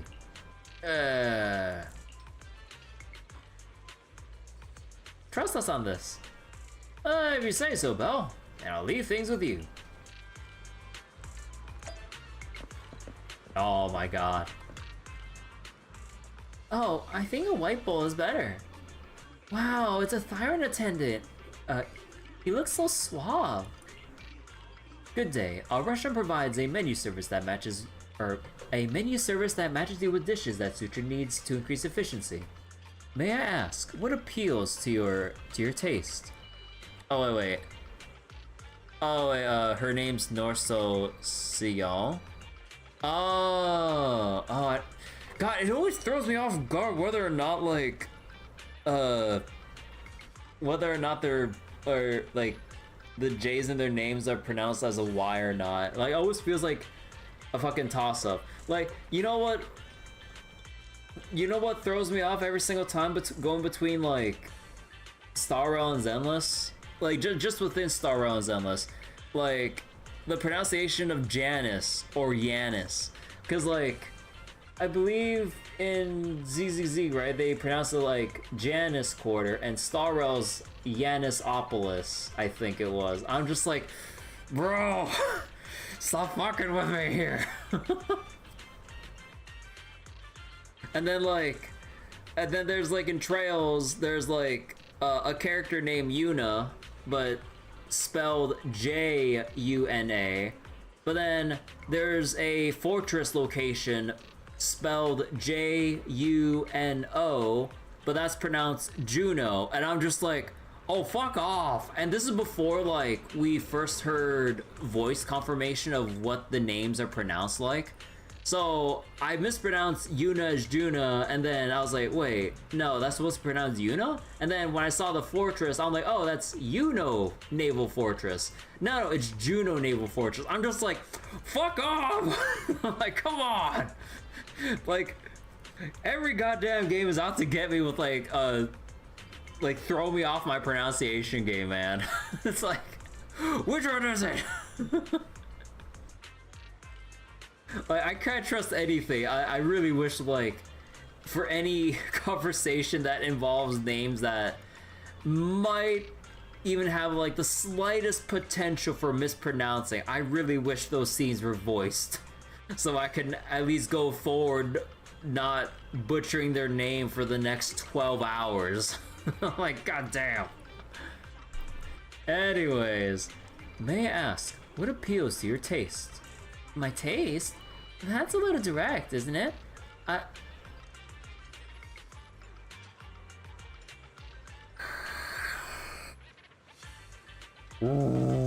my god. Jesus Christ.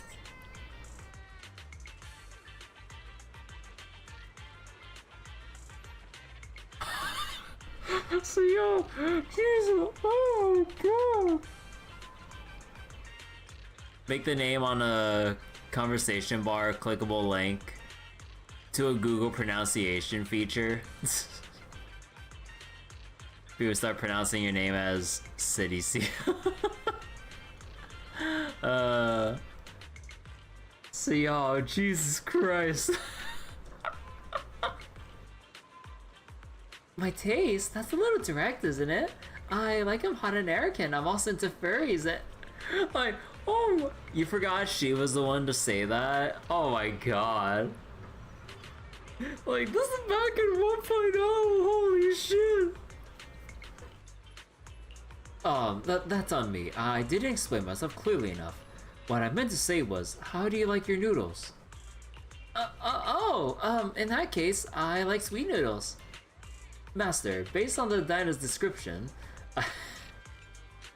I have identified their main request. White bowl, preferably on the sweeter side. Is there anything you could add?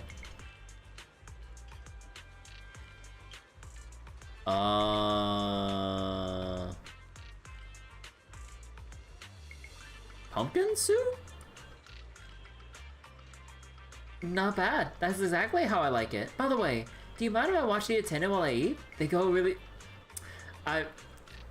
Oh my gosh, she is so horny for Lycon. Although I could understand the fan base behind Lycon, but like holy shit, just seeing from the NPCs themselves. I mean, it's one thing to see everyone in game like go rabid over section 6. It's wild seeing like this kind of this kind of like horniness from like Sayal and stuff for Lycon. I don't think that's a good idea. It will affect the running of the store. Oh, that's too bad. For a second there,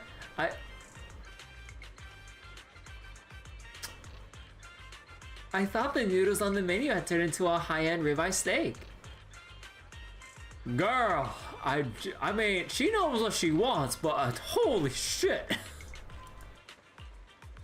I got at least one last question for you. May I please pet your tail? That is off limits.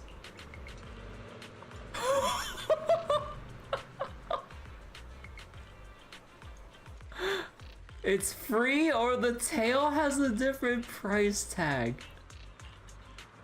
Oh, well, I haven't heard that one before. Look, thanks, but the tail is off limits. Oh, holy girl, God, like, I was expecting all that just from like the first of 3 customer orders. Like, God, like, ma'am, we just wanted to know what you're gonna order. Oh my god! Oh, look at this crowd. How long are we going to be waiting for? Is it really that hard to get a bite to eat around here? Good day. Our restaurant provides a menu service that matches you with dishes that suit your needs to increase efficiency. Excuse me, how do you like your noodles? You mean flavor? Well, of course it's gotta be spicy. Noodles without chili is like an ethereal without a hollow. It's not natural. I'm sorry, but noodles that aren't spicy do exist in the world. Or at least they do here. If you want some, we got it. Master, based on this diner's description, I've identified their main request. A black bowl, piping hot soup, and a dish with meat. Please recommend a dish for them. Cold noodles. Nah, just kidding. Oh, you know what I'm remembering now with like taking orders like this? This is like some of the other smaller events we did, and wasn't it also Was it the Cheesetopia thing, or was it also a different event that we had to take food orders? I think I'm mainly thinking about like some of the other daily check-in events. But yeah, we had like similar stuff like this, like as a full-on check-in event or Cheesetopia thing. Oh yeah, oh right, the food truck. Yeah, the food truck specifically.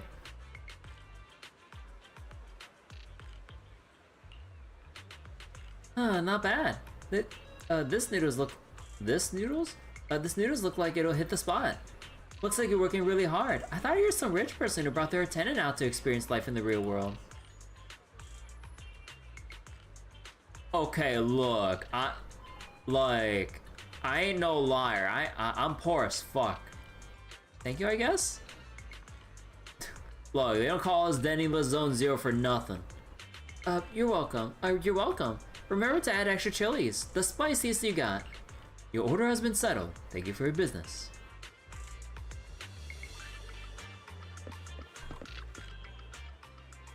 Every bowl of noodles looks so good to me.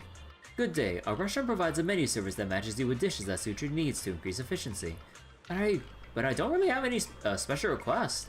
I'll take whatever you suggest. Is there anything you could recommend?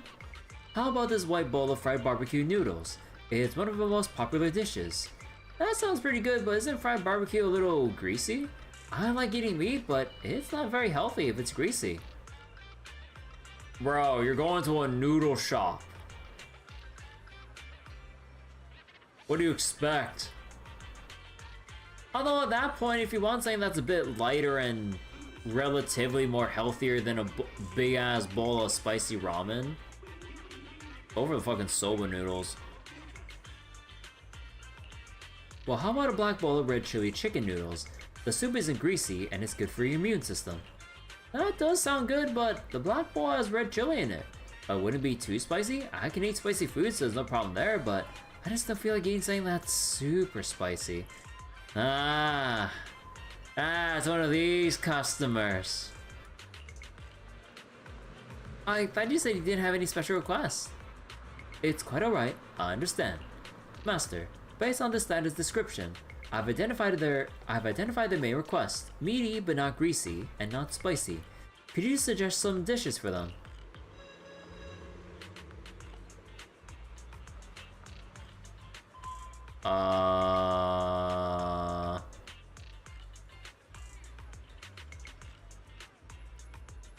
Would it just be bone broth? Cause the peppers are just the giveaway for spicy, right?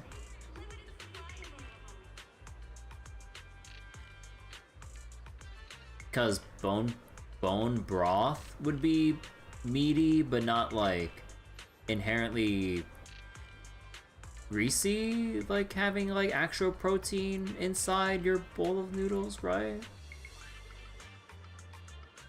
I mean, the biggest giveaway is that there's no fucking spice here. Wow, that sounds great. And the meat on those bones don't look greasy at all. I'll take one of those. Oh, right, because the bones would still have meat on them inherently. I'm a fucking dumbass. Your order has been settled. Thank you for your business. No, I should be thanking you. I'm not the type of diner with many requests.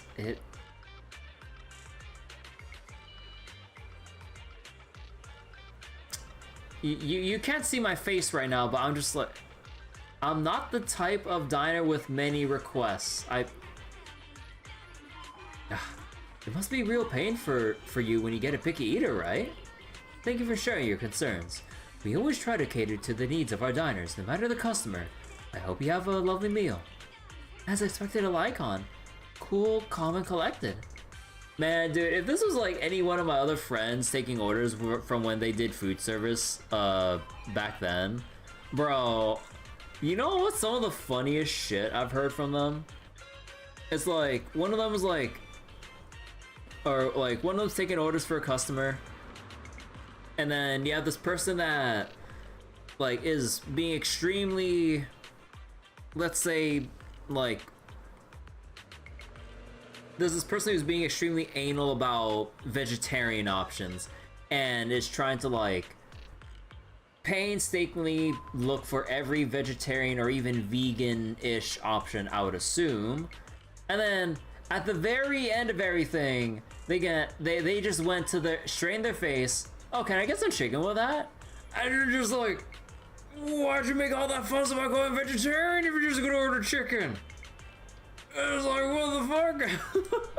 I was laughing my ass off so much. Like, you make, like, that customer made one of my friends go through that painstaking, like, set of, like, request or orders or whatever for, like, oh, I'll take this vegetarian thing, these vegetables, that one. And they made it clear that they didn't want to eat any meat, but then for some random ass reason, they just go, okay, I get some chicken too. I'm just like I never even worked there, obviously, but I'm just like hearing that, I'm like, bro, these are the people like they had to deal with on a day-to-day basis back then. I'm like, jeez. And there's also like, what was some of the other like rage-inducing stories that they told me about? Like, I think that's like the main one that just like stuck out in between me and my friend group.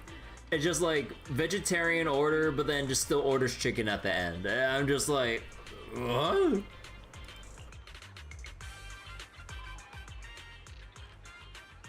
But it's not like they wanted to order all the vegetables first and then the protein. It's like, at least from the sound of it, they made it clear that they wanted no meat at all. And then they just went back on it. I'm just like, well, why even go through all the fuss in the first place? I counted up all the orders of the customers in line. Let's hurry up and get Chopper Jr. the final table. Oh, I forgot to take a selfie with the thyroid attendant. See y'all. I'll give you 5 stars if it tastes good. Thank you for the suggestion. You really saved me a lot of time there. That's it. You guys are moving fast. Let me see. This is a complete clear table with prominent, easy to read items. You really are a gentleman worker. Oh, once I'm financially independent, I'd love to have such a capable attendant of helping out with daily operations in the shop. And just think of all the customers I'll attract just by standing there. Lycon services cost top dollar. Your praise honors me, but you surely are joking. I'm merely a humble attendant. I wonder if you might be available now to answer a few questions. Oh, I almost forgot about all that. Go ahead, ask away. We can talk about anything you want, except for my pin. Have you seen a little girl called Lilac? She used to shop at your store quite frequently. Who? Ah, sorry. My memory isn't the greatest. I'm always forgetting other people's names. Well, she's always saying things that people find difficult to understand. Oh, I remember now. That girl who was always talking nonsense. Oh, I know her. I saw her recently. She just came to our store recently for some part-time work. One look tells me she never lifted a finger on housework at home, but she's hardworking, studious, and a pretty good person. Speaking of which, I just paid her a big advance on her salary today. She seemed nice, and she left her student ID card as collateral, so I gave her the advance. An advance on her salary? Got it. Thank you for your cooperation. You've been a tremendous help. Oh, it's fine. Now that you mention it, what is your relationship with that kid? Lilac is my employer. She has had some minor issues recently, and I'm duty-bound to keep her safe. So, it's like that then. Hang on. If that kid is your boss, does that mean Belle...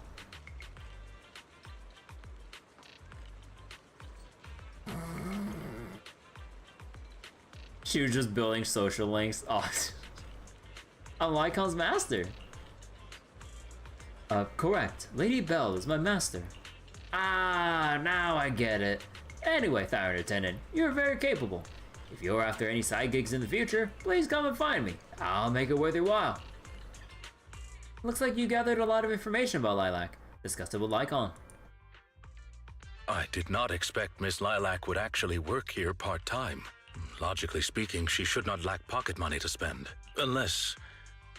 perhaps she's saving up to purchase something particularly expensive. What if Maybe Lilac wants to buy the painting she wanted to steal. As expected of a great proxy such as yourself, you came to this conclusion immediately as well. Lilac's parents have been planning to sell a batch of paintings recently. That painting is amongst them, and I hear it was reserved a couple of days ago. But that painting is not cheap. If I had to guess, I'd say it costs about $350. Lycon uses his hands to convey an impossibly large number. Wait, how much? How could someone her age come up with that much money? Well, in terms of material wealth, my employer is indeed quite affluent. Material wealth? Is there another kind of wealth? Miss Lilac's parents are usually exceptionally busy and are unable to spend time with her. However, they are very strict and expect the best from her. No matter what she's doing, she usually has a chauffeur or bodyguards to accompany her. Well, excuse me, monitor her actions would be a more apt way to put it. Every day after school, Miss Lilac also has endless extracurricular and supplementary classes to attend. Though she may have material wealth, is she truly happy? I've been wondering ever since I took over attendant duties for this household. Perhaps that is exactly why Miss Lilac spends so much time with her comics. At the very least, in the world of comic book fiction, she is free. You're such a sweet guy. You flatter me, but I may not be how you think I am. His dark, tragic past. Someone once told me that family is an everlasting, unavoidable curse placed upon a person.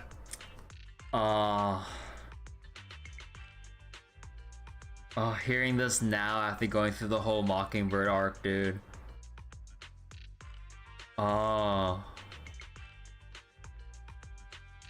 Man, it, like, basically going back to this after the fact, like, really paints, like, a lot of what he says in, like, a bit of a different light than you would expect on, like, first reaction, or, like, on, like, when you play this, like, as current content. No matter how much you grow, no matter where you go, that curse will forever follow you like a shadow. When you fall to rock bottom or climb to your peak, it will appear, turning you back into that helpless, powerless child who can do nothing but hide in the closet and weep. God damn. Perhaps it is because I have never known the feeling of being bonded to someone through blood, but I've always believed that family should not be a curse, as they had told me.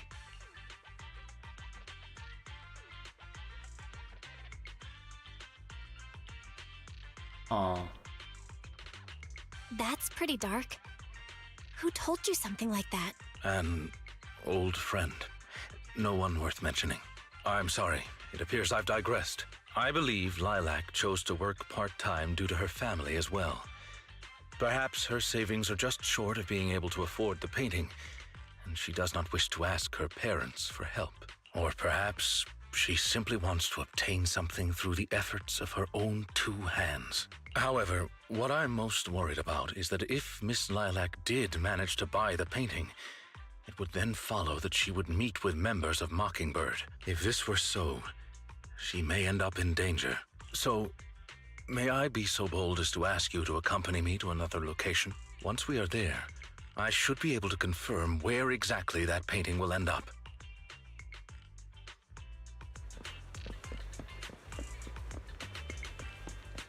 Man, I really wonder how the other agent stories will play out, like with Rena, Qingyi.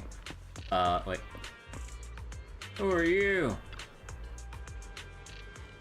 Ah, this young lady here. Interested in buying some jade? We just got a new batch in. I don't need it. Ah, that was expected of a rich young girl.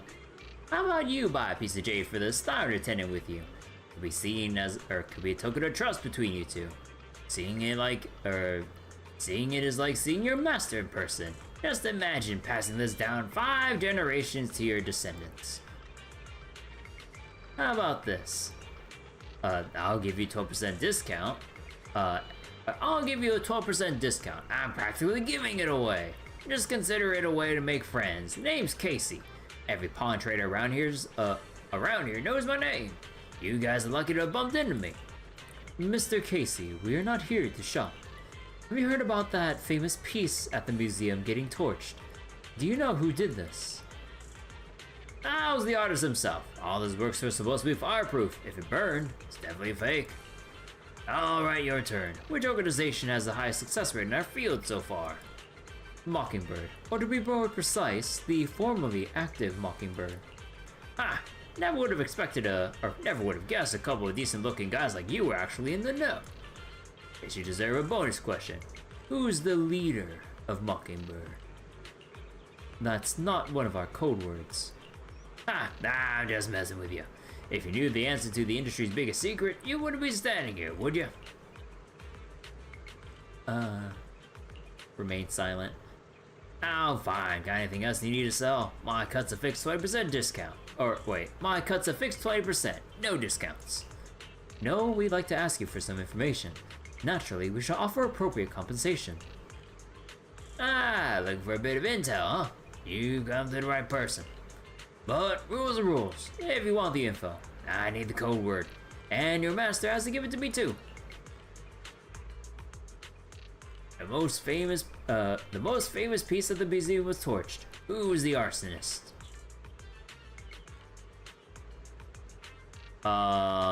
Shit. Wait, was that supposed to be this? Oh, shit.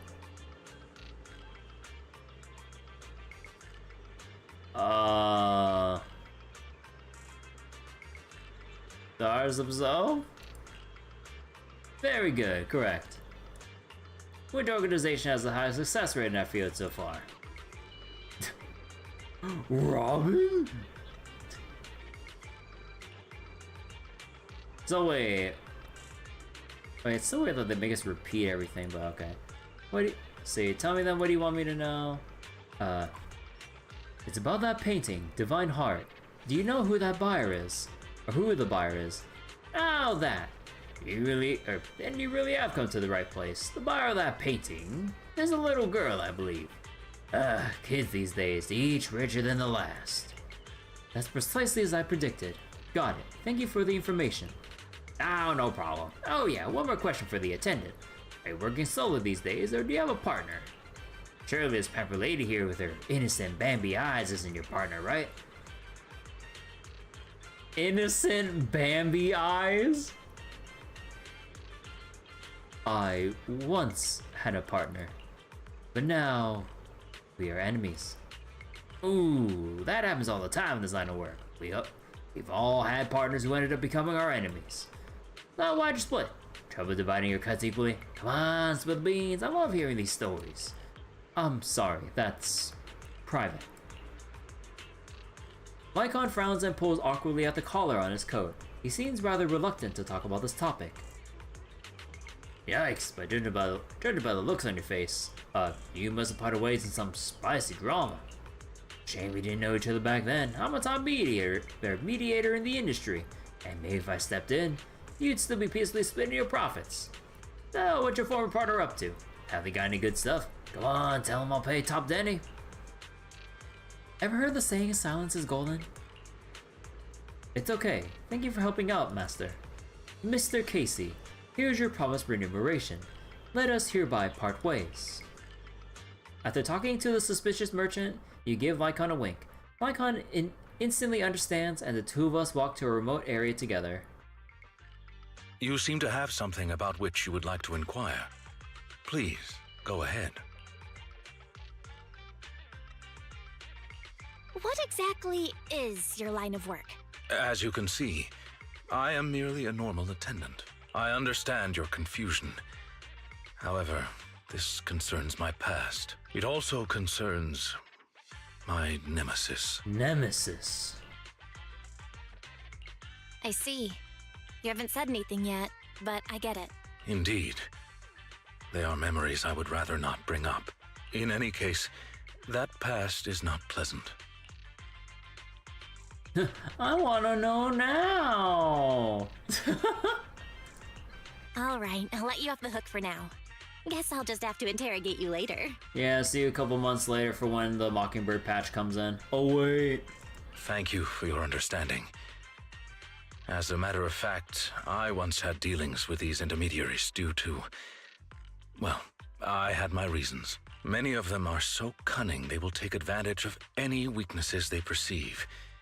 It takes patience and effort to deal with them. If you ever come across such merchants in the future, please be careful, and do not give your trust lightly. Seeing as Miss Lilac has already obtained the painting, she must be meeting with the people from Mockingbird soon. We must stop her before that happens. She should have just finished with her supplementary classes.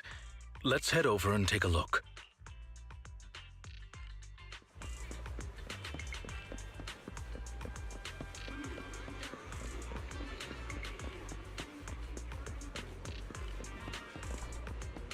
Like I'm just standing in between a group of students. So, Mockingbird is a super mean Phantom Thieves syndicate. They can get a hold of anything they want to, not even Tops can stop them. Really? I'm not buying it. Do you believe me? Their biggest case at that time was what was it again? The, Lime Crea? The Lime Crea Hotel. Oh, that's right, that's the one. Are you also a fan of Mockingbird? Not really, I just happen to know a thing or two about them. The students gather around Lycon chatting endlessly. Seems like he managed to make his way into their inner circle. It's time to ask about Lilac. I've got a question I'd like to ask you all. Do you know Miss Lilac? Oh sure, she's in her cram class. But I don't think she's here today. She was here earlier, but she's already left. Not sure what's with her. She's always on about some companion of justice stuff. Totally weird if you ask me. You're just not getting it. She's trying to be edgy. Edgy? That's ancient. Yeah, that trend died like last decade. Oh right, at the last PTA, her folks didn't show. Some old dude came instead. I think it was her attendant. Old dude? I thought it was her grandpa. But seriously, she's loaded. She's even got a personal chauffeur. Why doesn't she just hire a tutor to teach her at home then? Who knows? Maybe she just wants to make friends. She's so all the time though. I kind of feel sorry for her. It's not like there's much we can do. Legit can't make heads or tails of what she says. Plus, she's always buried in her comics during breaks. I'm like, no thanks. I wouldn't want to hang out with someone like her. Oh jeez. Lilac appears at the corner. Yeah, it's the trope of like her overhearing the gossip as she's just around the corner. Okay, time out. Ain't no fucking way she heard all the way over there. Bullshit. In the hustle and bustle of like a big urban city like this full of people walking around, bullshit. She might have heard what they were saying over by the playground. Look how far away she is just standing there, and then she'd be even further away trying to listen in without anyone seeing her. Bullshit.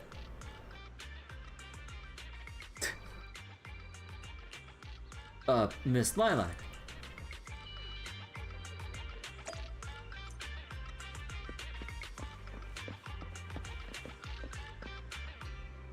Like, I know she could probably just be like by the stairs there, but if we're standing all the way here, judging by the distance, it's like you'd only be able to, maybe if you try hard enough, make out like just like very few faint keywords at most. But even then, like you still have the background noise from like the children playing at the sand pit here, and god, those sand pits are so disgusting. Get rid of this shit. And then like whoever else might be back here, and then you hear like the echoes of like usual city noises, like making their way around to this part of the playground. Again, bullshit. Miss Lilac. That's enough. I don't want to hear it. Are you satisfied seeing me like this? I'm useless, such a freak, so hated by everyone. That's the kind of person I am. Are you happy now? Lilac ran off again. Lycon and you glanced at each other silently before chasing after her. Damn, she got far away. Look how far we have to go. You can run.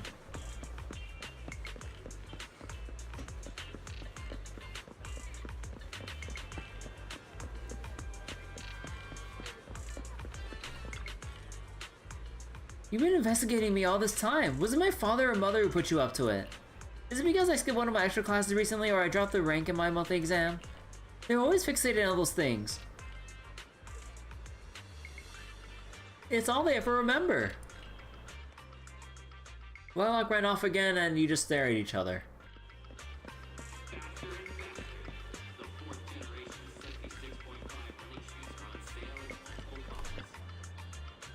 You also think the other students are correct, right? Bro, like, I know she's just like running away bit by bit, but I'd rather she just like yell her whole spiel here or at the playground and then we chase after her like fucking like Yakuza or Judgment style of having to chase someone through like the city streets or something. You also think the other students are correct, right? A companion of justice, but a joke. I fantasize all day long about being the chosen one, yet I can't even control my daily life. But it's my only dream. Why do you want to take that away from me? Stop following me. Don't look at me. Please. Oh my god.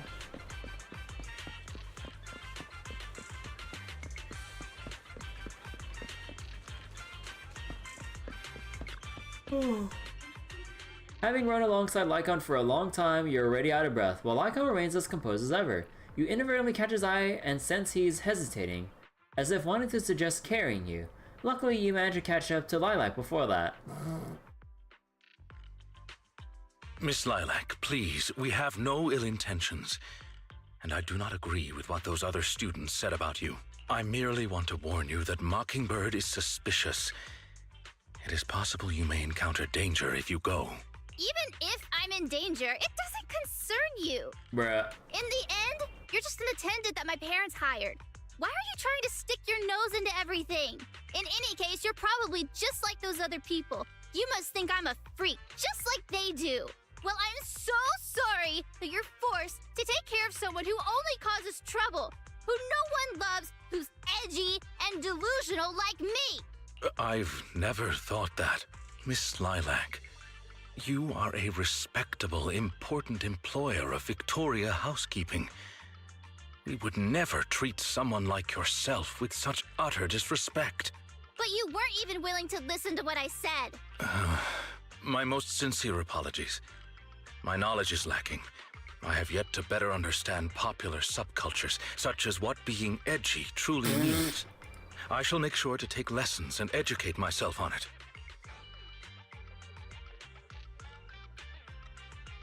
Let's be real. It's way too much to expect others to understand this edgy lingo. The only reason I can understand is because of natural talent. Yeah. You know, I was not expecting that's how the dialogue would play. It doesn't matter anymore.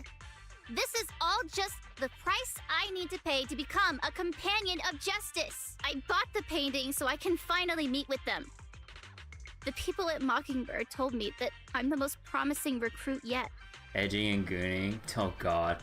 Don't let Lycon learn what gooning means. Like, oh god, it's already enough that he like only just found out about what being edgy means. I will join them and become a companion of justice. You cannot stop me. I understand. If that is your wish, I will not stop you. I will help you fulfill it. Yeah. I'm meeting with Mockingbird at the Ballet Twins at this time tomorrow. You know, I can, in fact, do this by myself. I don't need you. I've got a carrot and I've prepared weapons to deal with the ethereals. So, I don't care if you come or not. It's up to you.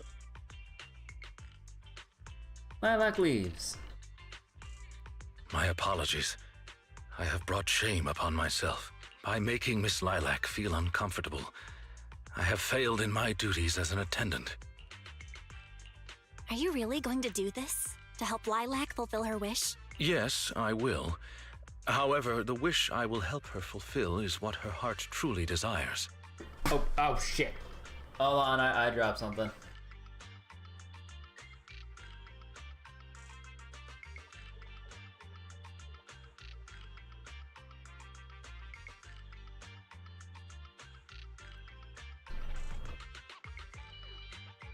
Okay, there we go. If I'm correct in my suspicions, she doesn't simply wish to join Mockingbird. That is only what's on the surface. She has other needs, emotional needs, that are truly what she seeks to fulfill.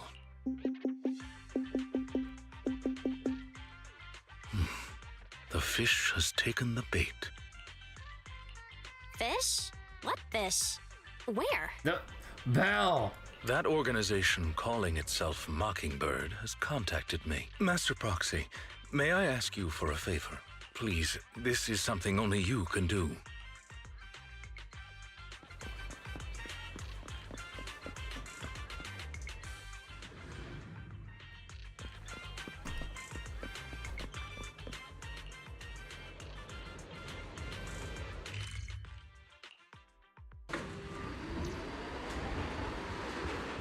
Oh my god! Oh my god! We can actually see what Wise's room looks like! Holy shit! Wait, so what does it look like? This is what his room looks like? Oh shit, wait, you can actually see that he has his own memory board here. Wait. Like childhood drawing and everything. Wait, what's this one? Ah! Kitty!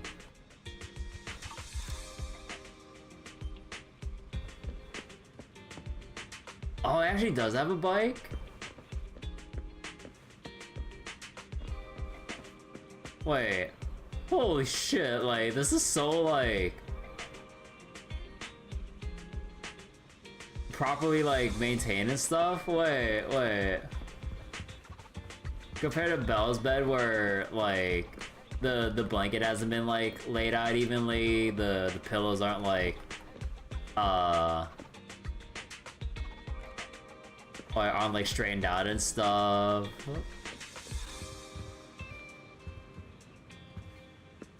Yeah, okay, I can see what people mean by, like, the room looking a lot more, like, relatively minimal and clean. Like, holy shit.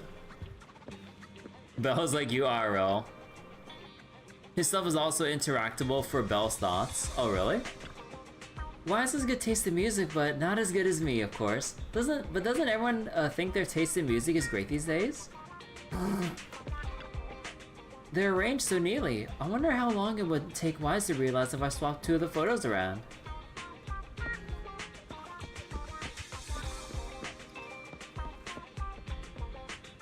Damn, he's got his own, like, laptop and multi-monitor setup here. Wise, your blanket is always folded like the ones in the hotel rooms. Why is that? Folded like the ones in the hotel rooms?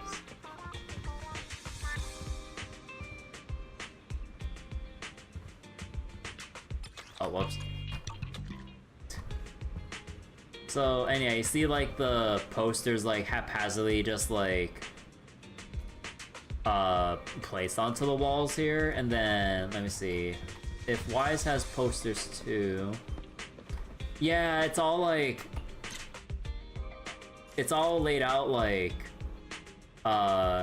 neatly and everything, like proper spacing and like not overlapping and stuff like that. Oh. And yeah, like things are like placed properly on like their shelves and shit. Wait, is this supposed to be like the NES or kind of like some weird amalgamation of like the NES or Famicom or whatever? Holy shit. Because like we have like our where is it? Oh no, it was down it was down in the HDD room that we had the Atari. But yeah, like you just kind of have like more stuff just kind of like laying around in Belle's room, and then you have like the overlapping posters, the unmade bed, and then like I mean I wouldn't really call like, because I remember people noted that like Belle's room is like messy, but I would not call this messy at all. Like maybe some things could be a bit more straightened out, or organized, but it's not like you literally have like random Chinese takeout boxes on the floor with noodles spilling out or some shit. But like, I mean, I think what also makes the room look a lot more like clean in comparison is just the fact that he has like a hardwood floor here. Like, there's something about the look of a hardwood floor that makes a room look a lot cleaner in comparison to something that's like all carpet. And then, oh wow, you just leave a fucking latte out here undrunk? What the fuck? Wise, finish your goddamn latte. That's probably been hanging out there since like the very start of the game.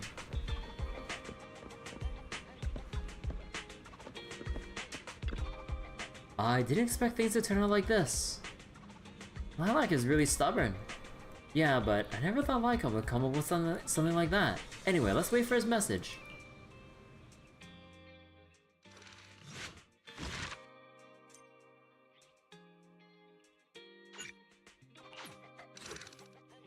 Okay, and now I leave you all on a cliffhanger because it is getting a little bit late right now, and honestly, I've been feeling really tired, but mostly because of the stomachache I was dealing with for like the first half of the day today. I'm still kind of feeling fatigued from having to deal with it. So I think I'll stop it here for tonight. As for tomorrow, I think I'll just chill and just rest or whatever. And then I think after that should be, I forget, would that be when part 2 of the Star Rail patch 3.5 patch comes out? Nothing's really going on in Granblue at the moment. FGO, nothing yet, I think. Let's see. So it's also easier to spot if hardwood floor is not clean, unlike a camouflaging rug. Yeah, that's true. Like with carpet or rugs or whatever, it's kind of hard to catch if there's anything caught in it versus like seeing some random specks that you need to clean off of a hardwood floor, which would be a bit smoother to clean. Because like there is the advantage of like hardwood floors, you know, it's just like smooth and clean. You just get like those like sweeper things or whatever to just like do a clean, well, sweep of the floor. But then once you get to carpet and everything, then like if something spills on it, like probably like some kind of like messy liquid like soda or some shit, God could have wear that better. But like, yeah, it's like some soda or some like powdery chips spilled or something that like easily stains the carpet, you'd have to get out with some like special ass cleaner and then like set it in, wait for it to like lift the dirty shit from like deep inside the carpet, and then you scrub it off, and then you gotta work on like some other sections of the carpet if like there's some other like food stains, or hell, I mean with the snacks they got here, like even coffee stains in the floor if any shit ever spills. And then like you gotta like make sure you vacuum everything, because it's not just like food and stuff, but like dust, hair, among other things, kind of get caught in the little like fibers of like the flooring and stuff. Which, yeah, I mean that is kind of like the bigger maintenance downside of carpet, but I really just like having carpet so it's like softer to walk on. Cause like honestly, if you take a spill on carpet, chances are maybe at worst you'd have like some skin burn, like from falling down onto like a patch of falling onto a carpet or whatever. But then if you take a really bad spill on a hardwood floor, that shit could really hurt your body, depending on how bad a fall it is. But then carpet should be inherently, well, softer, so at worst you have to deal with some like irritated skin from like skin burn, depending if you like take a fall and slide a tiny bit across it. So wait, carpet grabs it all up like an anemone, but it can't be asked to actually digest it. Can you imagine? Oh man, that'd be like some fucking like biological horror shit or something. It'd be like a fucking living house. So then it'd be like a horror story of like, oh, if you go live in this house, don't sleep on the floor. It's like, why? And then like you're literally just getting like eaten alive by the carpet, the self-cleaning carpet. Like, oh god, that'd be some horrific shit. But yeah, okay. I think we'll continue the Lycon story and finish it at a later point. But right now, one Denny Boo.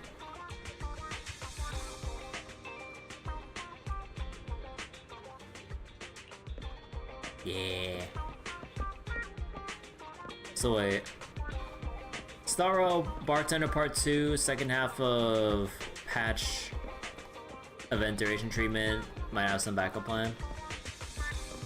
Yeah, like, I know that the follow-up for the bartending event will definitely take, or, well, will last for a while, I mean.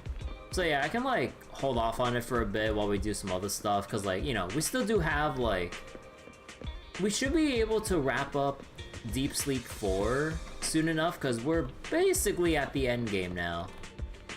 And then there's going back to Ninja Gaiden, and oh my god, man, going back to Ninja Gaiden and everything, holy shit, like, that game really pisses me off. But like, not so much in like, I completely hate this game, but it's just kind of in like a, kind of like a fun, angry, throw your hands up kind of a moment, you know, it's like, ah, bullshit, you know, it's kind of like that loud, rowdy, fun-having kind of way, at least to me. But oh my god, there are some rage-inducing sections of Ninja Gaiden. I'm just like, Jesus Christ, I really hate the Rachel chapters in Ninja Gaiden Sigma. Like, oh my god, dude. Like, it's kind of like a symptom of like adding in new characters after a fact in a, how'd you describe it? Character action game or whatever? I'm not sure like the different kinds of names that people would give these kind of genres of games. Cause like, yeah, like, you have the game designed around one character, that being Ryu in Ninja Gaiden, but then once you add new characters with like a specific moveset and set of tools instead of having all the different weapons and tools at their disposal, and also just like their general mobility, it's just like, Ninja Gaiden Sigma feels really clunky playing anyone else that isn't Ryu. Like, holy shit, like, it really does bother me. So wait.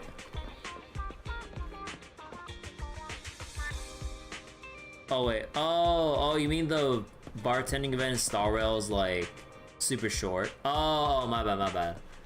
So wait, you barely skipped anything and you did it within an hour and a half? Oh, man, that is really short then. What would be the backup plan then? Because there really isn't much else to do in Star Rail until we wait for the next patch and stuff. Because right now I've basically cleared out like, I'm kind of like nearly up to date on endgame content. Like, I still have stage 4 of Pure Fiction to do, but that's not really long enough to warrant as like a backup thing for Star Rail. Like, I'm not interested in finishing out my Divergent Universe high difficulty clears or whatever. I did like a lot of side content just to scrounge up the Jade to get high ceilings and everything. So I'm already done with that. So yeah, we'll probably have to just play a different game or something after doing the bartending event Star Rail. Could at least combine it with the MOC reset. Yeah, the second half will definitely take, the second half of 3.5 would definitely take a little while. So I could time it with the Memory of Chaos reset, and I can finally, like, you know, get around to using Hysolins and everything. Because, yeah, like, I have had her pre-farmed for a bit, or for quite a bit, I mean. But, yeah, so I think whenever I get around to Star Rail, that'll be what we'll do. So probably 2 more weeks time, we'll get back to any actual Star Rail content. So it's just like the big downtime right now. And then let's see. Yeah, Zenless, like we got 2.2 coming up real soon. Like day and a half will be when Alice Banner goes away, and then a little bit after that day and a half there'll be maintenance probably for 2.2, and then the release of 2.2. Although I'm not 100% sure whether or not like I want to do it straight away or maybe hold off for a couple days so that people can get around to reading 2.2 on their own time. I'm not 100% sure.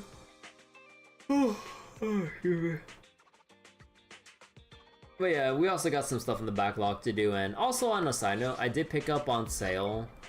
Hold on, let me check this. Yeah, I picked up on sale just earlier. Mainly because it was honestly just really cheap.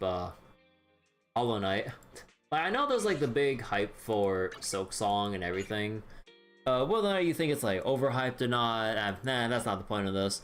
But yeah, like seeing the whole thing about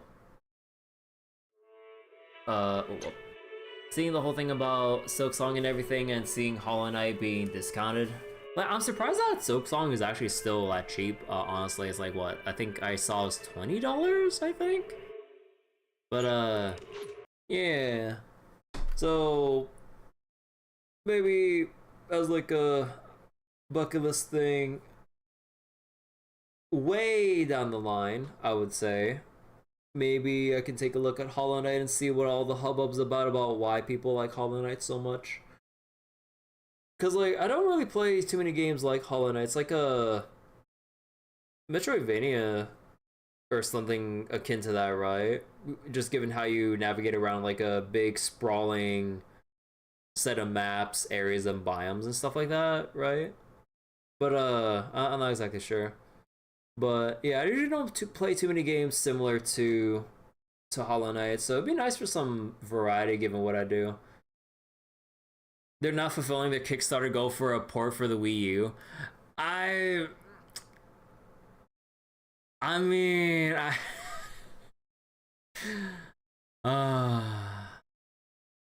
that's like the biggest fucking meme, huh?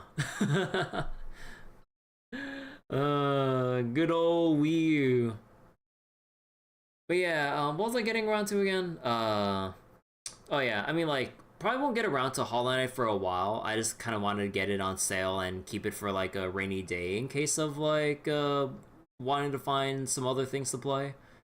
But yeah, you know, we still got Ninja Gaiden, we still got Deep Sleep, and then shortly, very soon, in about 2.5 weeks, I believe it's on the 19th, right? And then Trails in the Sky, the first, will come out, and I really, really, really want to play the Trails in the Sky First Chapter remake. So yeah, I'm not going to be fitting in Hollow Knight, waiting for that really. Although, like, I mean, well, actually, given how long it might take me to get through Ninja Gaiden, I don't think I'd be able to give myself enough time to go through all of Hollow Knight, because apparently ever since Hollow Knight released, there's been a lot of big free updates that apparently adds in new areas and bosses, I think.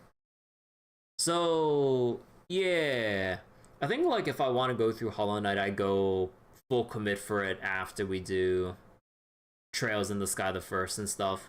And apparently, from what people have estimated, or from what we've heard, Trails in the Sky first, or the first, basically first chapter remake, is apparently twice as long as the original, given all the voice dialogue and whatever other things they've added in for the remake. And I'm like, oh my god. Y'all know how long Trails games have, at least, well, taken general, or at the very least take me to finish. And then seeing Trails in the Sky first chapter, oh boy, let me check how many hours I clocked in for my first foray into the Trails series. So let's see here. Trails in the Sky first chapter, Steam playtime, 78.7 hours. Without being more specific. Oh yeah, I saw the. Well, I mainly just saw like the headlines, but like, yeah, I did see Trail Second Chapter remake is in development too. I mean, it makes sense, given the fact that Trails in the Sky is a trilogy, first, second, third chapter. Yeah, it makes sense. Especially given the ending of first chapter, it wouldn't make sense to just leave people like that without a proper remake to segue into second chapter, you know. But man, anytime I look up like Trails related stuff, I really gotta stop looking at like, I can't help myself but look at Reddit comments and then becoming immediately disappointed with people's like pissy takes towards the Trail series. Like, I don't know why a lot of like the Redditors who do comment, or just anyone speaking about the Trail series who aren't a fan of it in general, like, they always have the most off-putting things to say or think about the Trail series, and I'm just like, bro, we know it's not like it's like, I get it, it's not your thing, but like the way that people word things, they really make it out as like the worst thing there is on the market, or Falcom hasn't caught up with the times, or like, why doesn't Falcom do X, Y, or Z, as if they know 100% about like how game development or marketing or finances work. I'm just like, what? Like, people have some really weird ass takes. It's so weird. Like, I don't even want to get any further into it because I feel like I'll be going on like a 2-hour rant about like the random comments I see from people who just don't have anything positive to say about the Trail series and would dissuade anyone else from ever getting into it. It's more about that's really like pissing me off. It's like, it's one thing if people find that the Trail series isn't their thing, that's fine.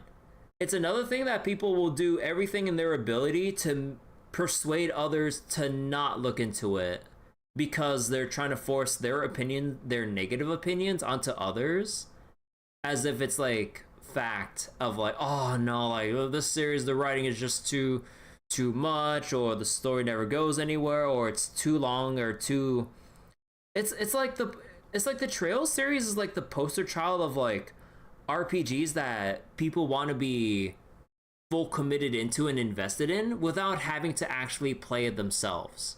Like, people like, with how I see the Trail series, it's like the kind of series that people would love to get into, but when it actually comes to like playing it, people will come up with any excuse possible to like skip to the current story or not bother going along for the whole ride, because that's kind of the whole point and selling, that's kind of the whole purpose and selling point of the Trail series. It's a long spanning epic of an RPG series, and yet people critique it as its like failing point, but I'm like, that's the whole purpose about the Trail series. It's like a very long running story that most other developers would like despair over having to even plan out or organize over many years. So it's really weird. But yeah, I really gotta stop talking about this, otherwise I'm just gonna like get really pissy about like comments I see about any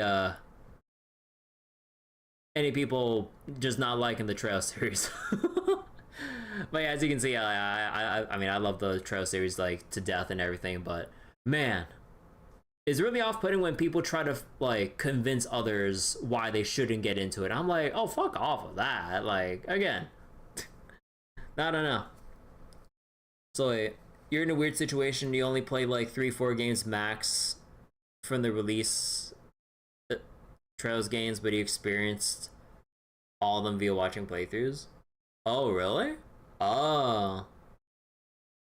But yeah, what's also confusing is that like, again, before we go, like, people really overcomplicate like how the series is organized. Like, there's a lot of like arcs or sub-series, yeah, but then it's laid out in a pretty simple list, and you could just go by release date or the well, okay, this is where some of the confusion might come in, but the Japanese release date because of how staggered the releases are in the West. Because of, you know, Falcon wasn't expecting trailers to really pick up in the West until really dedicated fans help fans, you know, pick up on the series. But yeah, I don't know, people, it's like people, it's as like confusing as people saying the Fate series is impossible to get into. I'm like, it's not that complicated. Or getting into Kingdom Hearts, it's not that like, it's not the most complicated with like Kingdom Hearts, but like, honestly, end of the day, just play in release order. Just play in release order. If it's like the E series, just play in number order, except for 5, that's Japan only. Like, just play in number order there. Like, no need to make all this extra fuss. Just play actually, TLDR, just play the damn games if you have like any interest in it. Like, but then people come up with so many excuses. Okay, good night. So actual games you played are the 3rd, Reverie, Kuro, 1, 2, Kai, and the rest you watch from streams. Oh, interesting. Huh. But yeah, bye-bye everyone. Thanks for listening to my rant.